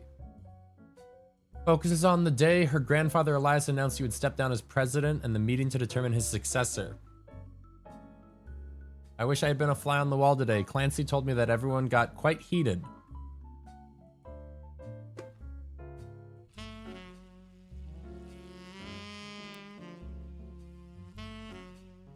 Who's Clancy?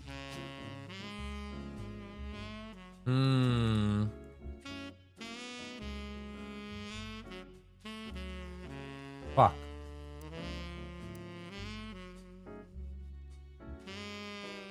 Granddad was furious none of his sons would take over as presidents, but that's what he gets for holding on to it for so long.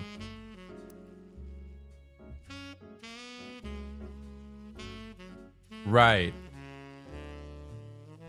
Right. With lawyers, preachers, and with architects, preachers, and lawyers, nobody's got time for candy. So with 5 pieces refusing to step up, it came down to us next gens.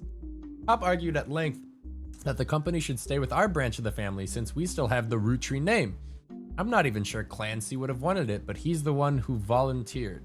I'm assuming he would be the oldest then, just by like the logic of like, I'm just gonna put you down as Clancy for now.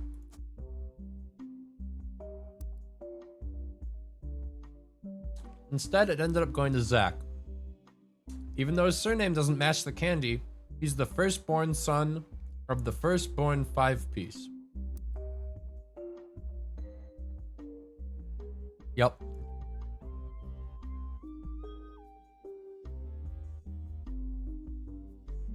Wait, hold on. Yeah, we're fine. I'm not sure how that's relevant to running a company, but Granddad has always had very particular views when it came to bloodline. I asked Clancy if it ever came up that a woman would take over. After all, Angie's older than Zach, and I'm the next oldest of us all. But he just laughed. I'll never forget the cuss words Pop used when he told Ma it wouldn't go to us. Mother, ever the quick-witted, at least with catty remarks, countered back, maybe they wanted it to go to the only member of the family who looks like he samples the product.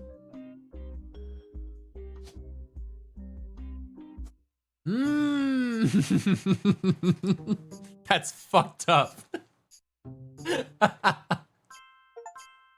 Dude, that's fucked. Dude, I got the 5 pieces locked in.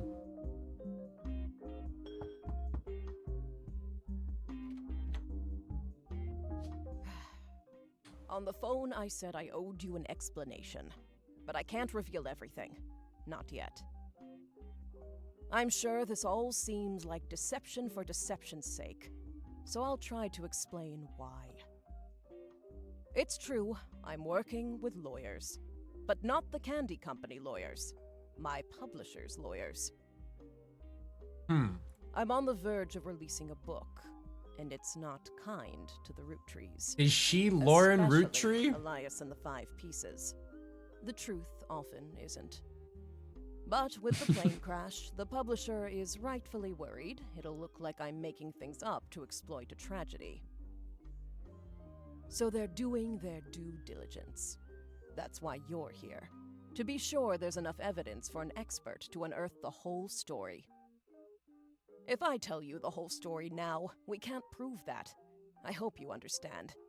Nah, That said, that's dumb. I can say that the work you're doing is very personal to me. Very personal to me too now. I'm a part of the family. To my story, one spot on the tree is more important than the rest. Yeah. You've likely noticed it. It's locked for now. I'll return one final time, after you fill it in. Okay. Also, there are fewer Roottrees left. In a sense, that makes it easier. Use process of elimination. Uh-huh. It's also harder to verify when you're right. Or You'll need 4 blood relatives before they lock from here. I don't have any more evidence for you, but trust your intuition. If something has a high number, it's not a mistake. You're getting closer. How am I and supposed to closer. brute force that? I look forward to seeing you soon. I've run out of housewives.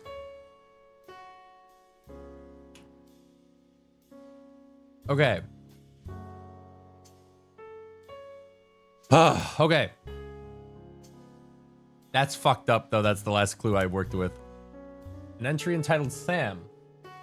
From a previous entry, learned that Elias Roottrie had given in to his wife and announced that Sam, an obscure relative, was to be included in family gatherings. Gwyneth had been pushing to include Sam for quite some time.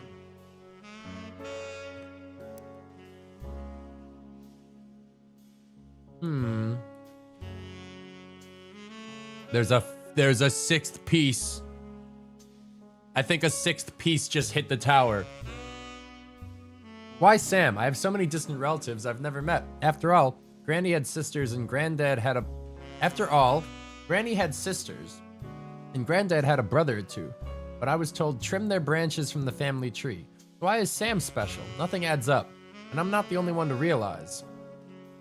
Angie summoned all the next gens to a secret meeting in Zach's office. Gwyn's in Paris.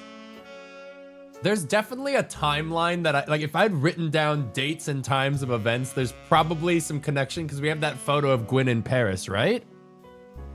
Uh-huh.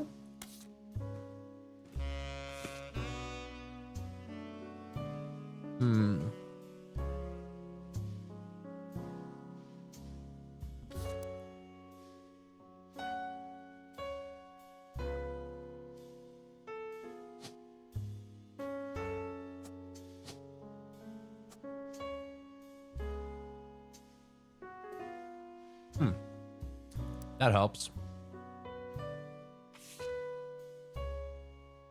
But the rest of us, including Miracle's boys,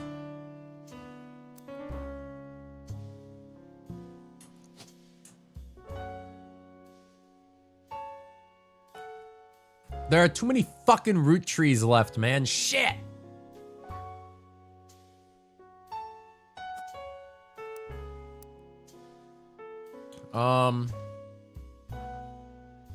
I didn't recognize Sam at Uncle Junior's wedding to Patsy last year.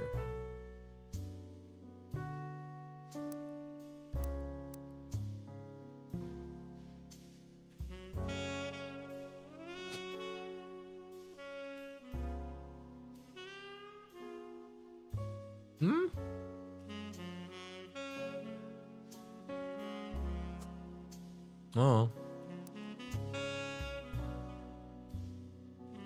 At the reception, when I asked who Sam was, Pop shushed me and said it was complicated.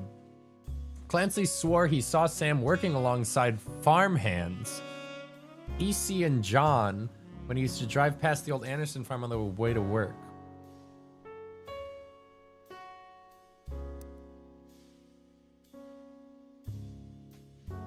Who's John?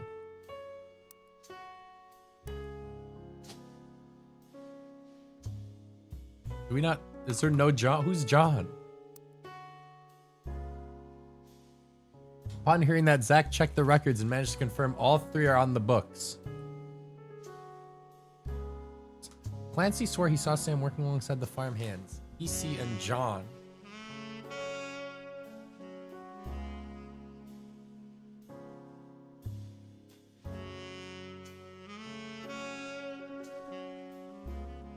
Eli, Miracle's youngest, not my brother. Okay, fuck, man. I'm gonna guess M for Miracle.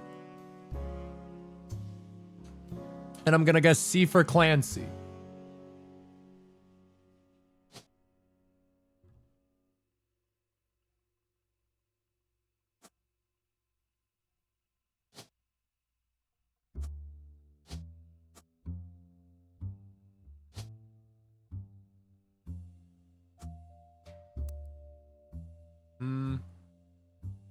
Apparently, he was riding his mini bike alongside the farm a few weeks ago. Sam gave him some old tools and taught him how to make the bike's engine faster. None of us think that proper for a multitude of reasons, but Eli certainly seemed thrilled. At the end of the day, nothing explains why an outsider was cozied into family affairs, especially one who works on the farm of all places. Whatever happened to blood is thicker than syrup? Why is Granddad making an exception now?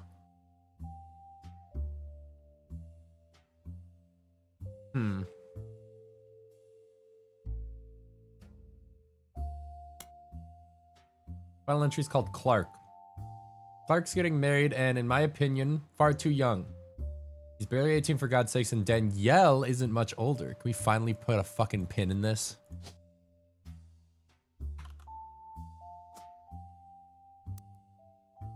But openly confronting them would make me a hypocrite. After all, Jacob and I got married at 16.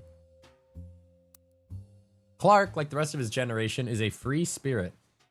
What else do you call a group of kids growing up with more money than any one person can spend? They all aspire to be musicians and artists and dancers and all sorts of nonsense. I feel like this matters. But I don't know who would be the dancer. One of these two fuckers. Is dancer an option? Dancer is an option. Somebody's a fucking dancer. The only one who has any discipline is Carl, but that's because Pop forced Clancy to send him to the academy. Maybe I'm just getting old, but our generation was never so bad. My brothers all seemed to pursue paths of knowledge. The most rebellious thing any of us ever did was bring home someone who would be illegal to marry if we lived anywhere south of Pennsylvania. Okay. Pop seems to have gotten over it because Edward is set to take over his department once he retires.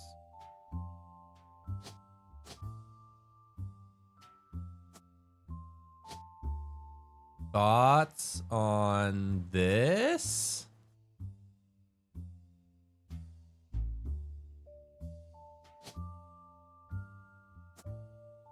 Well, I don't know what she's up to now, but I feel like that makes sense. What was I reading? Okay. Pop seems to have taken over the department. The lawyer? Something about this doesn't seem right. And as for me, my first public bush, Swashbuckle My Heart. This is Lauren. Is based on the pirate stories I used to invent with Jacob when we were walking in the woods after school. I think he'd be proud that Clark and I are carrying on his name. Even my cousins are doing well. Zach's not a bad president after all, and his sister seems to be doing a good job raising her twins. Gwen is Gwen, but at least she came out of the divorce with her head held high. She even told us she might come home next year so we can meet her kids. But the free spirits in any other family, they'd all end up on the streets, even Clark.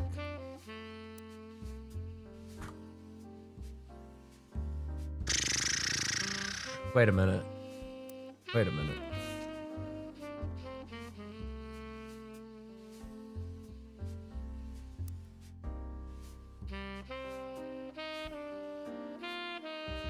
What do you do?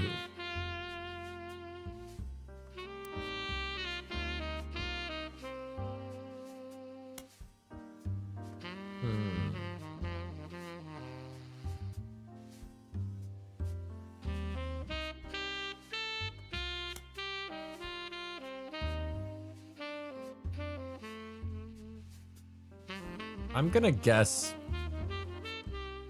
guess this is Bill Williams or not. Nope. Fuck. There's so I just got blasted by like so much information, man. He appeared in an adventure movie called Fortune Favors the Grave, which is yet to be released for home audience. You can't find any information about the film. He was known for his good looks and off-screen romances, specifically with blondes. He was married 4 different times to 4 different actresses. There's famous rumor he even approached Marilyn Monroe at a party. Wild Bill grew up in Paris, France. How is it not Bill? Unless it's... How is it not Bill?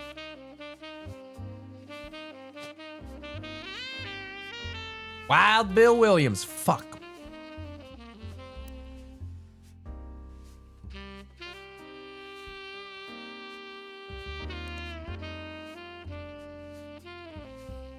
This is a dead end.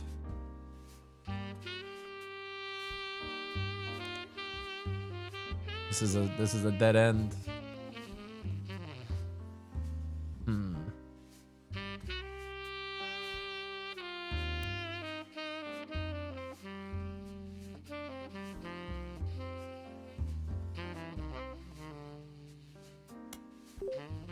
Ooh. Starlet was a magazine that started with the colorization of film and went on in 1964. Generally, it was a tabloid with a focus on famous actors and actresses. It didn't go much into other space. Oh, give it to me. Give it to me.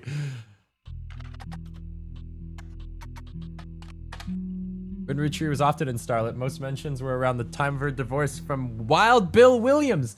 What is his fucking name? I'll figure it out. The gossip is speculative and full of tabloid stereotypes. Some of it focuses on the fact that she announced her divorce. She also announced she was pregnant again. Others mention the rumor is Wild Bill had multiple affairs, which left her heartbroken. There's also an interview from earlier in mid-1957 where she was asked about her last name. She answered, "The power of her name is undeniable. My grandfather constantly preached the importance of family names and honoring them. My father decided to bless me with a famous name. There's nothing wrong with Cornwall."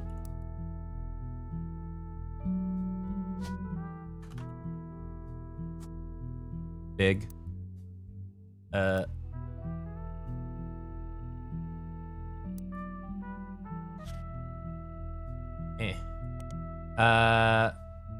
husband similarly goes by Wild Bill. It's an infamous name he repurposed for himself because he didn't have the benefit of being born with a famous one, but Wild combined with the alliteration Williams is incredibly memorable.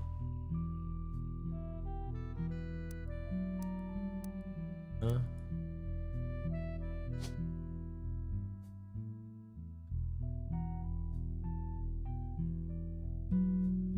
I don't, Although we've relocated to Paris, I know your readers love to keep up with my husband, so consider this a Starlet exclusive about both of us. Wild Bill and I have a child on the way, and we're sticking with Roottrees for the last name, not Williams. There's Williams, but we also plan to lean into the alliteration. That's why we'll honor both our family names for the next generation. Ah, but there is no fucking Williams. So it's Robert and Ronald, probably?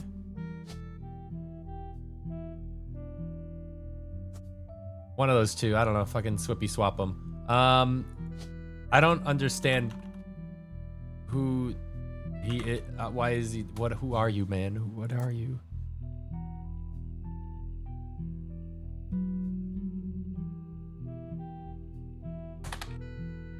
Wild Bill Williams was mentioned many times throughout the magazine's lifespan. Blah blah blah blah blah blah blah blah. The first mention was his role under his real name, Walter Forsyth.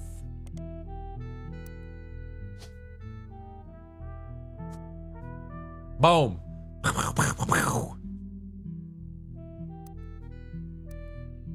Second interview, although he doesn't mention her by name, you determine from context he's talking about Gwen Roottrees. An apology to all the ladies, I'm actually taken. Earlier this year, I did a friend a favor. He was directing a war movie and asked me to play a small part. Wouldn't you know it, that son of a bitch cut me from the picture.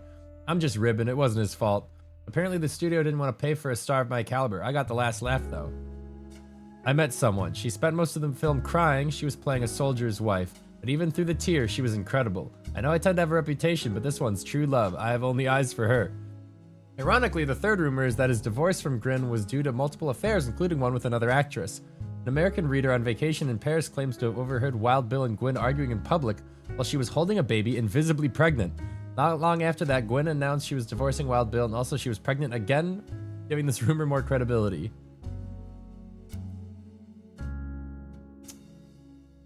Alright, alright.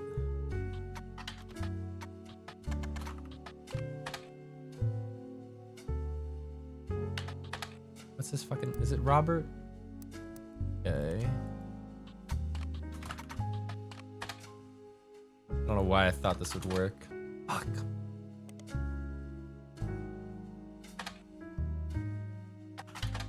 Fuck. What do I even do with this newfound information? I don't know what these fuckers do.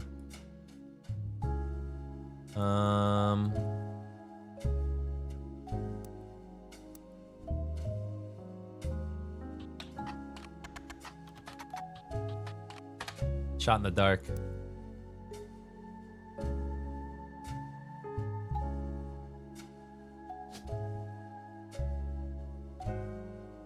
Wait, that's Eli?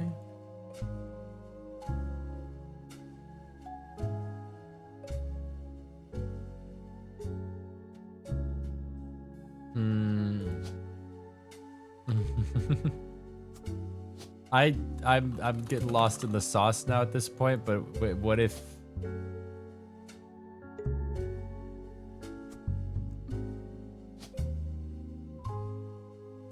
Who was that other guy? Fucking Edward? Wait. Wait, what Eli is? Oh, it's probably this Eli. We don't know what he does. Put him back, put him back, put him back.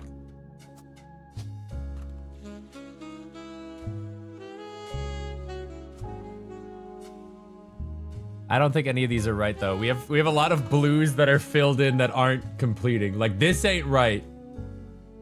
We don't even know who this is. Somehow. We have an entire family tree unaccounted for.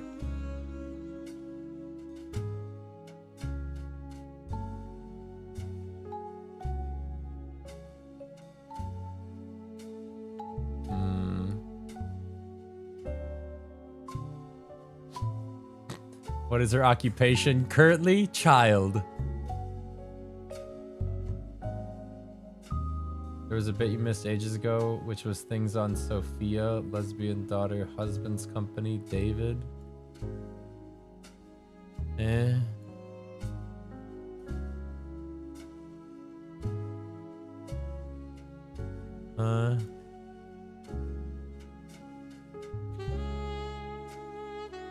You had something about RR.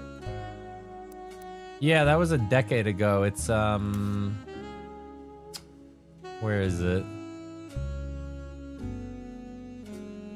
What was that?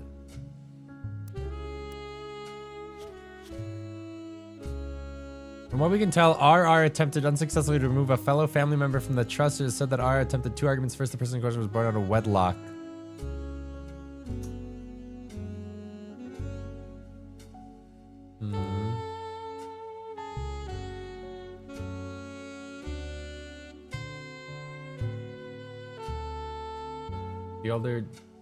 The older of the next gen is Eli, blonde brother of Lauren. But this is the free spirits. So I think I'm still right on that this is him. Although they look fucking identical, which doesn't make sense to... Wait. Yeah.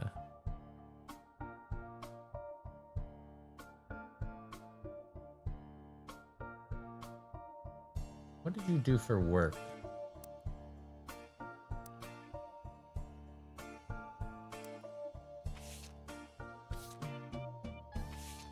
Oh, I'm so deep in these fucking clues, man. It's fucked.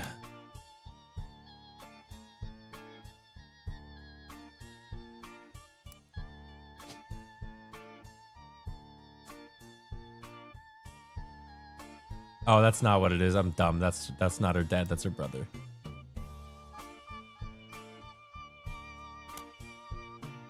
What did he do? What did he do? What did he do?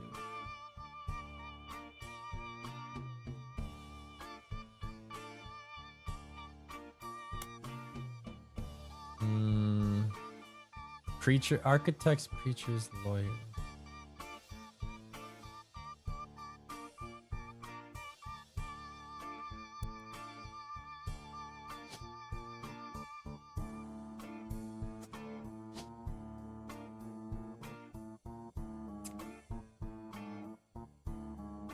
Fucking, I don't know, dude. This is rough, man. What do they want me to read about this? No.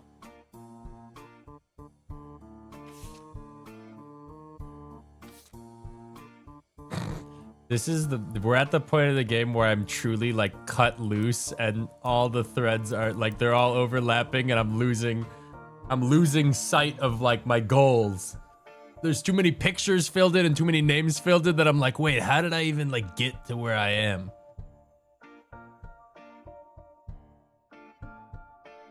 There's one more thing on the conspiracy website.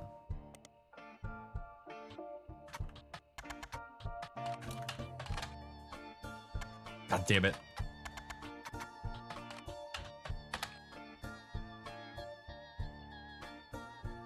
Oh yeah, right. And Thomas Overwood. You found more conspiracy websites. Some people out there claim that the Roottrees are changing the candy recipe to include more and more chemicals, and that this was done in cooperation with bad actors from an unknown government. They claim that due to a loophole in the calendar, it's possible to get away with nearly any crime on a leap day, so long as it isn't discovered until the day is over. And that every 4 years on a leap year, the Roottree Company hosts a meeting with foreign agents to conspire to poison our children. Their proof is that Roottrie candies contain polyglycerol polyricindolate. Where did I even file this under? Where's like crazy conspiracy guy? Okay. An ingredient of candy that wasn't there when it first released. They claim it is added in an attempt to addict people and eventually induce mind control. The website claims to sell pills that counteract this effect for children that have already eaten Roottrie candy in the past. You do see an additional search for polyglycol pyruvate, and it seems to be an emulsifier in chocolates approved by the FDA and widely used across many products.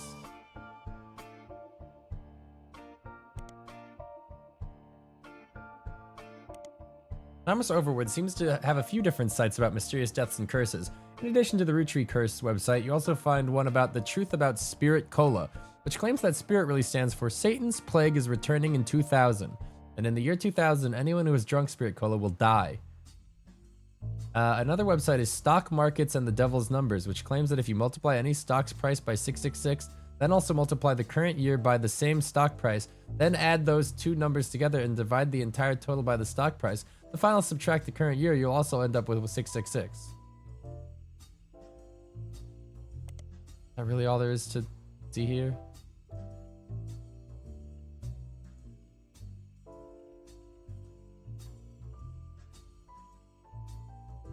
This feels like a dead end.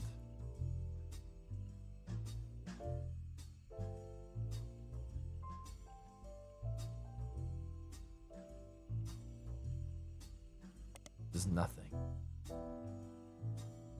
Any other clues I never followed up on?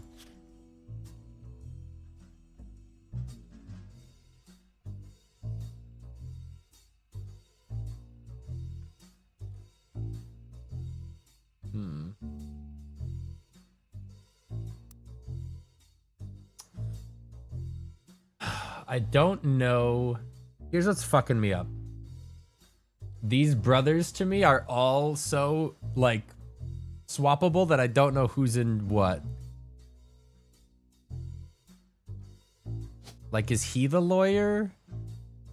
Is he the advertiser? I don't remember how I got to the bottom of these conclusions.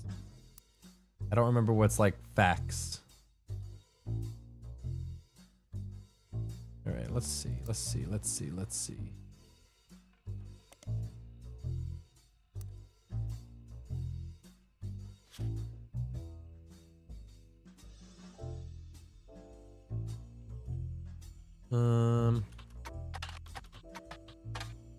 Romance novel by Lauren Roottrees. The about author blurb mentions that she had the inspiration from one of her brother Clancy's lectures on the Middle Ages. See, he was a fucking teacher, professor, but yet it doesn't complete. Fuck. Hold on. What if you were the and you were the okay? I don't know. Right. Gonna put it back to how old me had it. All right, what else do we got? Court Jester. Shit.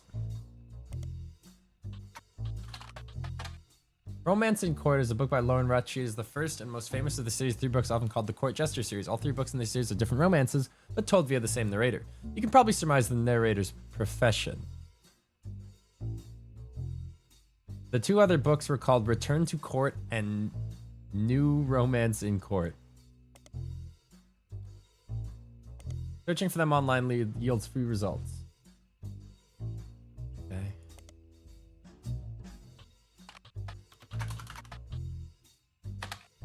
Lauren Roottrees' follow-up to Return to Court. The about author blurb mentions he had the inspiration. Is it all the same? It's all the fucking same. Swashbuckle my heart.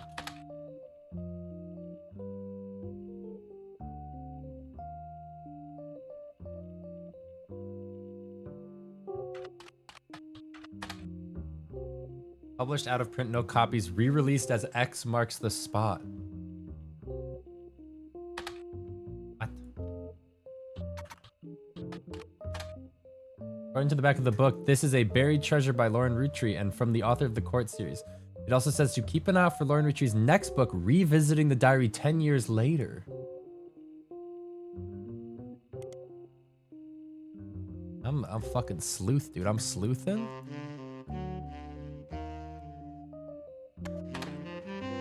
This was the version of Lauren Roottrees' diary released in 1975. Unlike the original diary, it contains no pictures, but has many new passages that reflect on her thoughts 10 years later.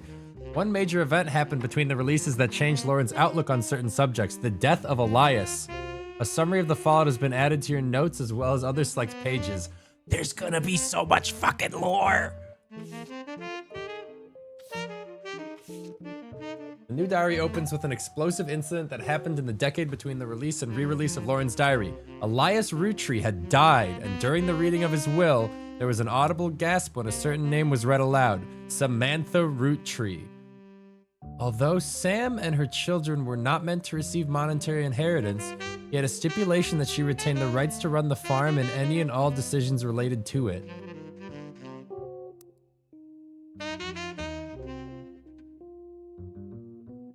Is there even a place for Samantha? Is this Samantha? Are you Samantha Roottrees? There's not even a place for her.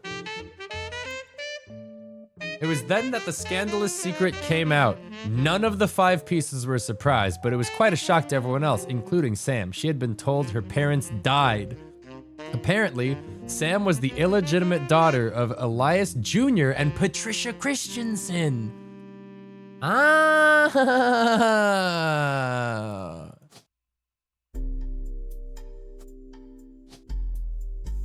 Is this Sam? Wait, did we already lock this in? We haven't locked this in. Is this Sam? Which one's Sam? Who's Sam? Wasn't Sam the little blonde kid? Wait a minute. Wait a minute. Is that Sam? I thought that would be Sam. I thought it'd be that little fucker. No, I don't understand why. That's gotta be Sam. Okay. Okay, okay. Wait. Wait, no. No, no, no, no, no. Wait.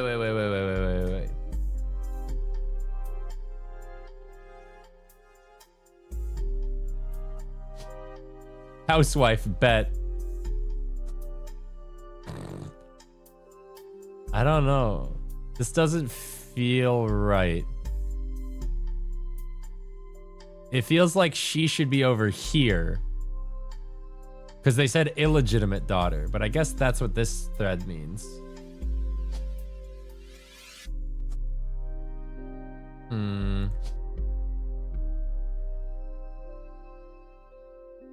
That's a legitimate child spot. That's what I'm thinking.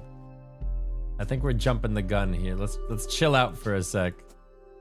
Actually, I'm just gonna leave it in because, like, what's the harm until I figure out the actual answer. Anyway, apparently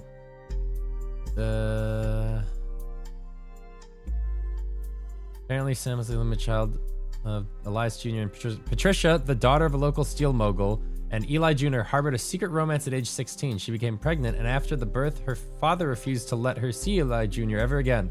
Her baby, Samantha, was sent to the Roottrees. Elias hid her away with the local farmhand known as EC.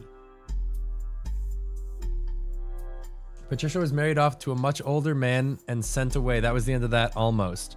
None of the next generation had ever met or heard of Patricia until she unexpectedly reappeared, now going by Patsy. After Patsy's husband died, she reunited with Eli Jr. and they finally married in their 50s. Lauren mentioned the wedding in her first diary without knowing Patsy's history. Eli Jr. had never taken another lover. Lauren, ever the romantic, quite appreciated this. When Patsy and Eli Jr. finally married, Elias decided Sam should have been a Roottree in the first place, even though she was not part of the Clansid Trust. He wanted to include her in the family affairs. That was what led to Lauren's initial entry entitled Sam. Is this right? There's something else going on over here. Is this where she belongs? Also, Patricia never got locked in.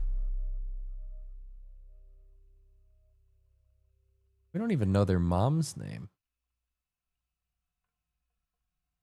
Huh. This is a page of additional notes and context from the 1975 10-year anniversary re-release.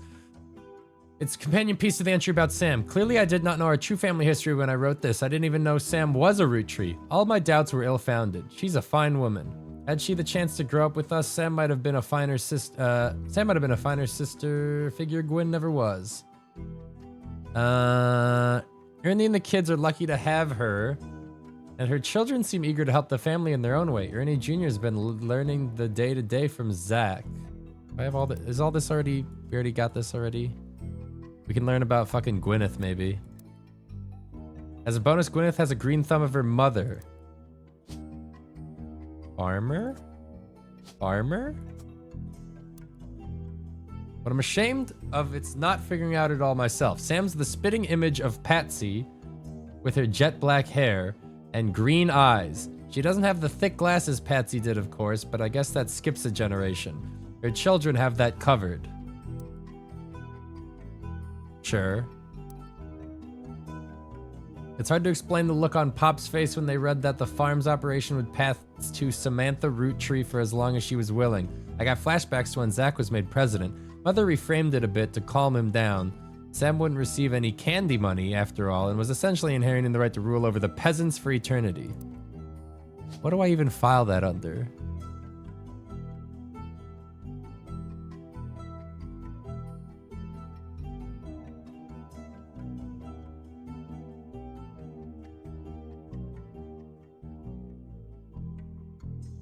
Is it not Farmer? Wrong Patricia?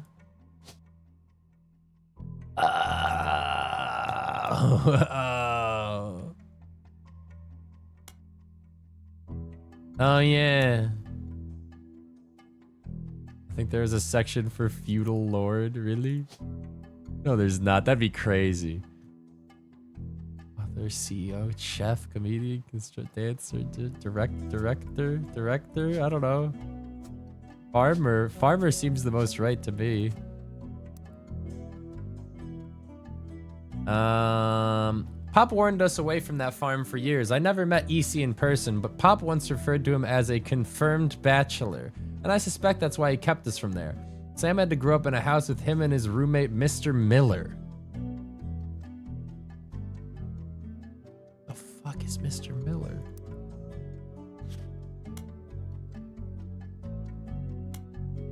I'm not sure Sam will ever forgive Uncle Junior or Patsy for abandoning her to that life. If I were her, I might never forgive them either. But even so, she seems to blame more than just the two of them. She has no problems with us next gens, but she had a palpable hatred for the Five Pieces and Elias and Gwyneth.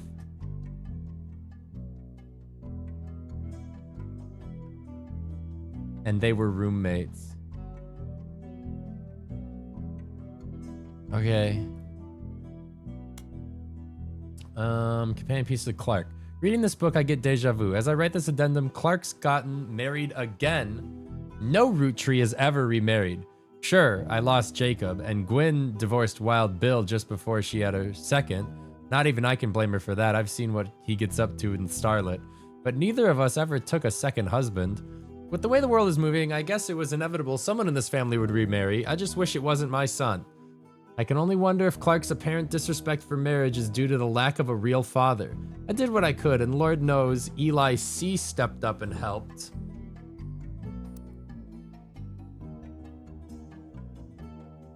Right. More than I can say for Clancy and Edward. Eli C. practically raised Clark and Jim as brothers.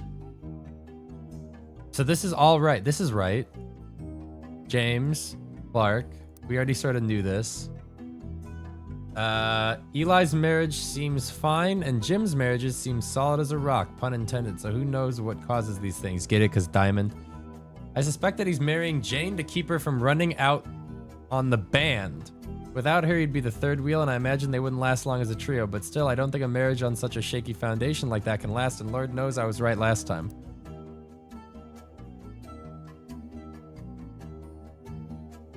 What are you?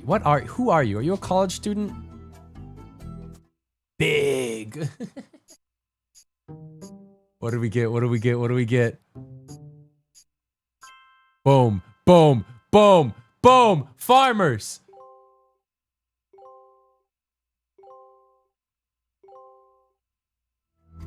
Okay, that's good progress. Confirming some things, locking some shit in. Somehow none of these are right. Man, we're missing some like key details that I really probably should have by now. I think the brother with the glasses is the professor, big nerd energy. No, but they said that Clancy Jr. was the spitting image of their father, which, right? Right? And at this point, I don't think we have enough blues to confirm. They said Eli was? Man. Yeah. But...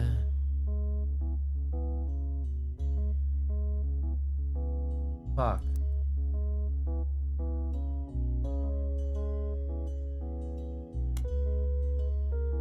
This is a page, blah, blah, blah, blah, blah, blah, blah, blah, blah, blah. The biggest complaint I got after publishing my diary was how many similar names there are. And I get it. There are 4 Elis for Pete's sakes. But that's how it is. Someone would say, I saw Eli in town, and I wouldn't know which one they meant.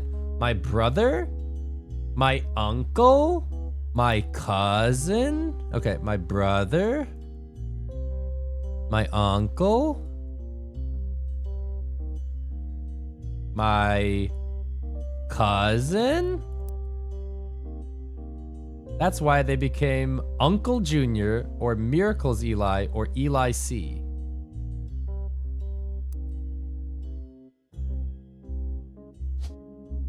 Wait.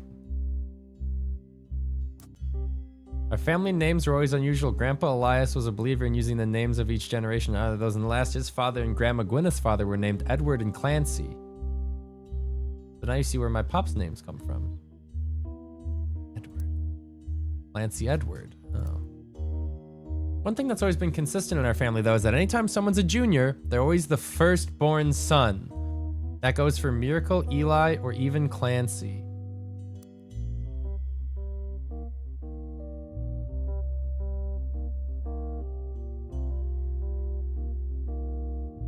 Okay. Even with the women, it goes out the window. I think Gwendolyn got her name from some combination of Gwyneth and Carolyn. Carolyn.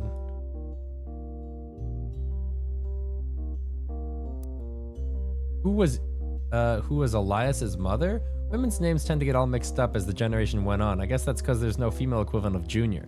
So if you're reading my diary and confused, you're not alone. Even the government had problems. I remember once receiving certified mail for an Edward Clancy Roottrees. I had to break the news they got my father's name backwards.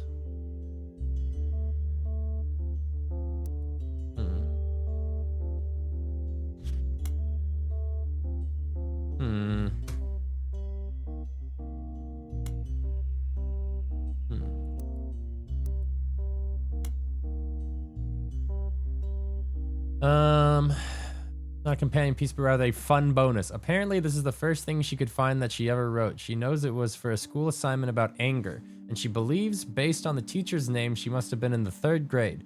She doesn't exactly remember the events spelled out here, but she does remember getting in trouble. I got angry when I met a new girl who I do not like. She was dirty and did not have a pretty dress. Me and Pop walked home in town, and she hugged him. I got angry when I met him. When I told her he was my Pop, she pushed me. I got angry and yelled at her, and Pop said to treat her nice. Then she said, "Your Pop is my dad." She screamed it loud in my ear. She was lying to me, and lying is not a nice thing, so I pushed her too. Then I got in trouble. Then Pop took her away. He told me not to worry. I am glad she is gone.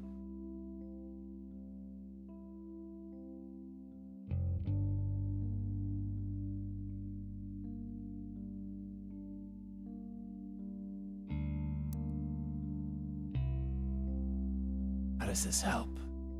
How does this help me? How does this help me? What do I do with this?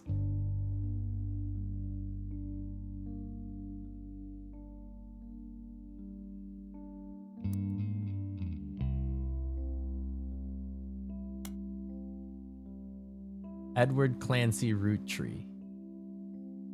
E.C. Roottrees. Guy on farm. Bachelor. Boyfriend. What was his fucking name?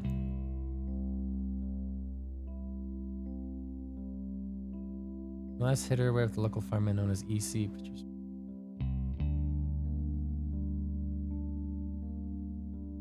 Where was that talk about them being gay? Mr. Miller. What do I do with that, dude? Do I even have a... Is there... No Millers.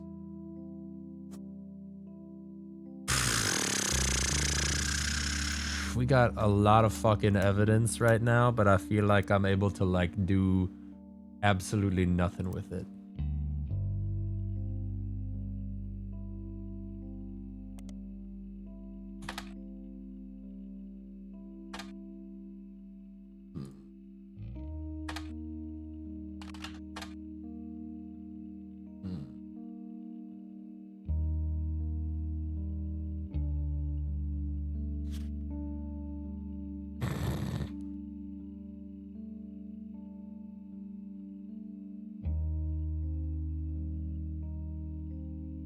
This ain't nothing. Robert Rooch.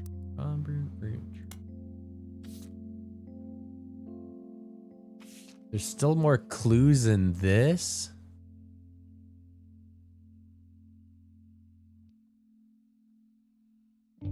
Elderberry.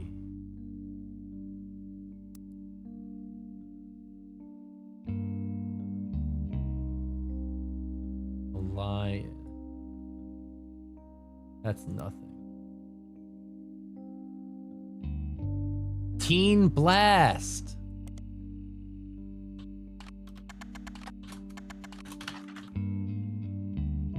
Is that anything? Is that anything? Teen Blast has played host to many Rootree advertisements. They flood but we got Rootree. We got what do I fucking Teen Blast? Teen Blast. Who do I even care about in Teen Blast?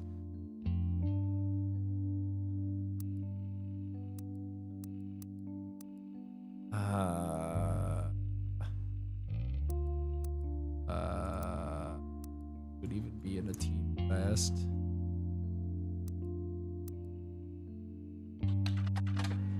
Raina was on the cover of Teen Blast when she was 16. Did an interview. You add the cover in the article to your evidence. This is just like a nothing. This is a nothing Hail Mary. There's an article about Raina Roottrees from 1994. This also mentions TMS and Brother Trouble. Brother Trouble. We going back to our fucking roots, man. An interview with Raina talks about her inspirations. One important thing I learned from an early age is that dreams are not outside of our grasp. My grandpa was a college professor who taught lectures about history. He always told me that history is full of people from famous families who wasted their fame and fortune by taking it for granted. Instead, he told me I should go out and use my name to accomplish something. I think he may have practiced that lecture a lot because I have other people in my family that have also made the Roottrees name famous for things besides candy. His older sister even wrote a book that some of my friends tell me they had to read in school. I took his advice and now I work with my mom designing clothes. I help decide what colors and patterns I want to model, then she designs the clothes with a team of amazing men and women. Although my grandpa passed away earlier this year, Grandma Laura tells me he was a really proud...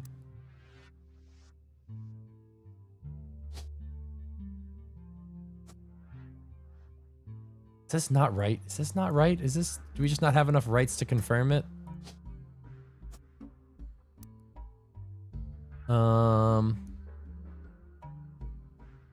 Okay.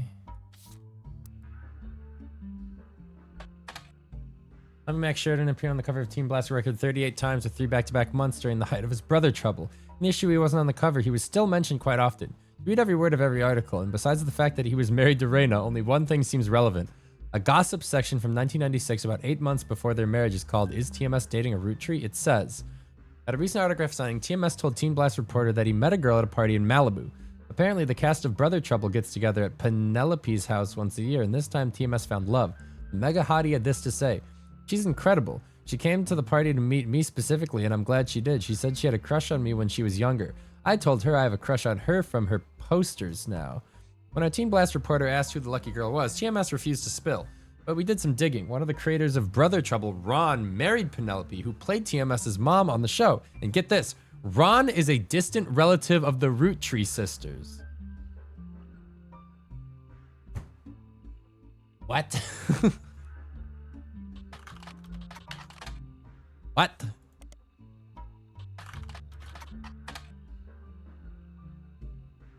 Ronald! Ronald!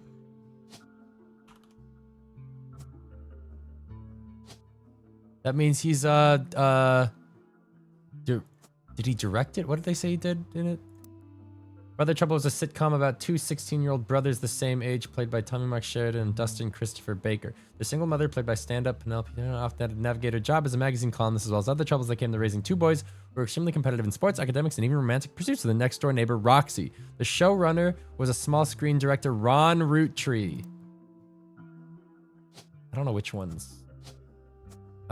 which, is the problem.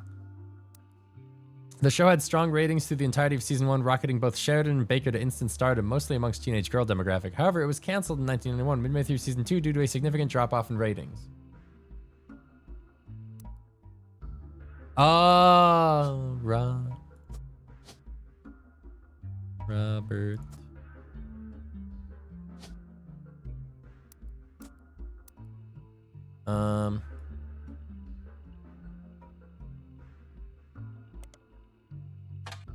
Mention a few articles about Brother Trouble. The show stars teams he played her sons. Penelope character is not really who teenage girls cared about. As a result, there's not a gossip. Damn.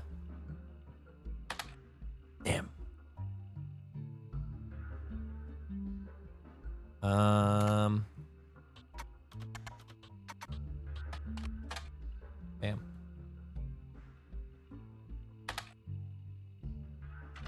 Hmm. Hmm.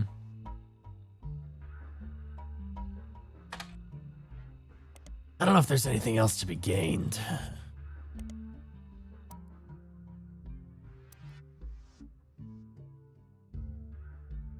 We just have a bunch of like small loose ends to deal with, which are turning out to be quite big loose ends, and it's kind of pissing me off.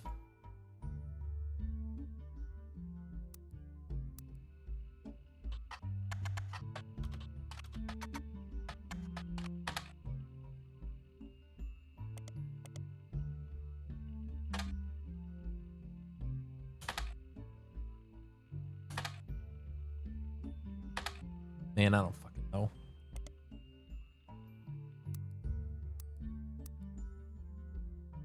What they're doing? Penelope Tessa Green.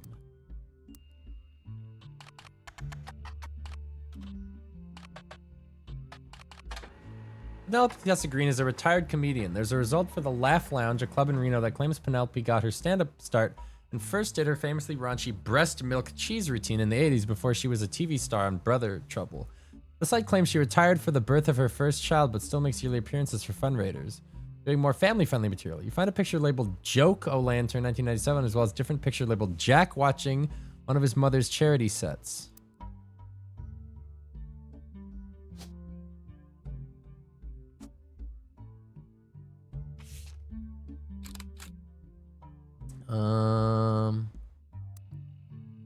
Okay. Child. Oh, big. We're fucking doing it. Locked in everyone in the next generation photograph. Yes, yes, dude, yes. Booyah. Okay.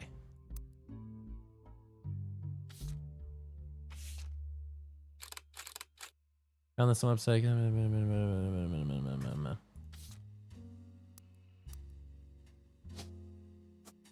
Now the question is, who's that baby?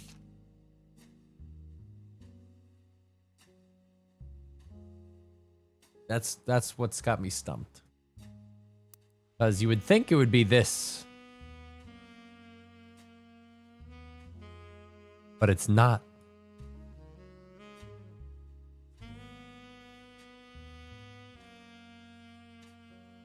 So it's got to be this. Occupation, baby. And then, how many male Roottrees do we have left? That's got to be Christina Roottree. That's got to be Tessa, named after their mother. We'll learn someday. Sir, that is a bear. All right, Robert, what do you get up to, man? And also, is this fucking November? I don't know shit about November Roottree.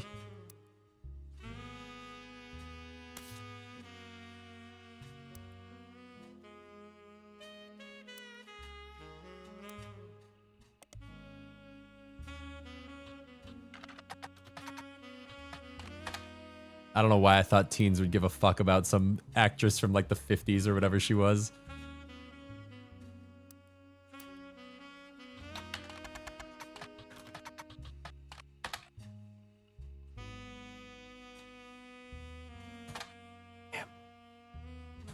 Damn. Damn, there's fucking nothing on this guy. Ah! Who are you and what do you do?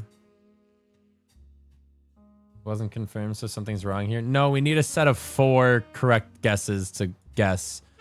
What's going on over with fucking Gwendolyn, man? Gwendolyn has 3 children who they're just mysteries to me, man. There's a Roottree Motors you found. Oh, yeah. There are some clues I just didn't follow up on because I was overloaded with so many clues. Is this actually nothing? Huh? Roottree Motors. You find a hit for Roottree Motors on the Jones graphic print site you've already seen. As a local business, they may be featured other places. There's an ad for Roottrees Motors in the paper. It seems Roottrees Motors used to be called Wilkins Motors.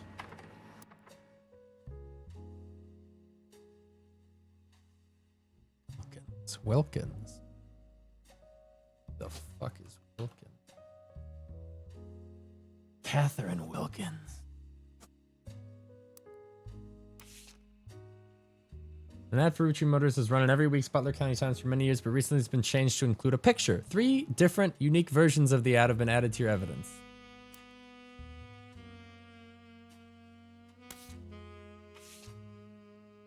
A Roottrees Motors ad from 1977. The advertises the former name Wilkins Motors. Wilkins Motors is still the same family business, but has joined the Roottrees family. Maybe a new name, but we promise we're still the family business. Funny noises, need oil, come on down.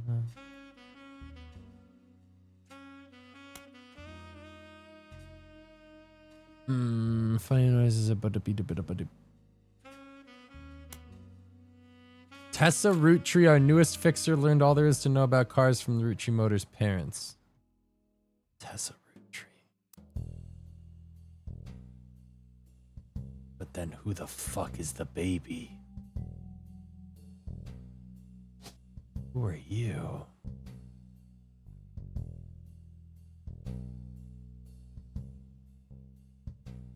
Christina? Christina, baby? Who is Tessa?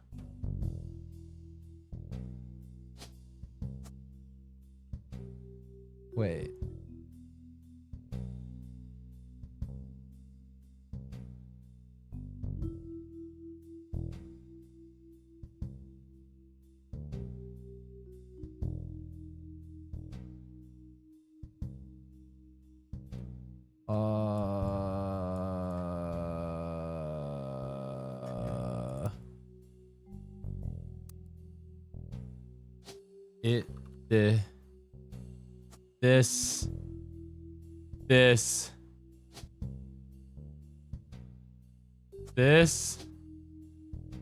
This is dumb. This is not right, but I'm panicking.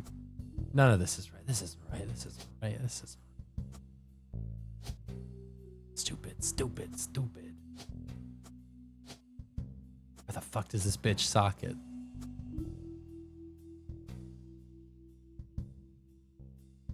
Is that right? Is that right?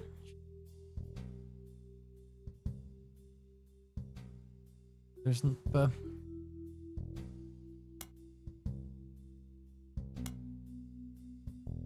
November's not K-12. No, I know that. I just don't know what she is. That's not a locked-in answer. He is in mechanic overalls, though. Maybe that is right. And then you're fucking Tessa.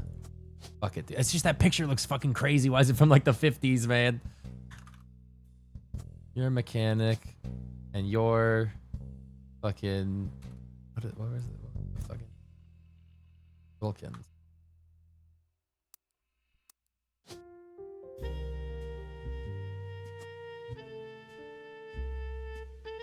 The newspaper print? No, I get that. I get that. It's just fucking newspapers.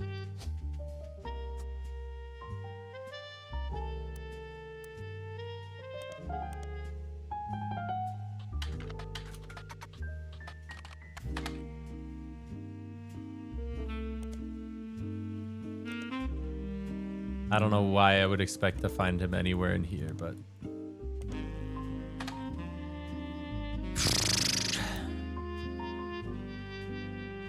November wasn't concerned, so something about her is incorrect. You stupid motherfuckers, this is nothing. I'll put it back to blank, man. That's not a real guess. She's just a child in the photo.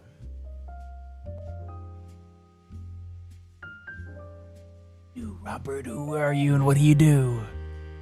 Are you a director too? Are you both brother directors? Are you a fucking dancer? Remember somebody was supposed to be a dancer? Are you a dancer? Big.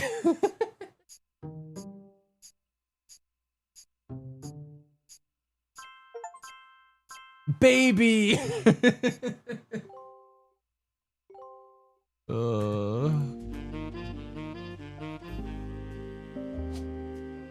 Well, it just got that much harder to confirm anything because we've got to get all of these right.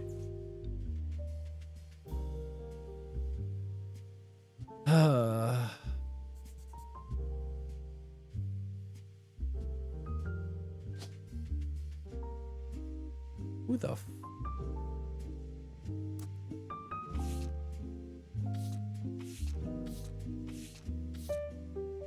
Where is it? Of course that would be his son. What was I thinking?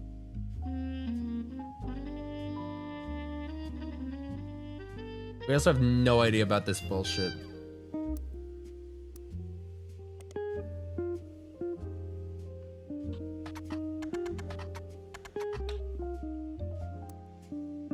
Morden. God damn it.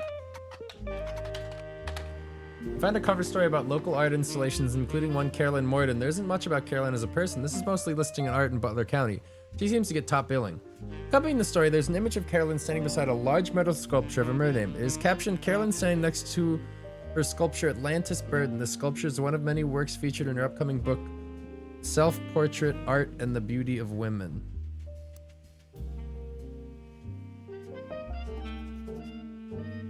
I'm kind of past the point where notes really matter to me all that much, but just for fucking posterity's sake. According to the quote further down, Atlantis Burden is meant to symbolize a society split by indecision over whether women should be equals or something to protect. The picture on the front page has been added as evidence.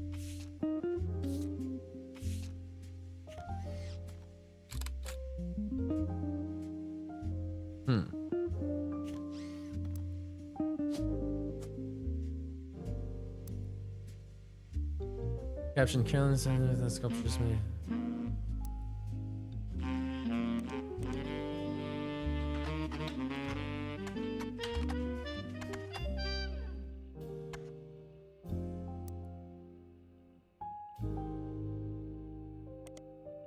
Dedicated to Eloise and Stephanie.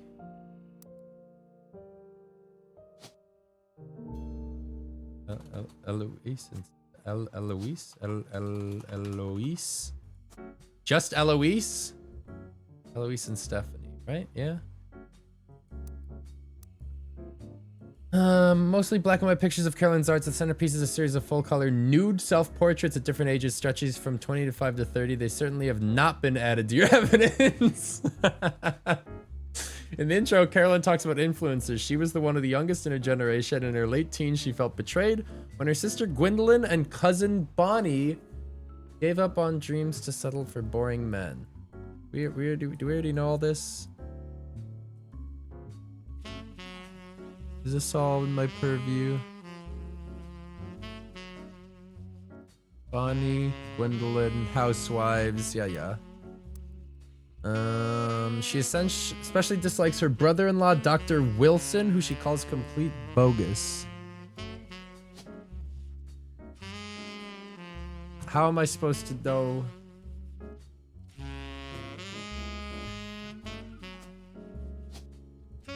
Whatever.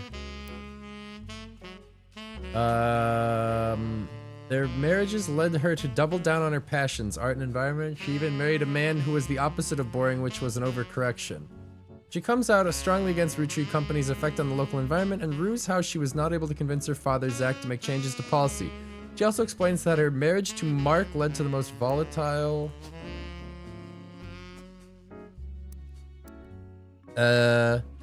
moments in her life, all negative, and that the only good thing that AU gave her was her daughter. Leaving them all behind for good was pushed her to pursue her true love, art, and the beauty of women. That feels checked off once we like confirm shit. That feels locked in. Still no idea what to do with fucking Gwendolyn, dude. Gwendolyn Moore.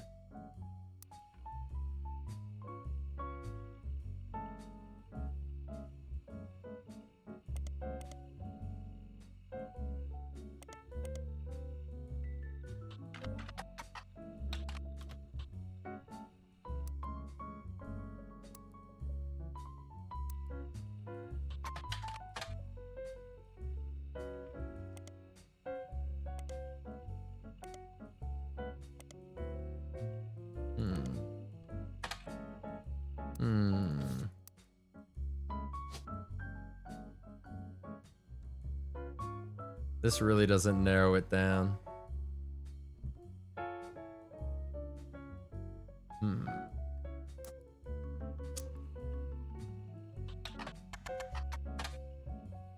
I don't know what I expected. Dr. Steven Wilson is a pediatrician who practices north of Pittsburgh. Although there are a lot of Steven Wilsons and Dr. Wilsons, this one apparently found a way to game the search results as he pops to the top every time. His website claims that he is a pediatrician to the stars. The only evidence for this is that apparently he was the doctor to the Roottrees sisters.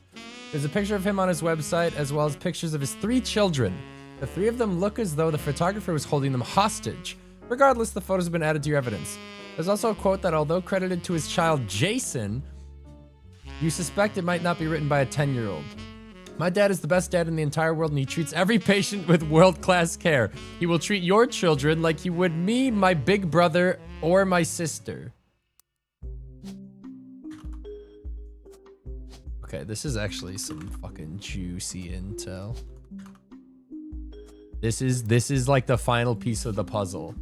Who the fuck? Wait, there's some pictures unaccounted for. Fuck. The picture has a date on it. Seems like it was taken 2 years ago. Okay. Boom. Boom. Boom. Wait. Wait.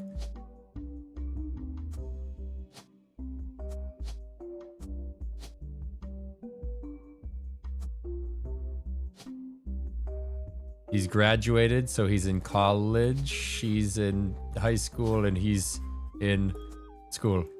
Is that not it? You're not a dancer, Robert. This feels right in my brain. Okay.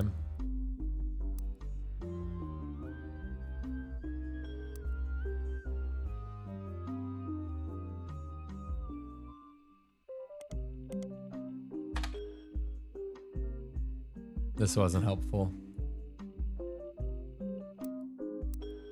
Okay.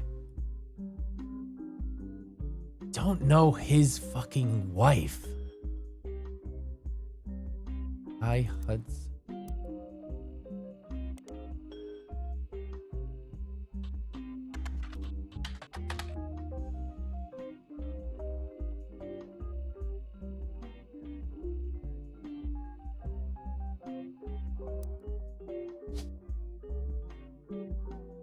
There aren't that many women left.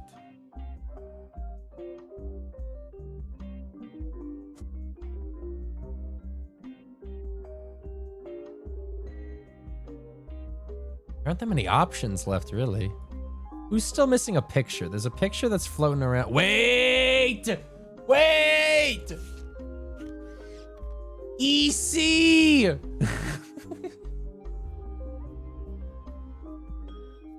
He's in the picture. The 6th fruit has hit the building. I don't know, man. You married fucking Sarah Kosel. I don't know, man. Fucking. Who is your daddy and what does he do?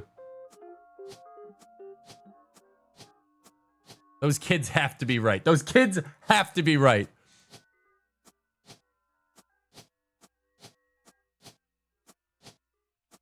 Who are you, Robert? What are you into, Robert?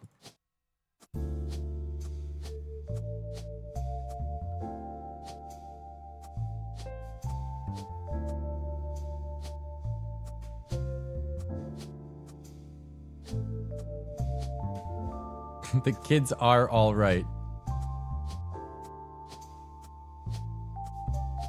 I'm like, some of these answers, I'm clicking on them and I'm like, there's no way he's that.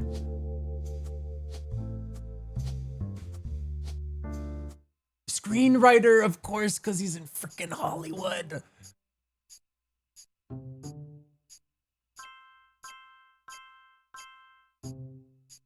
Are we there? Are we done? We got some of the fucking we got some of the fucking marriages right. Some things are right, some things are not.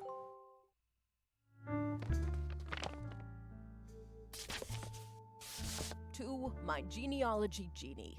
If you're reading this, it means you've locked in 49 blood relatives.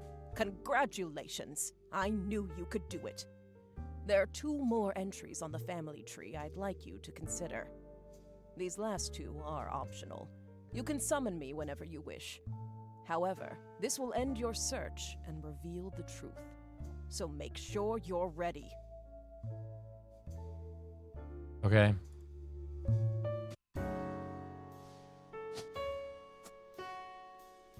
Edward Clancy Roottrees. Married to... Wait, did we get everything else right? No, not even close. I didn't even try for some of these. April named her kid after a fucking month. Patricia Jones, why not? I don't fucking know. Is what I would say if I wasn't gonna put Patricia Jones over here.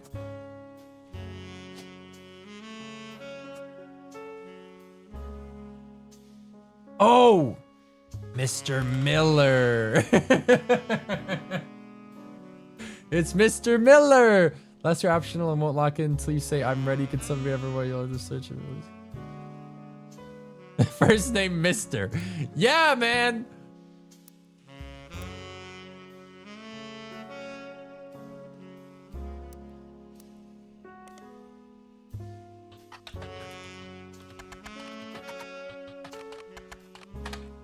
Damn it.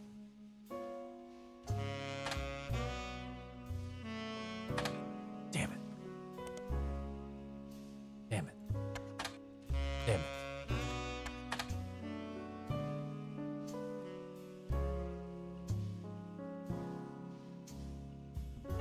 Wait, this is a new article. At the top, there's no way the gun is. 5 pieces why does spend his time and energy cementing his reputation as a family man is quoted on saying blood is thicker than therap and any child linked by blood shall be linked by a legacy of the time. There's quotes from his book called Family Man, The Roottrees Legacy by Bess Williams. Like his great-grandson Carl's life was much many years.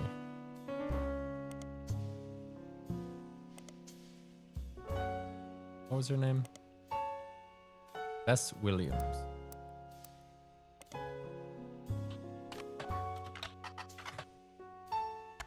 Fuck.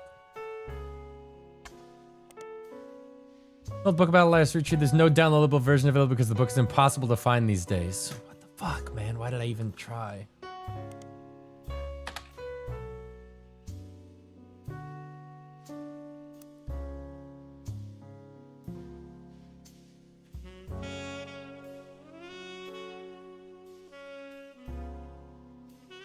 I don't know where I would find any information about Guy Hudson's fucking wife, man. I've gone down the rabbit hole too much.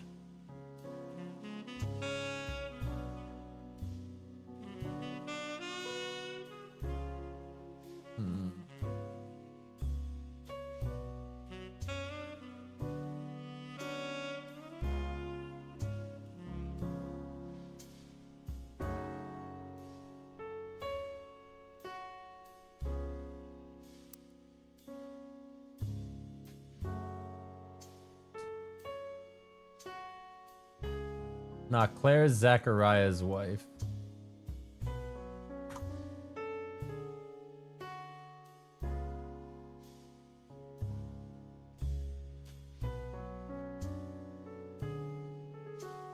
I'm just realizing now. It's Mr. Miller, man. That's all I have. Do we know any Millers? Are there any Millers on this fucking list? No, there's just these fucking 3 women.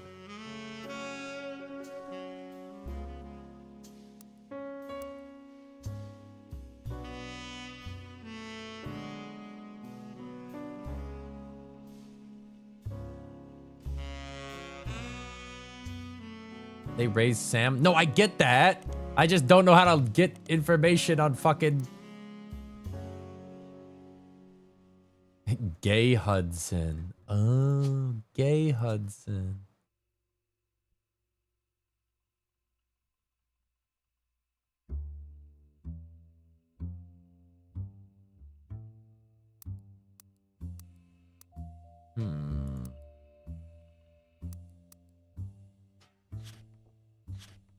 We never got any answer on what the fucking Hunch Top House was either. Really, we have not that many information on Elias Jr.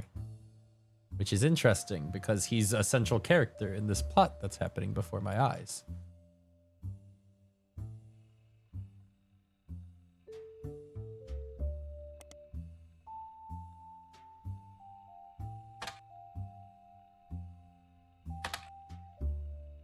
I don't know why it would be in any of these, but...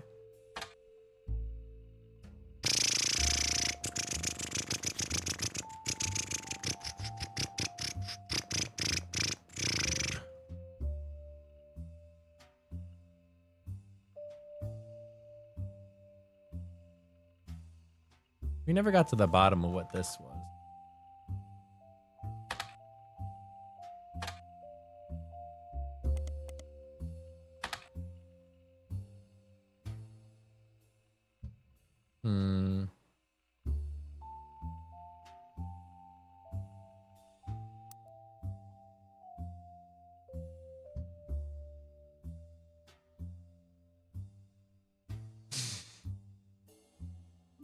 Search RR Productions. Hey man, thanks for like the backseat. I'll do just that. Even though I don't have that clue for myself. The defunct company responsible for Brother Trouble. You found a comment on the Usenet board stating that Brother Trouble ended up being an ironic name considering the rumors around RR Productions Ron and Robbie Roger. Okay, I don't care about this shit. This isn't relevant to my case, I don't feel like.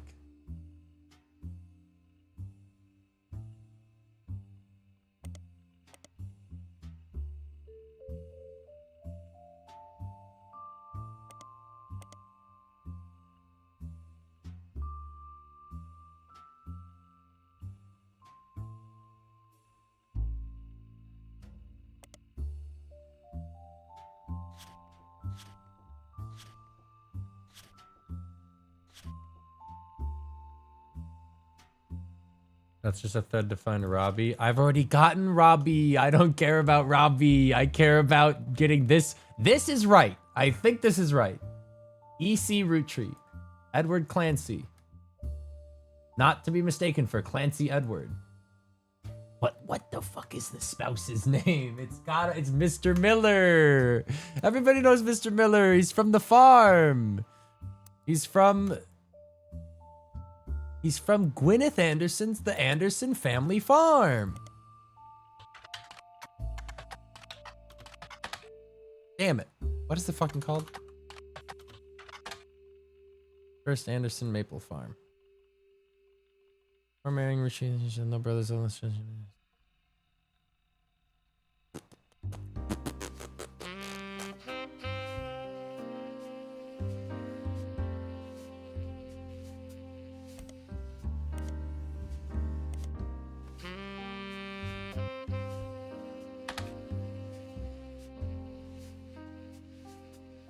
Mrs. Cattrall returns to Butler County.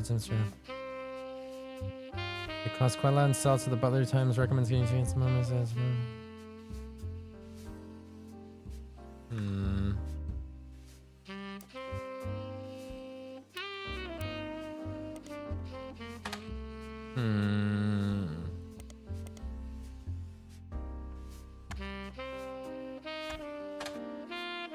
This is the same ad.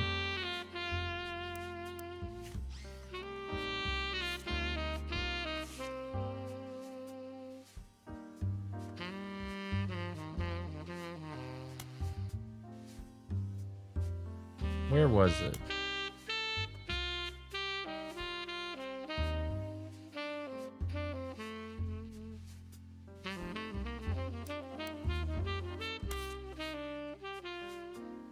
Where's the new version?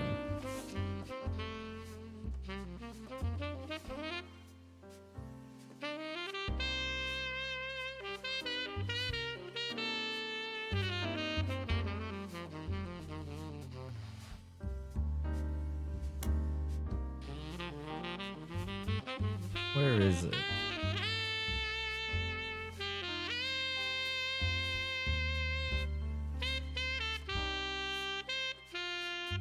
Pop warned us away from that farm, so I never met EC in purpose, and Pop once referred to him as a confirmed bachelor.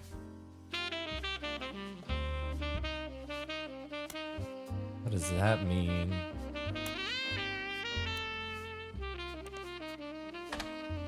In the terms, a confirmed bachelor was a man who never intended to marry a woman. Quite often it was used as a derogatory term to imply the man was gay. This doesn't help me, man. This doesn't help me.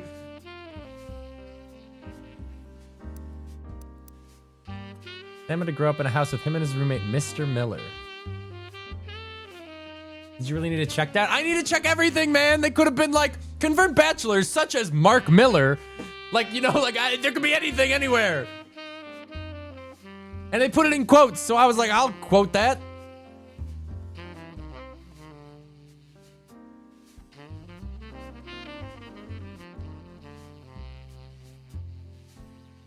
Skipped Miller's name, by the way.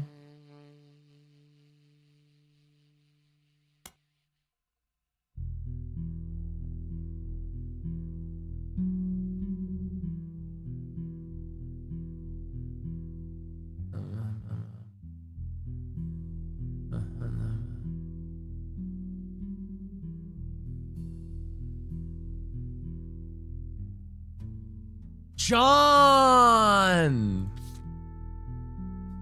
John! Who is John? John Miller! Send it! Confirm. Did I get it right?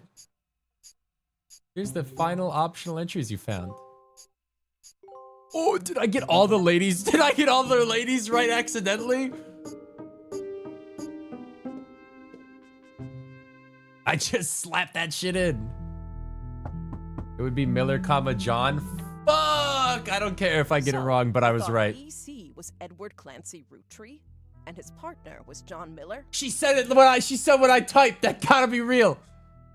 That's exactly what I needed to Yes! hear. I'm Sam Madsen, though you know me. You're Samantha Sam? Roottrees. I thought you Yep. were the fucking I got it. Lauren. I thought you were The only picture you Lauren. have of me is from 40 years ago. I thought you were Lauren. My book tells the truth about Elias, the 5 pieces, and my parents. Yeah, I knew it all Not along. my biological parents, Elias Jr. and Patsy. My fathers, Edward Clancy Roottrees and John Miller. By now, you've either read Lauren's diaries, or you're just an incredible guesser. Lauren was right. I hated the 5 pieces. She just didn't know my full reasoning. My father, Edward Clancy, was a great man, but his identical twin Clancy and his father, Elias, were not. Identical twin? I didn't notice that connection. At age 16, my father was caught kissing a farmhand. Right, he was ousted from the family for being gay. Back then, they wouldn't even acknowledge gay people existed. Having one in the family was unthinkable. The same year, I was born. A bastard granddaughter. 2 stains on Elias's perfect family.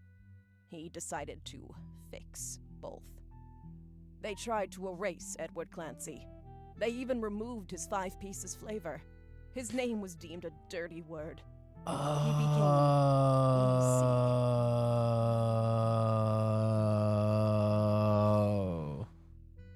I didn't notice that one.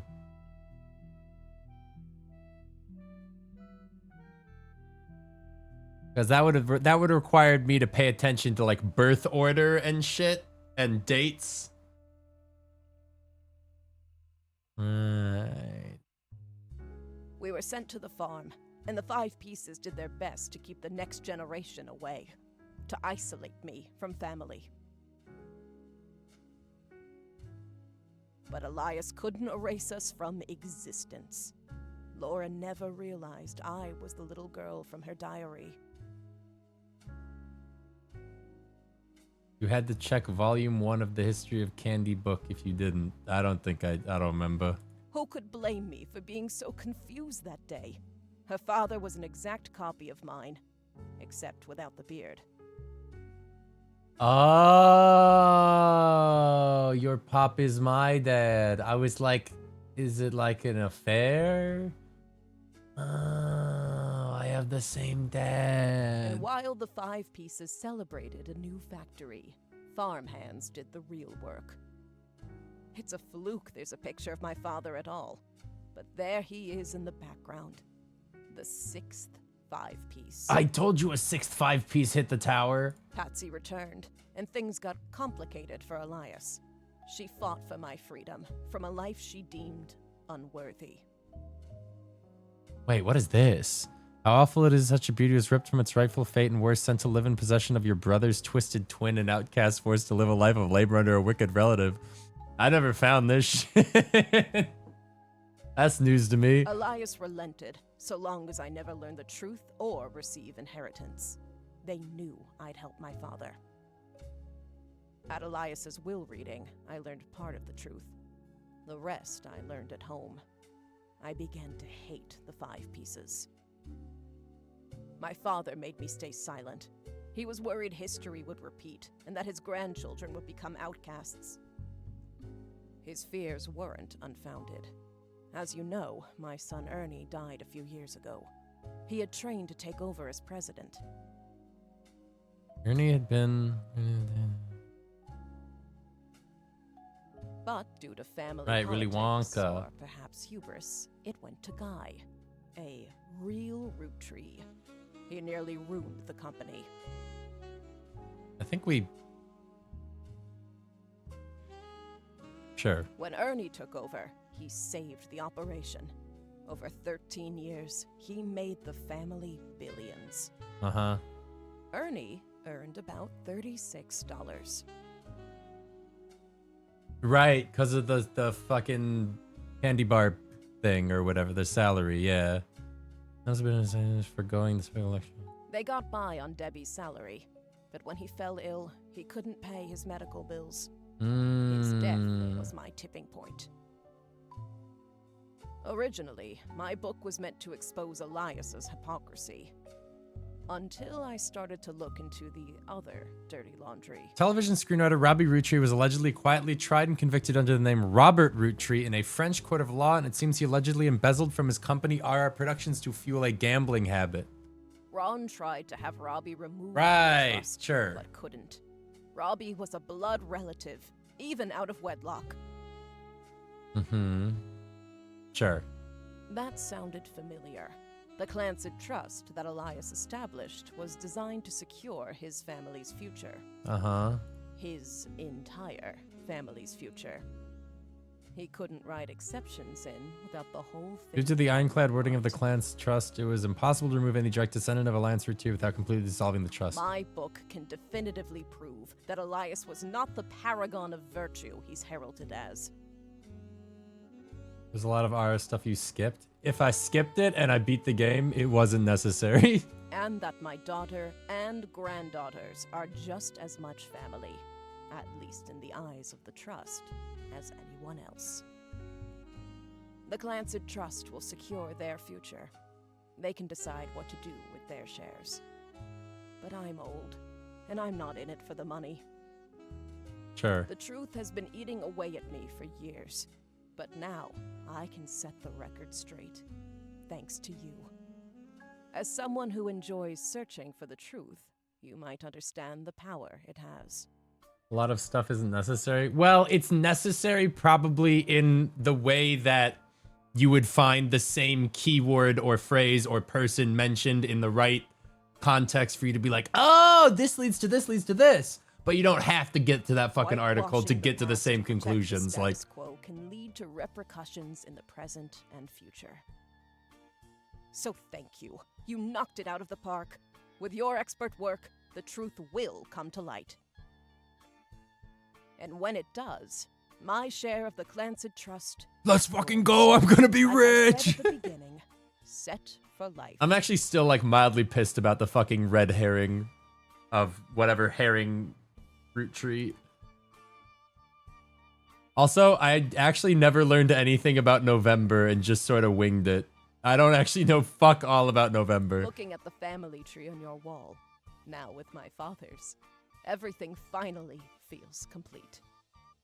Unless a whole lot more root trees somehow appear from thin air, this is the last time I'll come knocking. Looks directly at screen. Thanks again, and so long.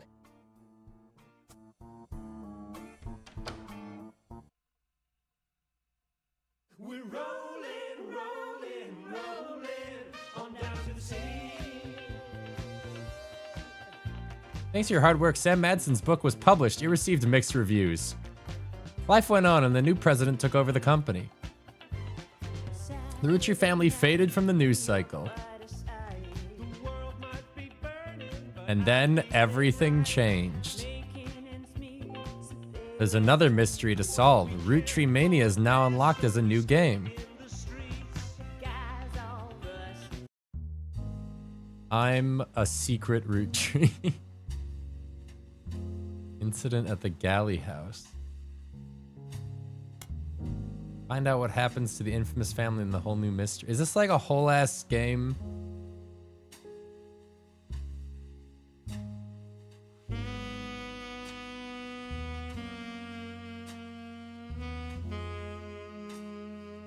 I'm not doing it today. This sequel's a bit shorter. We'll probably...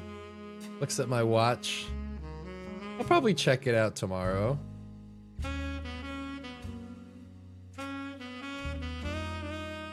Do it right now. That was no. No, I want to get dinner. But Grounded 2 is tomorrow. So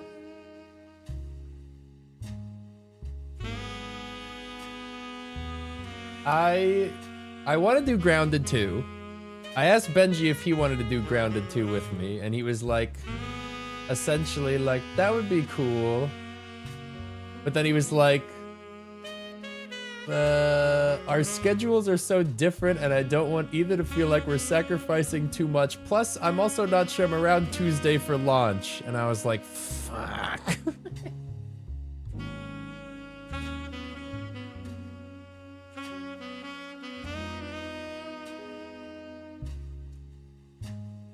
So then I was like, I'm in no rush and I'm willing to wake up earlier to accommodate. And then he never replied.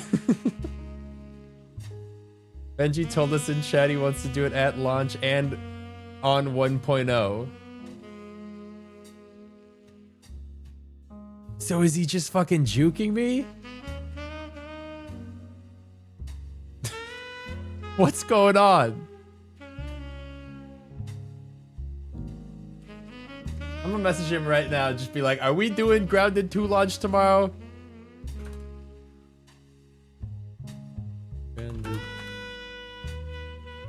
My chat said you were planning on it.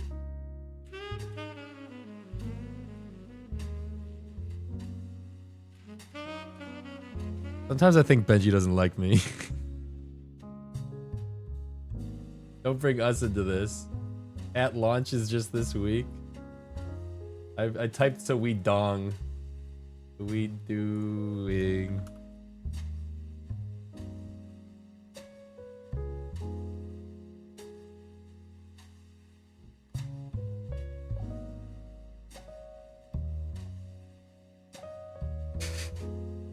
Anyway, I'll either be doing fucking Grounded 2 tomorrow or this, I guess. This was pretty fun. Hurt my brain though.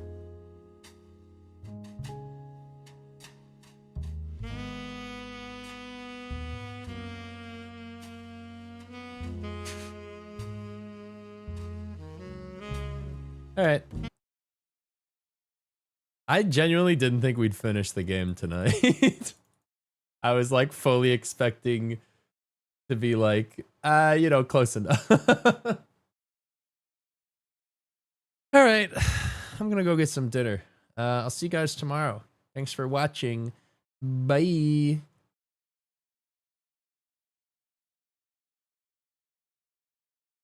Wait, hold on. I typed that to Benji, and it has said on Discord, Benji is typing for like 5 minutes. So I'm so afraid I'm about to get like a fucking paragraph, or it's about to be 2 words, and then I'll be like, why were you typing for so long? What does it mean? He's still typing. I'm scared. He's been typing since I typed. Here's what I'm predicting. It's gonna be some roundabout way of saying like I don't want to play a co-op with you. That's what I'm predicting. Some like logical explanation of like, you know, we start at different times and like that's what I'm expecting. All right, I'll see you guys tomorrow for whatever. Bye.